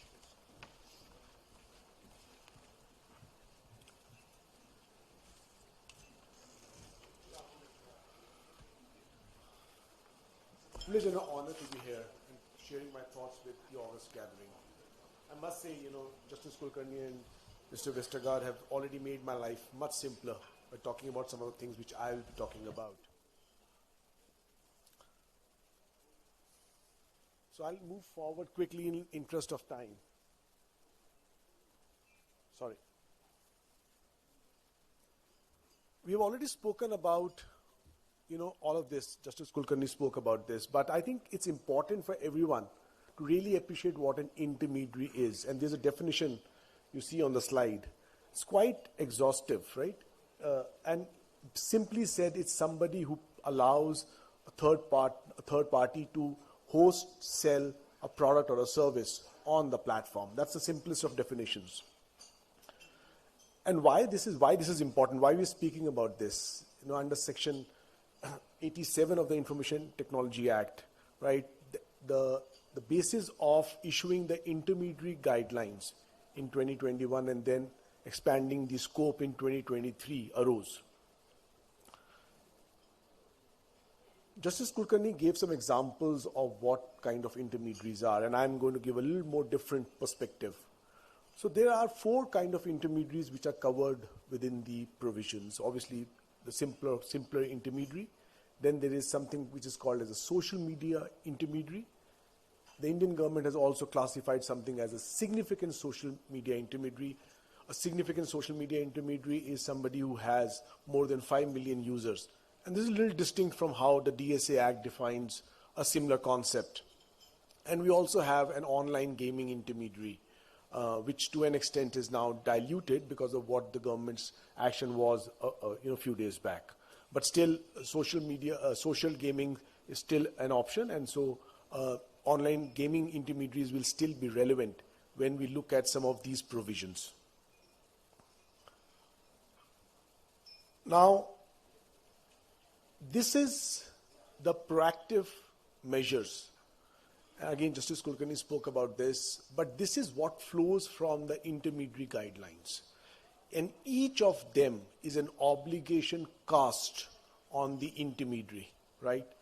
You need to inform the users of the privacy policy. You need to keep them updated of any changes. You need to maintain records, so on and so forth. I won't go into details. The reason you see them in different color combinations, there's a reason for that. The ones in blue apply to all kind of intermediaries, right? Whether they are a pure simple intermediary, a social media, significant, or an online gaming. The ones in red are the ones which apply to significant social media intermediaries. And you will see there, unlike a simple intermediary, you need to have a compliance officer, you need to have a nodal officer, so on and so forth.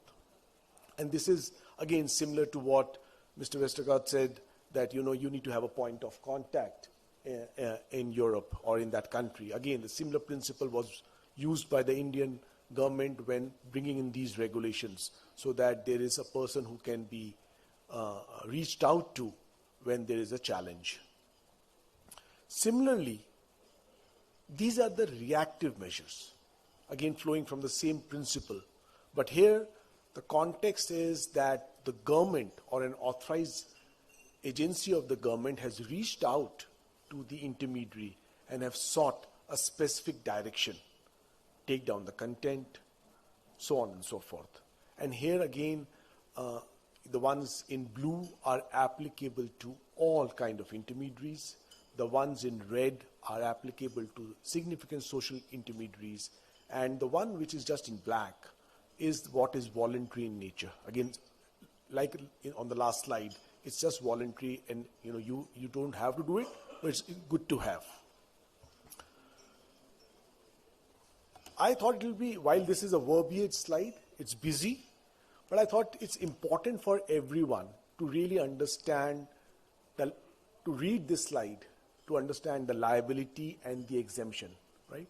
We have heard a lot about, safe harbor rules, but why we are talking about safe harbor rules is because of, the Rule 7, which talks about the liability. And I'll explain this by way of a flowchart diagram also. But, 79 is the most important section under the Information Technology Act, which provides the safe harbor provisions, the benefits to intermediaries. But if I may just, and this is what I thought will be a little easier to appreciate and understand.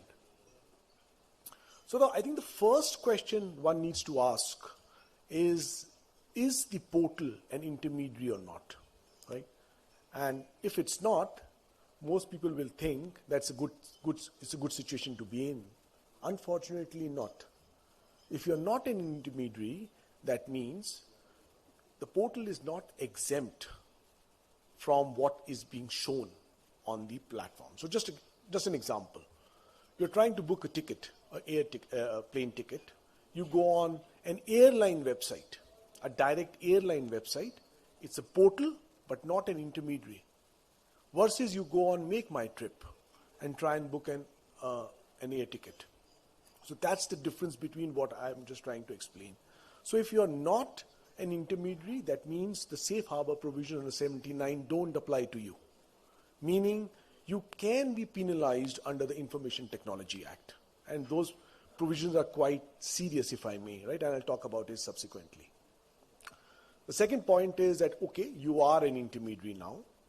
So, as was already stated, the portal does not initiate the receiver, is just a pass-through, for lack of a better word, right? It's just a pass-through.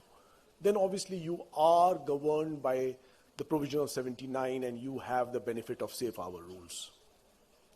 But what happens if you do all of this, but using the reactive provisions, if government has asked you to take down a content and you don't within the defined period, so on and so forth, then again you lose the safe harbor provisions, right? Meaning you again go back to the fact that you are not exempt under the intermediary guidelines, and hence you will be subject to the penal consequences under the Information Technology Act. So I thought this sort of explains why safe harbor rules are so significant and so important for all intermediaries to take care of. I was talking about the offenses and the penalties, right? What happens if you go back to the Information Technology Act? Now, these are all these sections under the Act. And again, I won't bore you with the details, but you'll see there's a section for nearly everything which can happen, right? Sending offensive messages, identity theft, violation of privacy, cyber terrorism, transmitting obscene material, so on and so forth. And each one of them is codified. Now, if you are not an intermediary, you will fall within one of them. You can fall within one of them, meaning you can have monetary fines, but you can also have criminal prosecution, ranging from 3 years to life imprisonment. So I think it's important for every portal to really appreciate and understand what it does and how it can take the benefit of being an intermediary and of Section 79 at the end. I thought there are these three cases which are important, which I can talk about. I won't talk about the first one. Justice Kulkarni has already spoken about it. I think in the Meta case, this is an important one. What happened was, I'm sure most of you are already aware, but what happened was that Meta had changed its privacy policy, to say that you need to now give us consent for sharing your data with our group companies. I'll make it simple. But the government, when this went to the courts held that this is abuse of dominance, and because Meta had a different policy in European Union, and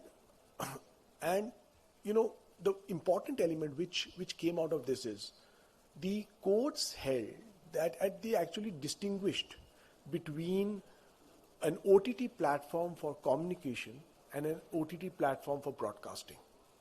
That's how the market was defined. And if you look at that definition, then obviously WhatsApp, from an OTT for communication, is the most significant player. There are others, but they are not even 5-10% of the entire market size. So effectively, what was finally held was that you are abusing dominance, you're affecting competition, and hence this was something which was taken down, and Meta had to change its policy. The next one is R. Ramkumar case, which is a Madras High Court judgment. Again, something which has already been spoken about. Sir had shown a newspaper clipping, something on similar lines, where there was a pornographic content in a movie clipping or a movie teaser. Google was impleaded as a party. YouTube was not, right? Google came back and said that this is being shown on YouTube. I don't have a control, so on and so forth. The High Court said that this is a serious matter. We have a suo motu right to implead all parties which are involved. Effectively, they went suo motu and impleaded YouTube and asked YouTube to remove the content within the 24 hours, right?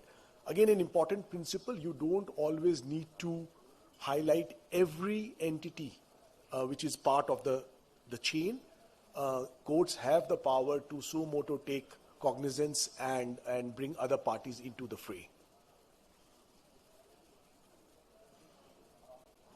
Yeah. Now, again, Justice Kulkarni spoke about the Digital Personal Data Protection Act. Why this is important? You know, today when we look at you know the obligations of an intermediary, or you just go on a website and look at the obligations, and you look at the terms and conditions. You know, there are so many terms and conditions that you do not have. One, you don't read it. You don't have the time to read it. You cannot make any head or tail of it. And then you have to sign it off, right? Now, this slide is a busy slide, but what I've tried to do is compile the entire act on this slide, right? Now, one fundamental difference and fundamental change which will need to happen going forward, and I'm already seeing this happen with several organizations, is that consent is the bedrock going forward, right? You can't, no organization, whether government or otherwise, can now process, store, use, transfer data, personal data I'm talking about, without seeking consent. And consent needs a notice. And the consent needs to be free, specific, unambiguous, informed. Those words are very, very critical words which people need to be aware of.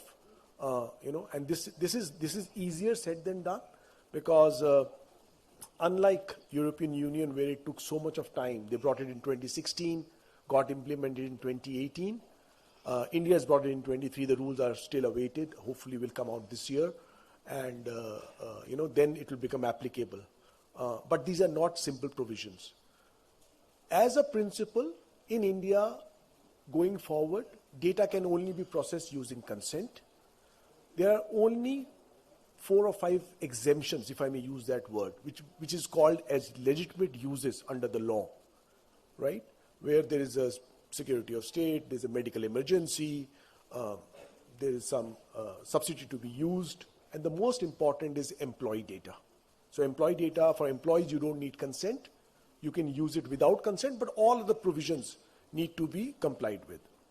I won't go through each one of them, but a similar concept as intermediary guidelines of a significant intermediary also applies in the DPDP, where we have a concept of a significant data fiduciary. Again, there are additional obligations which have been cast. You need to have a resident data protection officer, you need to do an yearly audit, so on and so forth.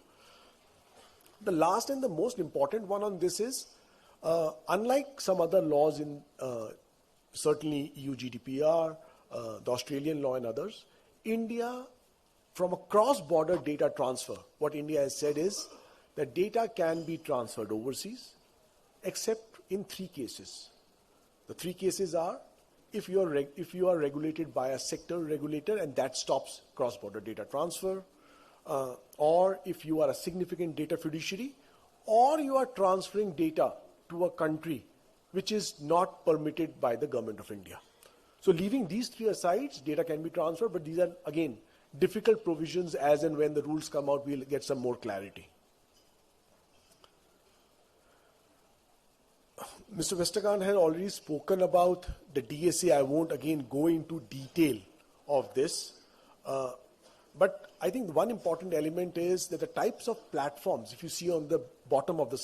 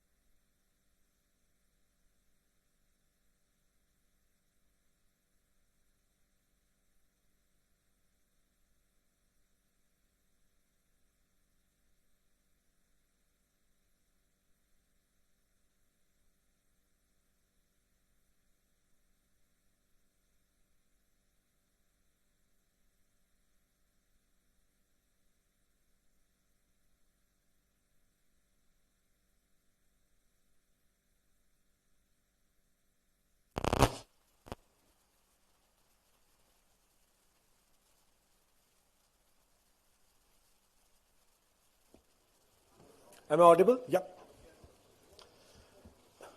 What I was saying was, on the bottom of the slide, you'll see online platforms, very large online platforms, conduit services, hosting services. It's already been spoken about, I won't talk about it, but the difference is the DSA Act defines an intermediary, if I may use that word, a little more differently than how the Indian law describes, right? They have gone one step detailed. What I did was, I tried to do a sort of a distinction, and I have 2 slides on it, but this slide gives you a perspective of some of the additional stuff which has been brought in by the DSA. The ones in blue are similar to what the DSA has and the intermediary guidelines have. And the ones in red are only in the DSA. They are not under our Indian law's intermediary guidelines. I think that is the difference. So bans on targeted advertising, that's something which comes in DSA, it's not in intermediary guidelines. A ban on using dark patterns, while India has a dark patterns regulation under Consumer Protection Act, but not as part of the intermediary guidelines, right? That's why it's red here, but we have a law on that. That's my last slide. And this is the difference between the DSA and the intermediary guidelines. Again, I won't go through each of them. I had mentioned that a significant data fiduciary is somebody who has more than 5 million users. Under the DSA, the threshold is 45 million users, which is 10% of the EU population. That's one significant difference. There are fines up to 6% of global turnover under the DSA. And obviously, I've spoken about, under the Indian law, there are penalties, fines, blocking services. And if you are not an intermediary, then you go under the Information Technology Act. I'll stop there, but happy to take any question, not now, but subsequently. I know we are running short of time. Thank you so much.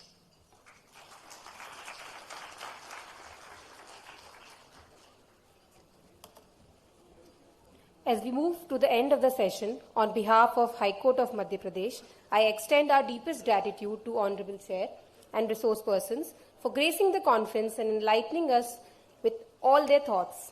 Thank you. Now I seek permission from the Honorable Dais to close the session. Thank you, sir. The session stands closed. It is requested to all the participants and dignitaries to remain seated. The next session will begin shortly. Thank you.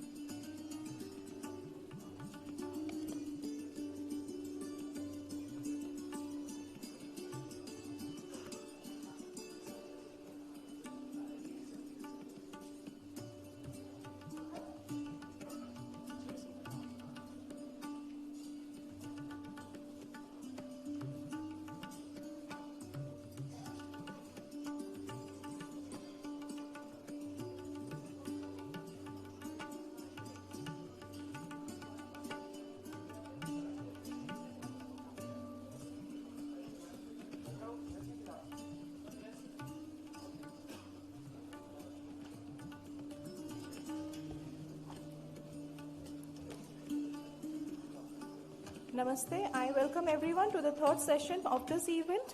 I request Shri Manish Sharma, faculty member, Madhya Pradesh State Judicial Academy, to kindly escort Honorable Mr. Justice Atul Sharat Chandra Chandurkar, Judge Supreme Court of India, Honorable Justice Hima Kohli, and Dr. Christian to the dais, please.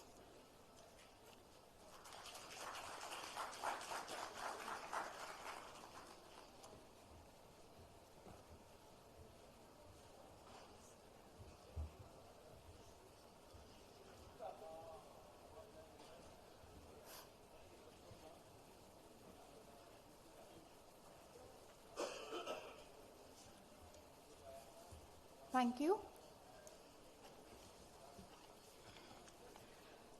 I again request Dr. Christian. I request Dr. Christian Bergquist to please join us on the dais. Thank you, sir. This session shall be chaired by Honorable Mr. Justice Atul Sharat Chandra Chandurkar, Judge Supreme Court of India. His Lordship hails from Bhusawal, Maharashtra. His Lordship got elevated as an additional judge of the Bombay High Court in 2013 and got elevated to the Supreme Court of India on 30th May 2025. His Lordship's career reflects a blend of academic brilliance and dedication to constitutional values. Joining Honorable Sir is Honorable Justice Hima Kohli, former Judge Supreme Court of India. Honorable Ma'am has served as the Judge of the Delhi High Court and later became the first woman Chief Justice of the Telangana High Court. She was elevated to the Supreme Court of India in 2021 and served until 2024. Honorable Ma'am is widely known for authoring several progressive and insightful judgments that strengthened women's rights, enhanced governance, accountability, and upheld the values enshrined in the Constitution. We also have Dr. Christian Bergquist, Associate Professor, Faculty of Law, University of Copenhagen. With permission, I would actually request that I would like to refer you as Dr. Christian. Thank you. He is a distinguished academician specializing in European Union competition law, particularly its application to deregulated and network-dependent sectors such as telecommunications, energy, postal services, and transport. His current research focuses on digital platforms, big tech, and the global influence of companies collectively referred to as FANG: Facebook, Amazon, Apple, Netflix, and Google. In order to welcome this very esteemed panelist, I request Honorable Shri Justice Amanullah Kumar Singh, Judge High Court of Madhya Pradesh, to please welcome Honorable Mr. Justice Atul Sharat Chandra Chandurkar, Judge Supreme Court of India, by presenting a planter and a memento as a token of our gratitude.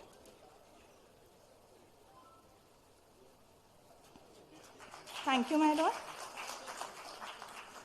I now request Honorable Shri Justice Vinay Saraf, Judge High Court of Madhya Pradesh, to please welcome Honorable Ms. Justice Hima Kohli, former Judge Supreme Court of India, by presenting a memento and a planter as a token of our gratitude.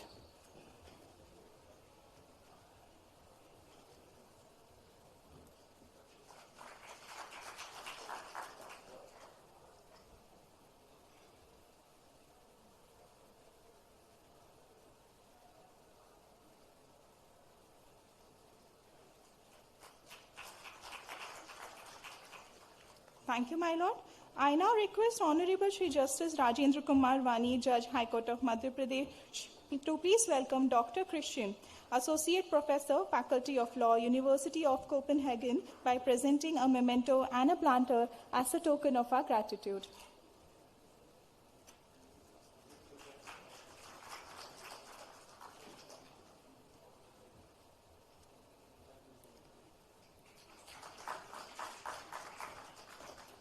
Thank you, my Lord. I now request the Honorable Chair to please address us.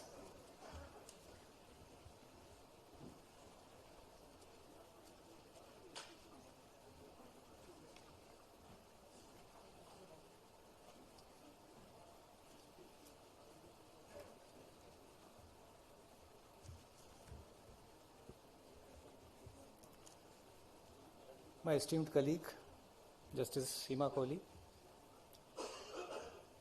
my co-panelist, Dr. Christian, Associate Professor, all distinguished judges of the Madhya Pradesh High Court, judicial officers, students, ladies and gentlemen. It's a great pleasure to be amongst all of you today for this technical session on the two-day conference organized by the Madhya Pradesh High Court. I can see that you have been here since morning and most of you seem to be quite exhausted. But considering the issue involved, which is fair and equal competition in online commerce, I think we could have some exchange of views and, if time permits, some interaction also. What we have done is we have divided some topics amongst both of us, myself and Justice Kohli, in the interest of time.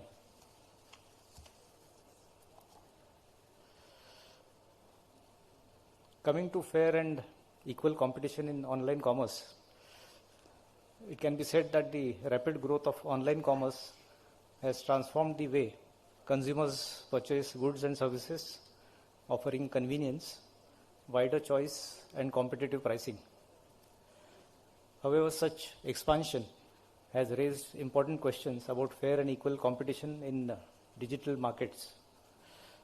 Unlike traditional markets, online platforms exhibit characteristics such as network effects, algorithm-driven product ranking, exclusive partnerships, and data-driven pricing that can create significant barriers for entry of small sellers and distort the market dynamics. Thus, ensuring a fair competition in such an environment is critical to protect consumer welfare, foster innovation, and maintain a level playing field for all participants. The e-commerce sector has witnessed tremendous growth in India over the last decade, propelled by advancements in digital technologies and changing consumer behavior. The sector has become an important contributor to the country's economic growth and job creation, attracting significant investments from both domestic and foreign players. However, this growth has also raised concerns about the potential adverse impact on competition and consumer welfare. The accumulation of significant control or dominance within a particular market in the hands of few dominant players has led to allegations of anti-competitive behavior such as predatory pricing and exclusivity agreements that may harm consumers and restrict competition. With this backdrop, the Competition Commission of India is required to strike a balance between ensuring fair competition in India's e-commerce sector and allowing for innovation and growth, considering the fact that both these objectives are essential for the long-term health and sustainability of the industry. On one hand, fair competition is critical to prevent market abuses and to make certain that consumers can select from a diverse variety of options and merchandise at prices that are competitive. On the other hand, innovation and growth are essential to promote economic development and create jobs, as well as to keep up pace with the rapidly evolving digital landscape. It is therefore imperative to ensure that regulations and policies strike a delicate balance between these two objectives. Excessive regulation that would curtail innovation and growth would stifle the industry and hinder progress, while at the same time, inadequate regulation would fail to prevent market abuses and would harm consumers and smaller businesses. It is therefore necessary that a nuanced approach to regulation which balances these competing interests and ensures that the industry thrives while also being fair to all stakeholders involved is necessary. When we come to e-commerce, the concept of fairness requires a mention. In this context, fairness is generally defined by the absence of exploitative conduct stemming from unequal bargaining power and the presence of transparency and equity in fairness. Online markets emphatically warrant competition concerns, as the issues identified may bear directly or indirectly on competition or hinder the realization of the full pro-competitive potential of e-commerce. These concerns are rooted in the fundamental bargaining power imbalance and information asymmetry, where business users lack countervailing power and find switching to an alternate platform not a practical alternative because major platforms exhibit similar practices. Fairness requires that platforms maintain a sufficient mode of transparency and provide a clear framework for business to platform contracts, including defining the basic conditions. Fairness is compromised when platforms determine and revise terms unilaterally, leading to contracts perceived as abusive or unacceptable. These are the challenges that are required to be met while ensuring the concept of fairness in e-commerce. We then move on to the effect of anti-competitive steps that are usually taken in these fields. In the context of online commerce, anti-competitive effects refer to practices that substantially harm competition in the market, leading to detrimental outcomes for consumers other than businesses or the market structure itself. Under the Competition Act, Section 3(1) prohibits agreements that cause or are likely to cause an appreciable adverse effect on competition within the country. However, this Act does not explicitly define what constitutes an appreciable adverse effect on competition. Under Section 19, there is a list of various factors which are required to be considered while assessing whether an agreement meets the threshold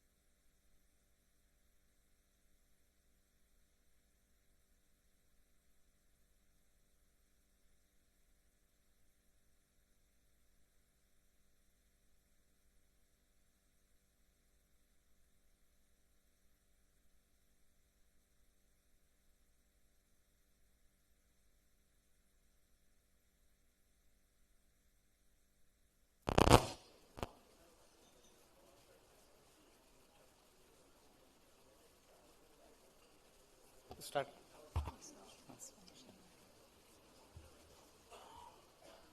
I hope this is not because of your collective strength that everything has popped off. Sorry for the interference. So to continue, based on the findings conducted by the Competition Commission, the anti-competitive effects are generally demonstrated through the consequences of platform conduct, including exclusion and marginalization of rivals, market distortion and price distortion, reduction in non-price competition, erosion of trust, and impairment of business interest. In the context of online commerce, these anti-competitive effects manifest in various ways. These have to be scrutinized, and it has to be made sure that such practices are taken away, emphasizing the need to maintain a level playing field in digital markets to ensure consumer welfare and market efficiency. The Competition Act prohibits anti-competitive agreements, including horizontal and vertical agreements, which restrict competition in the market. In the e-commerce market, such agreements include price fixing agreements between online sellers or agreements between e-commerce platforms and sellers to restrict the sale of certain products on competing platforms. It has therefore been observed that online platforms which provide various value-added services such as logistics, warehousing, marketing, etc., including a provision of assistance to consumers in sorting and buying products, return or replacement of services, are necessary. We then move to the burden of proof for claims of anti-competitive actions. This is a somewhat interesting field because under the Act of 2002, the burden of proof for anti-competitive conduct primarily lies with the enterprise or entity that is alleged to have engaged in such conduct, although the complainant is required to first provide sufficient initial evidence to trigger an investigation by the Commission. So whenever a complaint is filed, the Commission is required to conduct a preliminary inquiry to determine whether there is a prima facie case of appreciable adverse effect on competition. If the complaint is found to be credible, it can direct a detailed investigation under sections 26 and 27 of the Act. During the course of investigation, the enterprise that is accused of anti-competitive behavior must furnish documents, data, and explanation to demonstrate that its conduct does not violate the law or that the alleged effects on competition are not appreciable. This principle has been highlighted in the market study on e-commerce in India, which notes that in cases of alleged abuse of dominance or restrictive agreements on online platforms, the Commission would evaluate the conduct, market share, and impact on other sellers and consumers, while the enterprise bears the responsibility to justify its practices as pro-competitive or efficiency enhancing. In reality, this means that in online commerce, the platforms accused of anti-competitive practices such as self-preferencing, exclusive supply agreements, or minimum resale price maintenance must provide data on pricing, ranking, contractual terms, and sales patterns to demonstrate that competition was not harmed or that any restrictions were justified. Complainants or affected sellers are required to provide evidence of the harm or restriction to competition, but the ultimate burden of disproving the allegations and proving compliance with the Act rests with the alleged infringer, consistent with international practices in digital markets.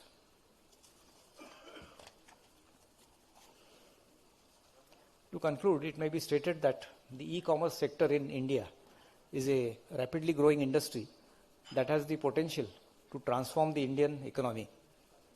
The overall experience indicates the evolving approach of the Commission in India in addressing competition issues in the e-commerce sector. The cases indicate that the Commission is becoming increasingly vigilant in investigating and penalizing anti-competitive practices in the sector, while also recognizing the need to balance competition concerns with the promotion of innovation and growth therein. Thus, the Commission is required to play a crucial role to ensure fair competition in this sector while allowing for innovation and growth. So as to strike a balance between both these objectives, it is expected that there ought to be a recognition of the unique characteristics of the e-commerce sector. There also has to be a proactive approach to the enforcement by monitoring emerging trends in the e-commerce sector and intervening whenever necessary to prevent anti-competitive behavior. This can be achieved through regular market studies, consultations with stakeholders, and collaboration with other regulatory bodies. Therefore, there ought to be greater advocacy efforts to promote competition in the e-commerce sector. Thank you.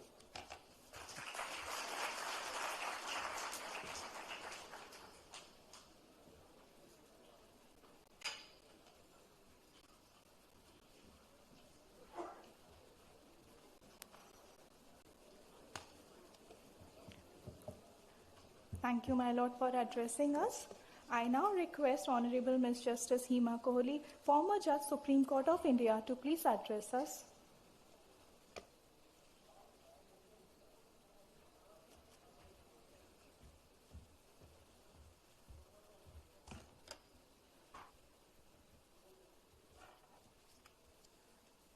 It's almost 5 and a very good evening to all of you. It's been a long day and I must compliment the audience. You've all been very patient, hearing each one of the speakers with the same patience that you started with in the day. And looks like that even now. Happily with a cup of coffee which you can carry into the hall. It makes it easier for everybody.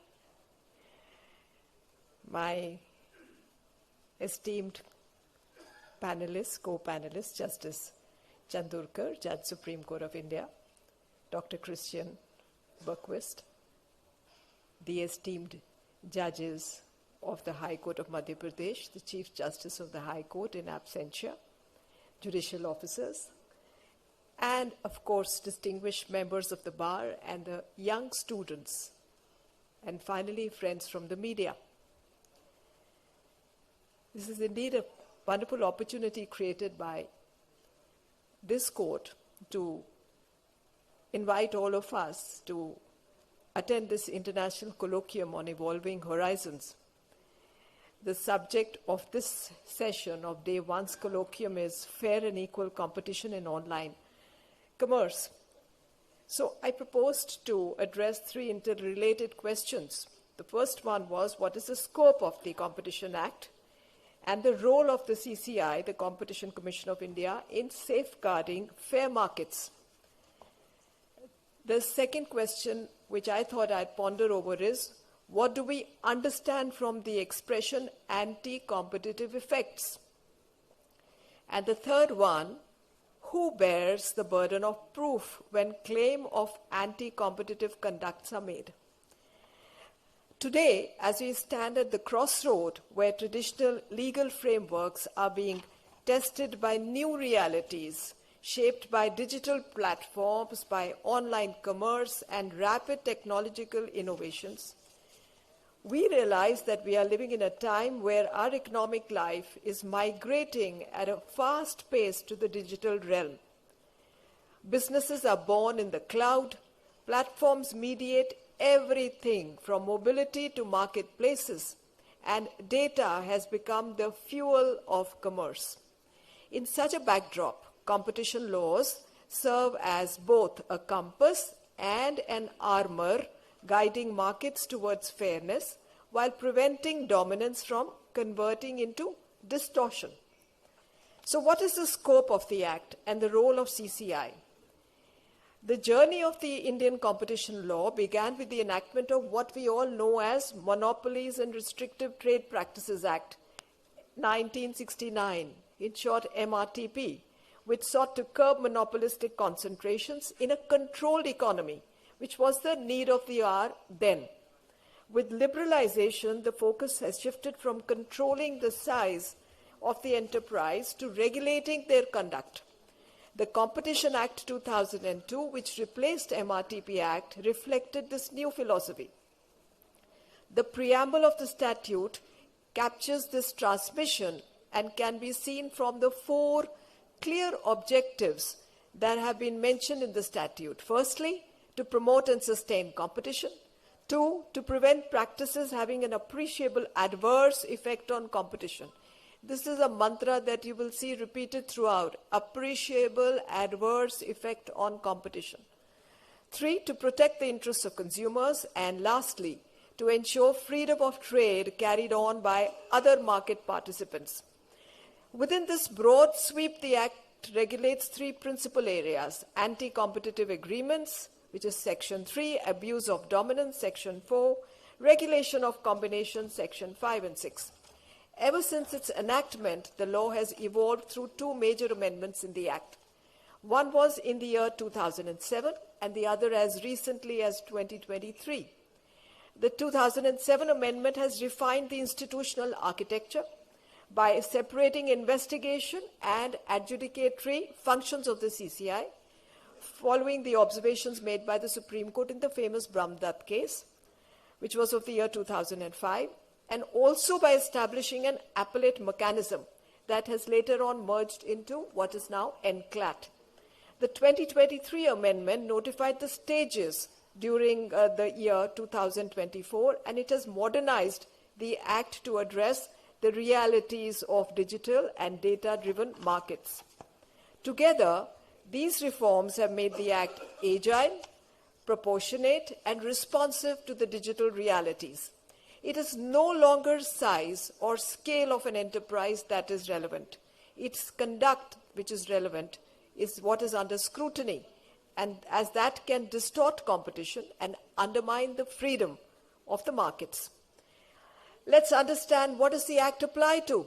It applies to all enterprises engaged in economic activity, whether private or public, cooperative or statutory, multinational corporations operating in India. Even the government departments come within its fold when they engage in trade or business. Now, this is the reach of the Act. This exclusion clause is important here. Sovereign functions such as defense, currency, atomic energy, or space activities remain outside the ambit of the Act.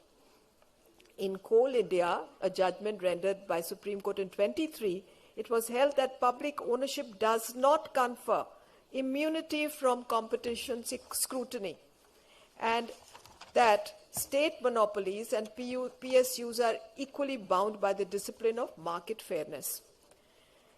Notably, this Act also vests extraterritorial jurisdiction on CCI. Very interesting, because that's not normally the case. When there's a statute, it has its reach within the country. Section 32 empowers the CCI to examine the conduct of an entity or an enterprise outside of the country if it has an appreciable adverse effect on competition within the territorial jurisdiction of the country. This provision has assumed particular significance in today's digital economy, where multinational platforms operate seamlessly across borders. Of course, there are carve-outs, like Section 3 permits reasonable exercise of intellectual property rights, and sovereign functions, as I mentioned, such as defense and monetary policy, have been kept beyond the ken of the Act. So what is the role of Competition Commission of India? Let's come to that. It was established under Section 7 of the Act. It's entrusted with enforcement of provisions relating to anti-competition agreements, abuse of dominance, and regulation of combinations. CCI became fully functional only in the year 2009 and has completed by now 16 years of existence. In this duration, it has dealt with cases across diverse sectors, from cement and steel to telecom and pharmaceutical, digital platforms to e-commerce. CCI is also required to eliminate practices having an appreciable adverse effect on competition, which I just mentioned. It is required to promote and sustain competition, protect the interest of the consumers, and at the end of the day, ensure freedom of trade. In practice, this role manifests in multiple ways, as for example, holding inquiries into anti-competition conduct, which is based on an information filed by any person. Now, the term any person, this is a phrase that Supreme Court has clarified in 21 in Sameer Agarwal's case, and said it has a very wide amplitude and includes even those persons who may not have suffered direct injury. This broad recognition of locus standi reflects the public interest nature of the competition law, and it highlights its objects, which is to protect the competitive process itself, not the private rights.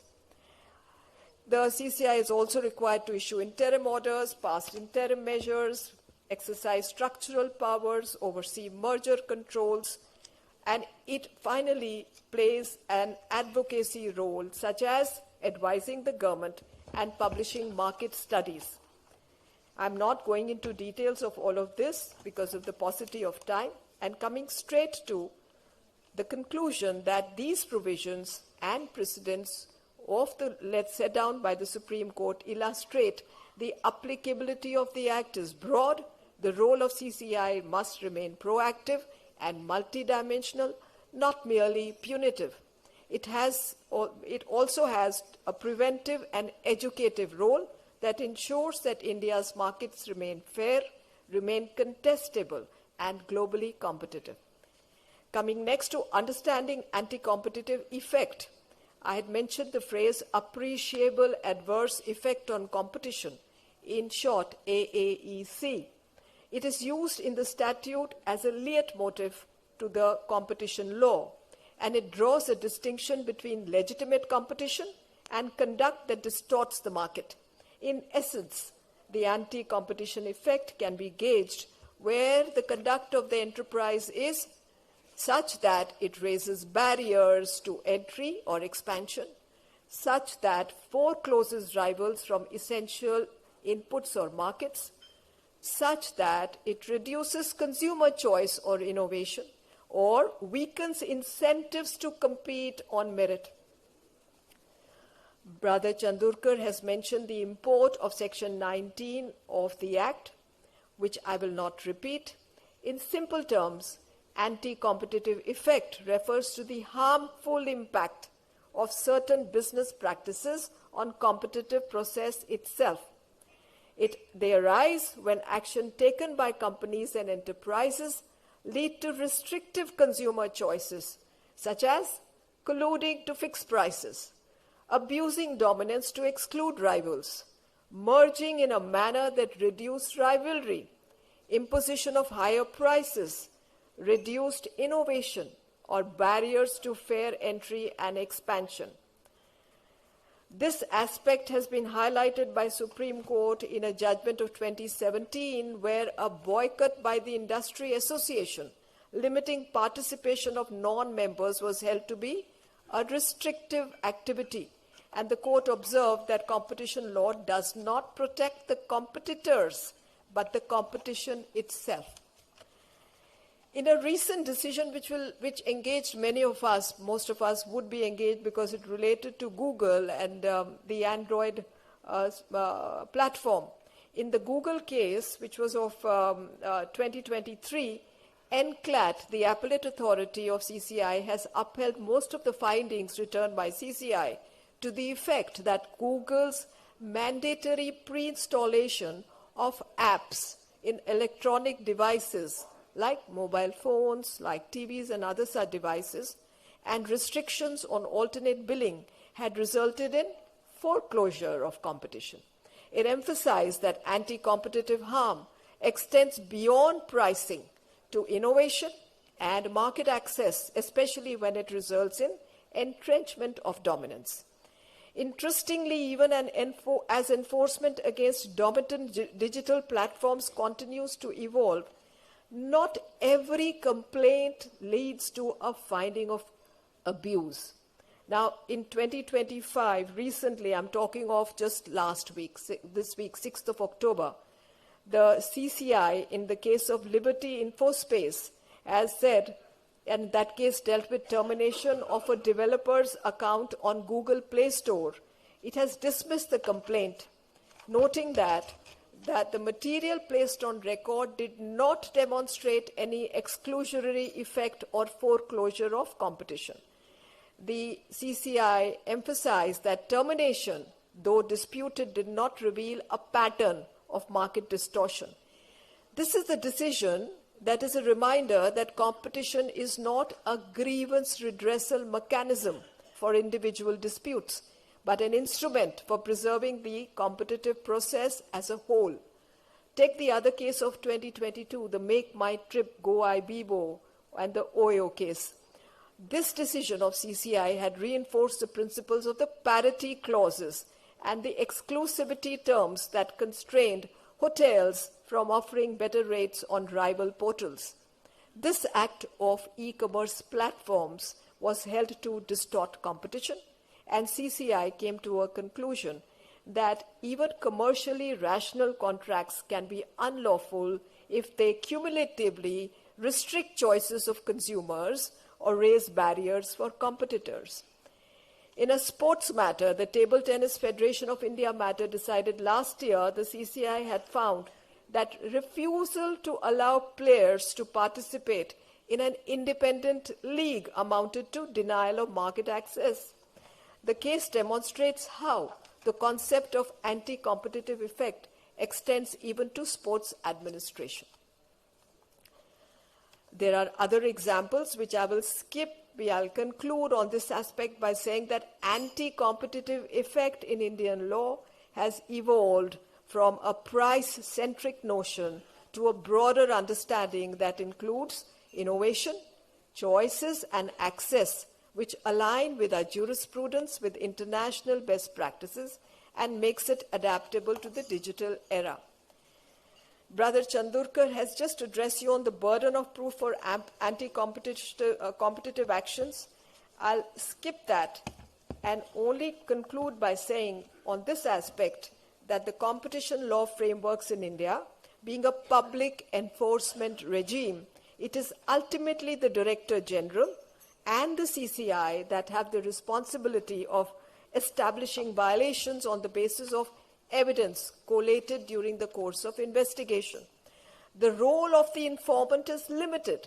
It is limited only to bringing the alleged contravention to the notice of CCI and placing sufficient material for forming a prima facie view. Mind you, it's only prima facie. Once the inquiry is initiated, the burden shifts. The investigation and evidentiary burden is on the authorities.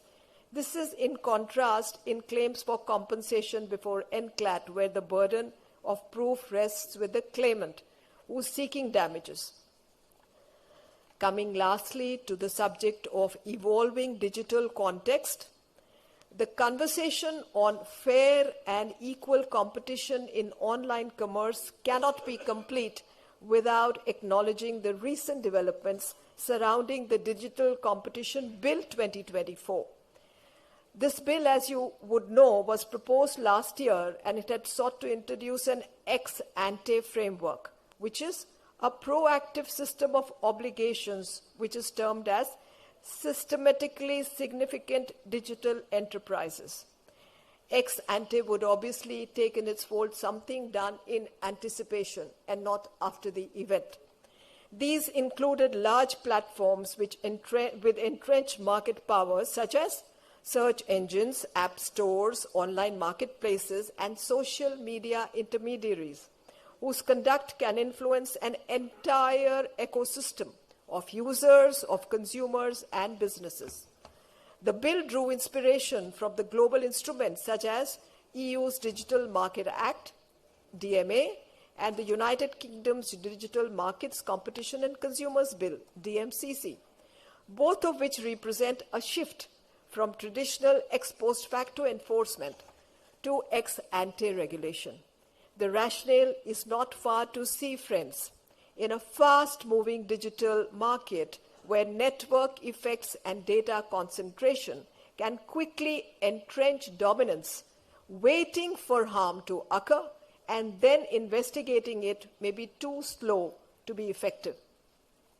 Yet India's experience reflects a pragmatic caution.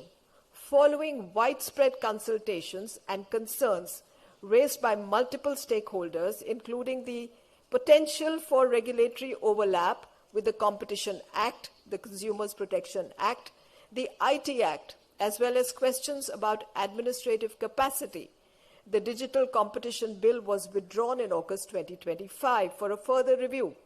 The report of the Standing Committee noted that while the objectives of ensuring fair play and contestability are laudable, any new framework must avoid duplicative regulations and respect the delicate balance between promoting innovation and preventing abuse. In my opinion, this moment of pause is not a setback, but should be taken as an opportunity. This allows the country to reflect on how to tailor its competition framework for the digital economy, how to identify where ex-ante rules are genuinely necessary, and where the flexible case-by-case approach of ex post facto enforcement under the Act is more appropriate. To conclude, as India aspires to build a trusted and competitive digital economy, the goal should not be to over-regulate, but to design for trust, to ensure that consumers, startups, and innovators can all participate on fair terms. Fair competition in the digital world is not merely about policing powers. It is also about fostering freedom of choice, of data transparency, and market access. These deeply entrenched values that lie at the heart of the constitutional and economic order of our country must be recognized. Thank you for your patience.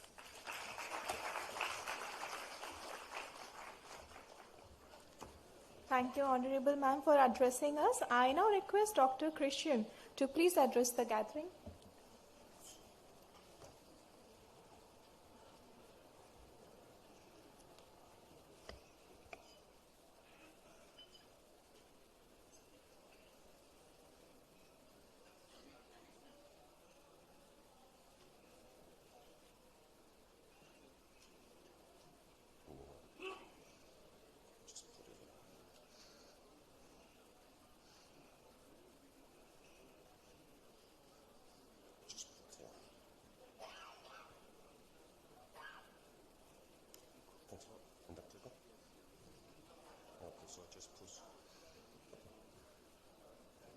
Can you hear me? Okay, I would like to start by apologize for not wearing a tie. The last time I was in India, that was in New Delhi during a heat wave. So when I prepared and when I packed my luggage, there were two things I was unprepared for. The first thing was the extreme hospitality here in Indore. The second is how generous and mild the climate is for a man from the Nordic countries. When we talk about competition law, we need to talk about the role of judges, that is you. And that is actually quite simple because it is in principle no different than any other conflict that you can be called upon to have an opinion about.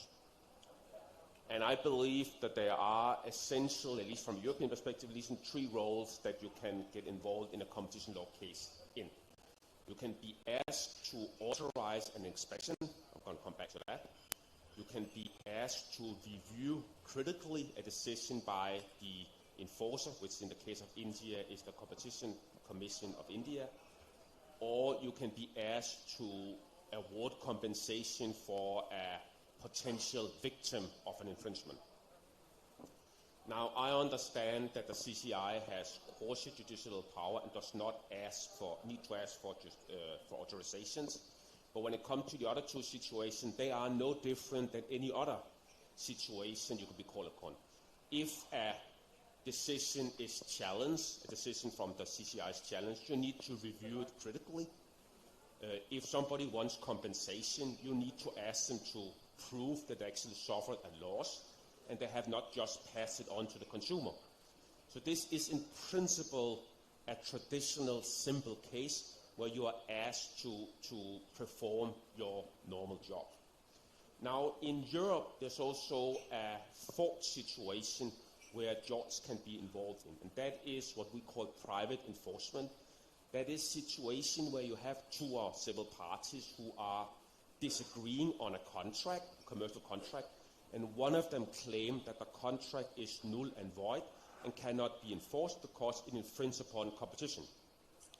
You don't have that in India because you have what we call a monopoly by the CCI on enforcing competition law. And I understand why that is the case, but there are advances of private enforcement. It makes the system much more efficient.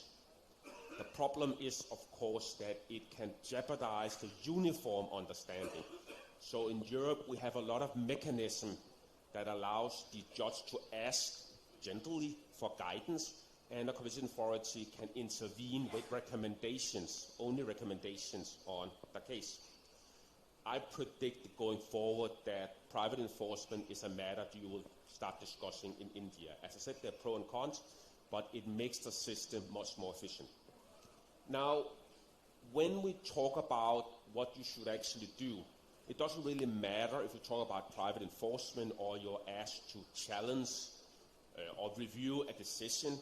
You need to consult the act. And when you read the text, it's really simple. You cannot conclude agreements that are anti-competitive, and if you have what's called dominance, which essentially is the legal equivalent of market power, you cannot engage in abusive acts. This looks very simple. Obviously, in reality, it is slightly more complicated. I will try to illustrate some of the questions that you need to ask yourself and the parties and potentially experts if you are confronted with a case. And I would like to start with an American case. Most men think that bags are just bags. But in US, we got a case going on about Birkin bags. And allegedly, it is unbelievably complicated to acquire a Birkin bag. You need to build a history, not only pay top dollar, but you also need to build a history. And some consumer claims that this is abuse of dominant position, it is anti-competitive.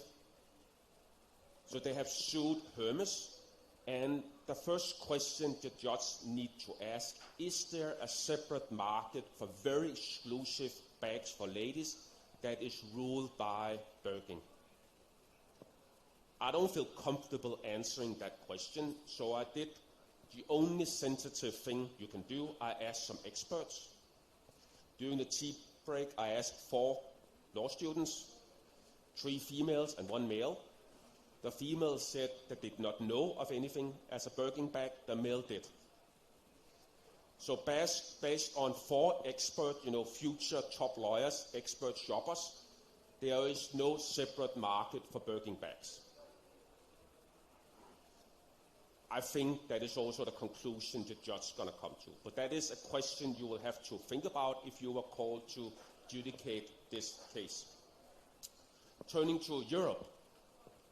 Sorry, can you go back? And a case that a question I'm a little more comfortable about, football. Now, we got a lot of football cases going on in the European judiciary, and each year a new one is handed out by either the European Commission, who is the chief enforcer, or the Court of Justice. And obviously, there need to be rules for football. In cricket, you can use a bat. You cannot use a bat in football. That would, destroy the entire game. So there's no question that the organizer is allowed to set rules, but how extreme can those rules be? And some of the questions that have been asked in these cases is, does the organizer has the right to take all the broadcasting rights? Because that is very lucrative. Can the organizer make very strict rules for how you buy and sell players? Yes, they can. But how strict can they be? And the cases right now is essentially about how restrictive the organizer of a sports league, case football, can actually set. I think that some of the rules that has been established by the governing body, which is UEFA and FIFA, is too restrictive.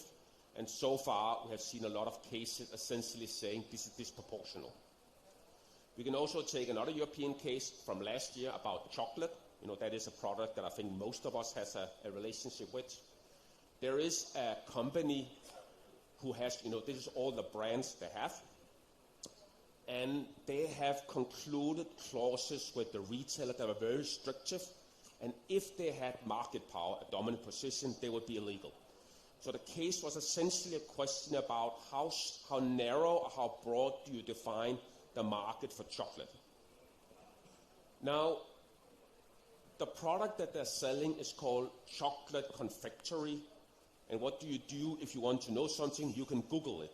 So I Googled the word chocolate confectionery, and I got this reply, which essentially is any kind of food with chocolate. So what they're selling is chocolate food or food with chocolate in it, which is relatively broad. And if you accept any kind of food that has chocolate as main components, they would not have market power. So what they submitted was that, well, all chocolate food essentially served the same function.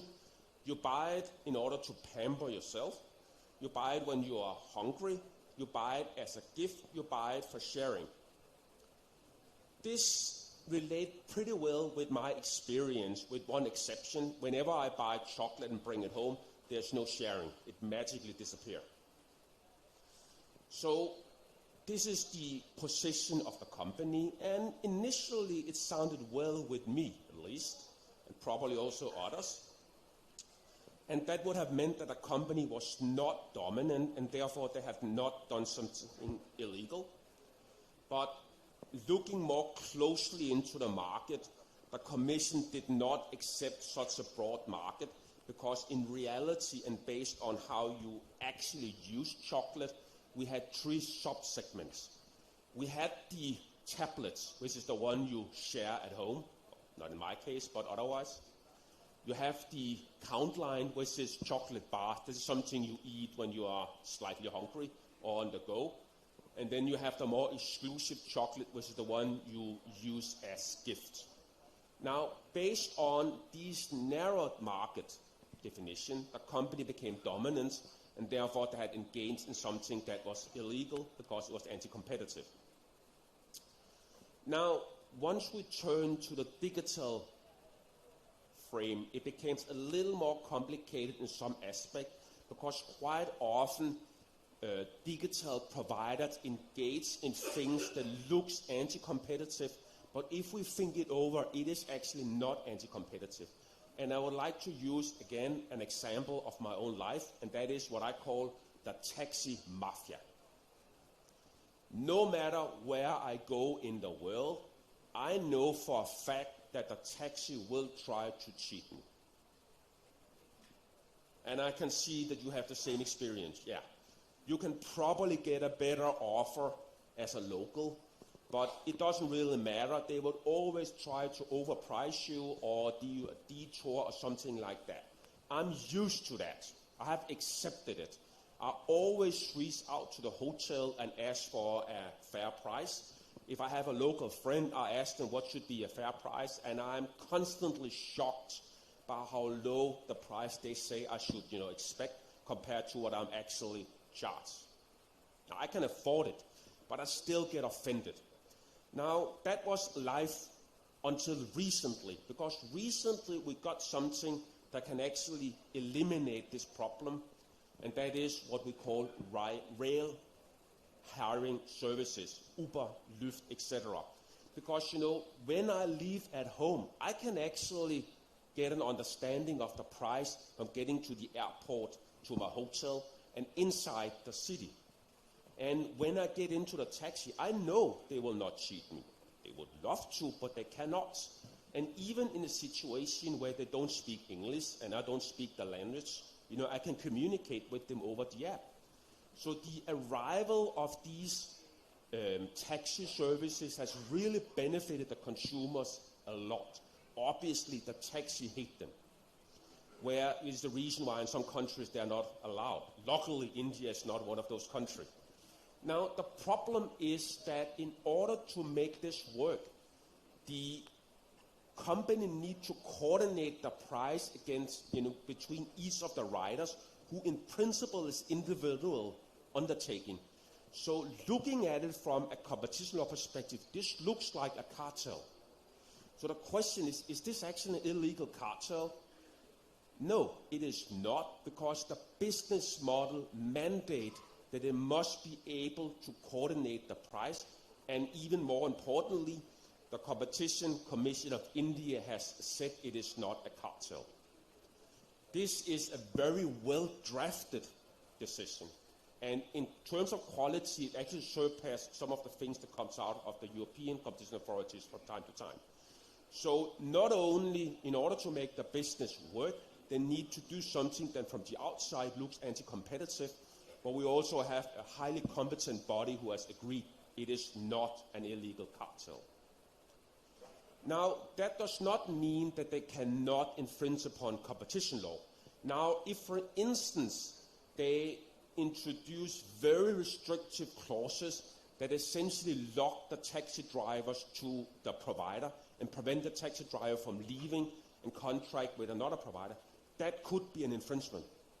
I do not have any basis to say that it's happening, but the point here is that these companies are not infringing competition law due to the fact that they're doing something that looks anti-competitive, but that does not mean that they are immune. They can still infringe competition law, but we need to take a much closer look before we render a decision. Now, turning to the text, we can actually see that the wording of the clauses actually accommodate this. Yes, an agreement can restrict competition, but it must be in a appreciable manner. And this is the reason why, for instance, those who organize football and matches can actually set a lot of rules, because yes, they do restrict competition. You know, I think football could be slightly more entertaining if the players could have a bat, but it will completely undermine the game. So you can set rules, but the rules have to be proportional, and in legal terms, it is only once they become appreciable you have a problem. The same goes here. You know, not only do you have to have market power, which is the dominance, but you might also translate into something that is abusive. So once again, being big is not illegal. It has to be more than big. You also have to be bad. I think this has been most elegantly expressed in a Supreme Court ruling from the Indian Supreme Court in 2014, where it essentially was said, you know, it is not the job of competition law to prevent companies from being successful or attain market power, provided it is done on the merit. If you, as the consumer, love the company and what they are providing, and they are not really distorting competition, that is completely acceptable under competition law. So the question you need to ask yourself and the party if you're called to adjudicate a conflict is essentially, what is the problem? Why is the consumer better off if I intervene? What is the theory of harm? And you can use the word on balance. Why are consumer on balance better off if you intervene?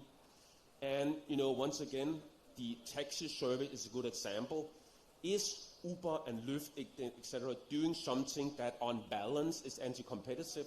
No, not by coordinating prices, but if the clauses and the term they're offering the driver are manifestly unfair, yes, they could actually be engaged in something that could be illegal. Does the business model warrant special concern? Once again, I'm a little out of my comfort zone when I speak about why it is so impossible to get a Birkin bag, but I understand it's a question about making exclusive. Only those who really are successful can have a Birkin bag.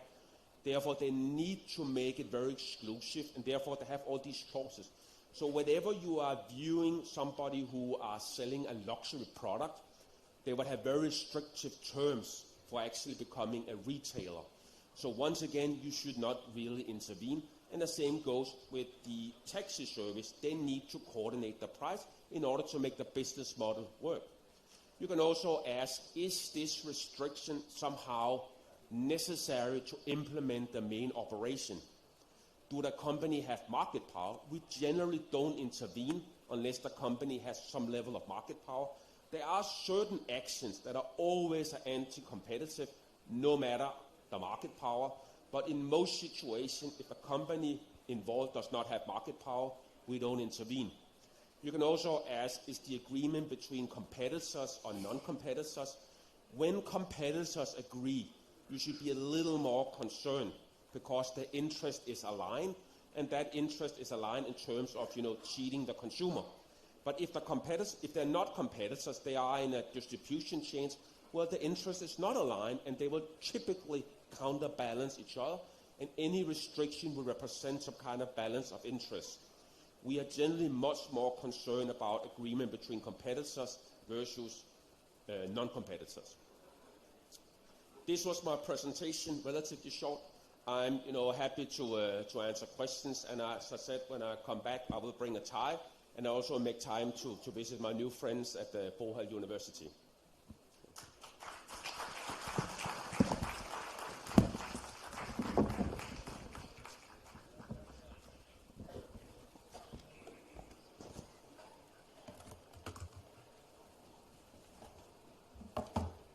Thank you very much, sir.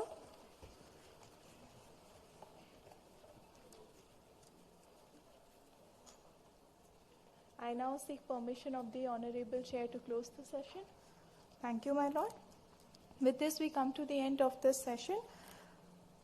As we move to the end of the session, on behalf of High Court of Madhya Pradesh, I extend our deepest gratitude to Honorable Chair and resource persons for gracing the conference and enlightening us all with your thoughts. Thank you very much. There is an announcement. We request everyone to please join us for dinner today at 8:30 p.m.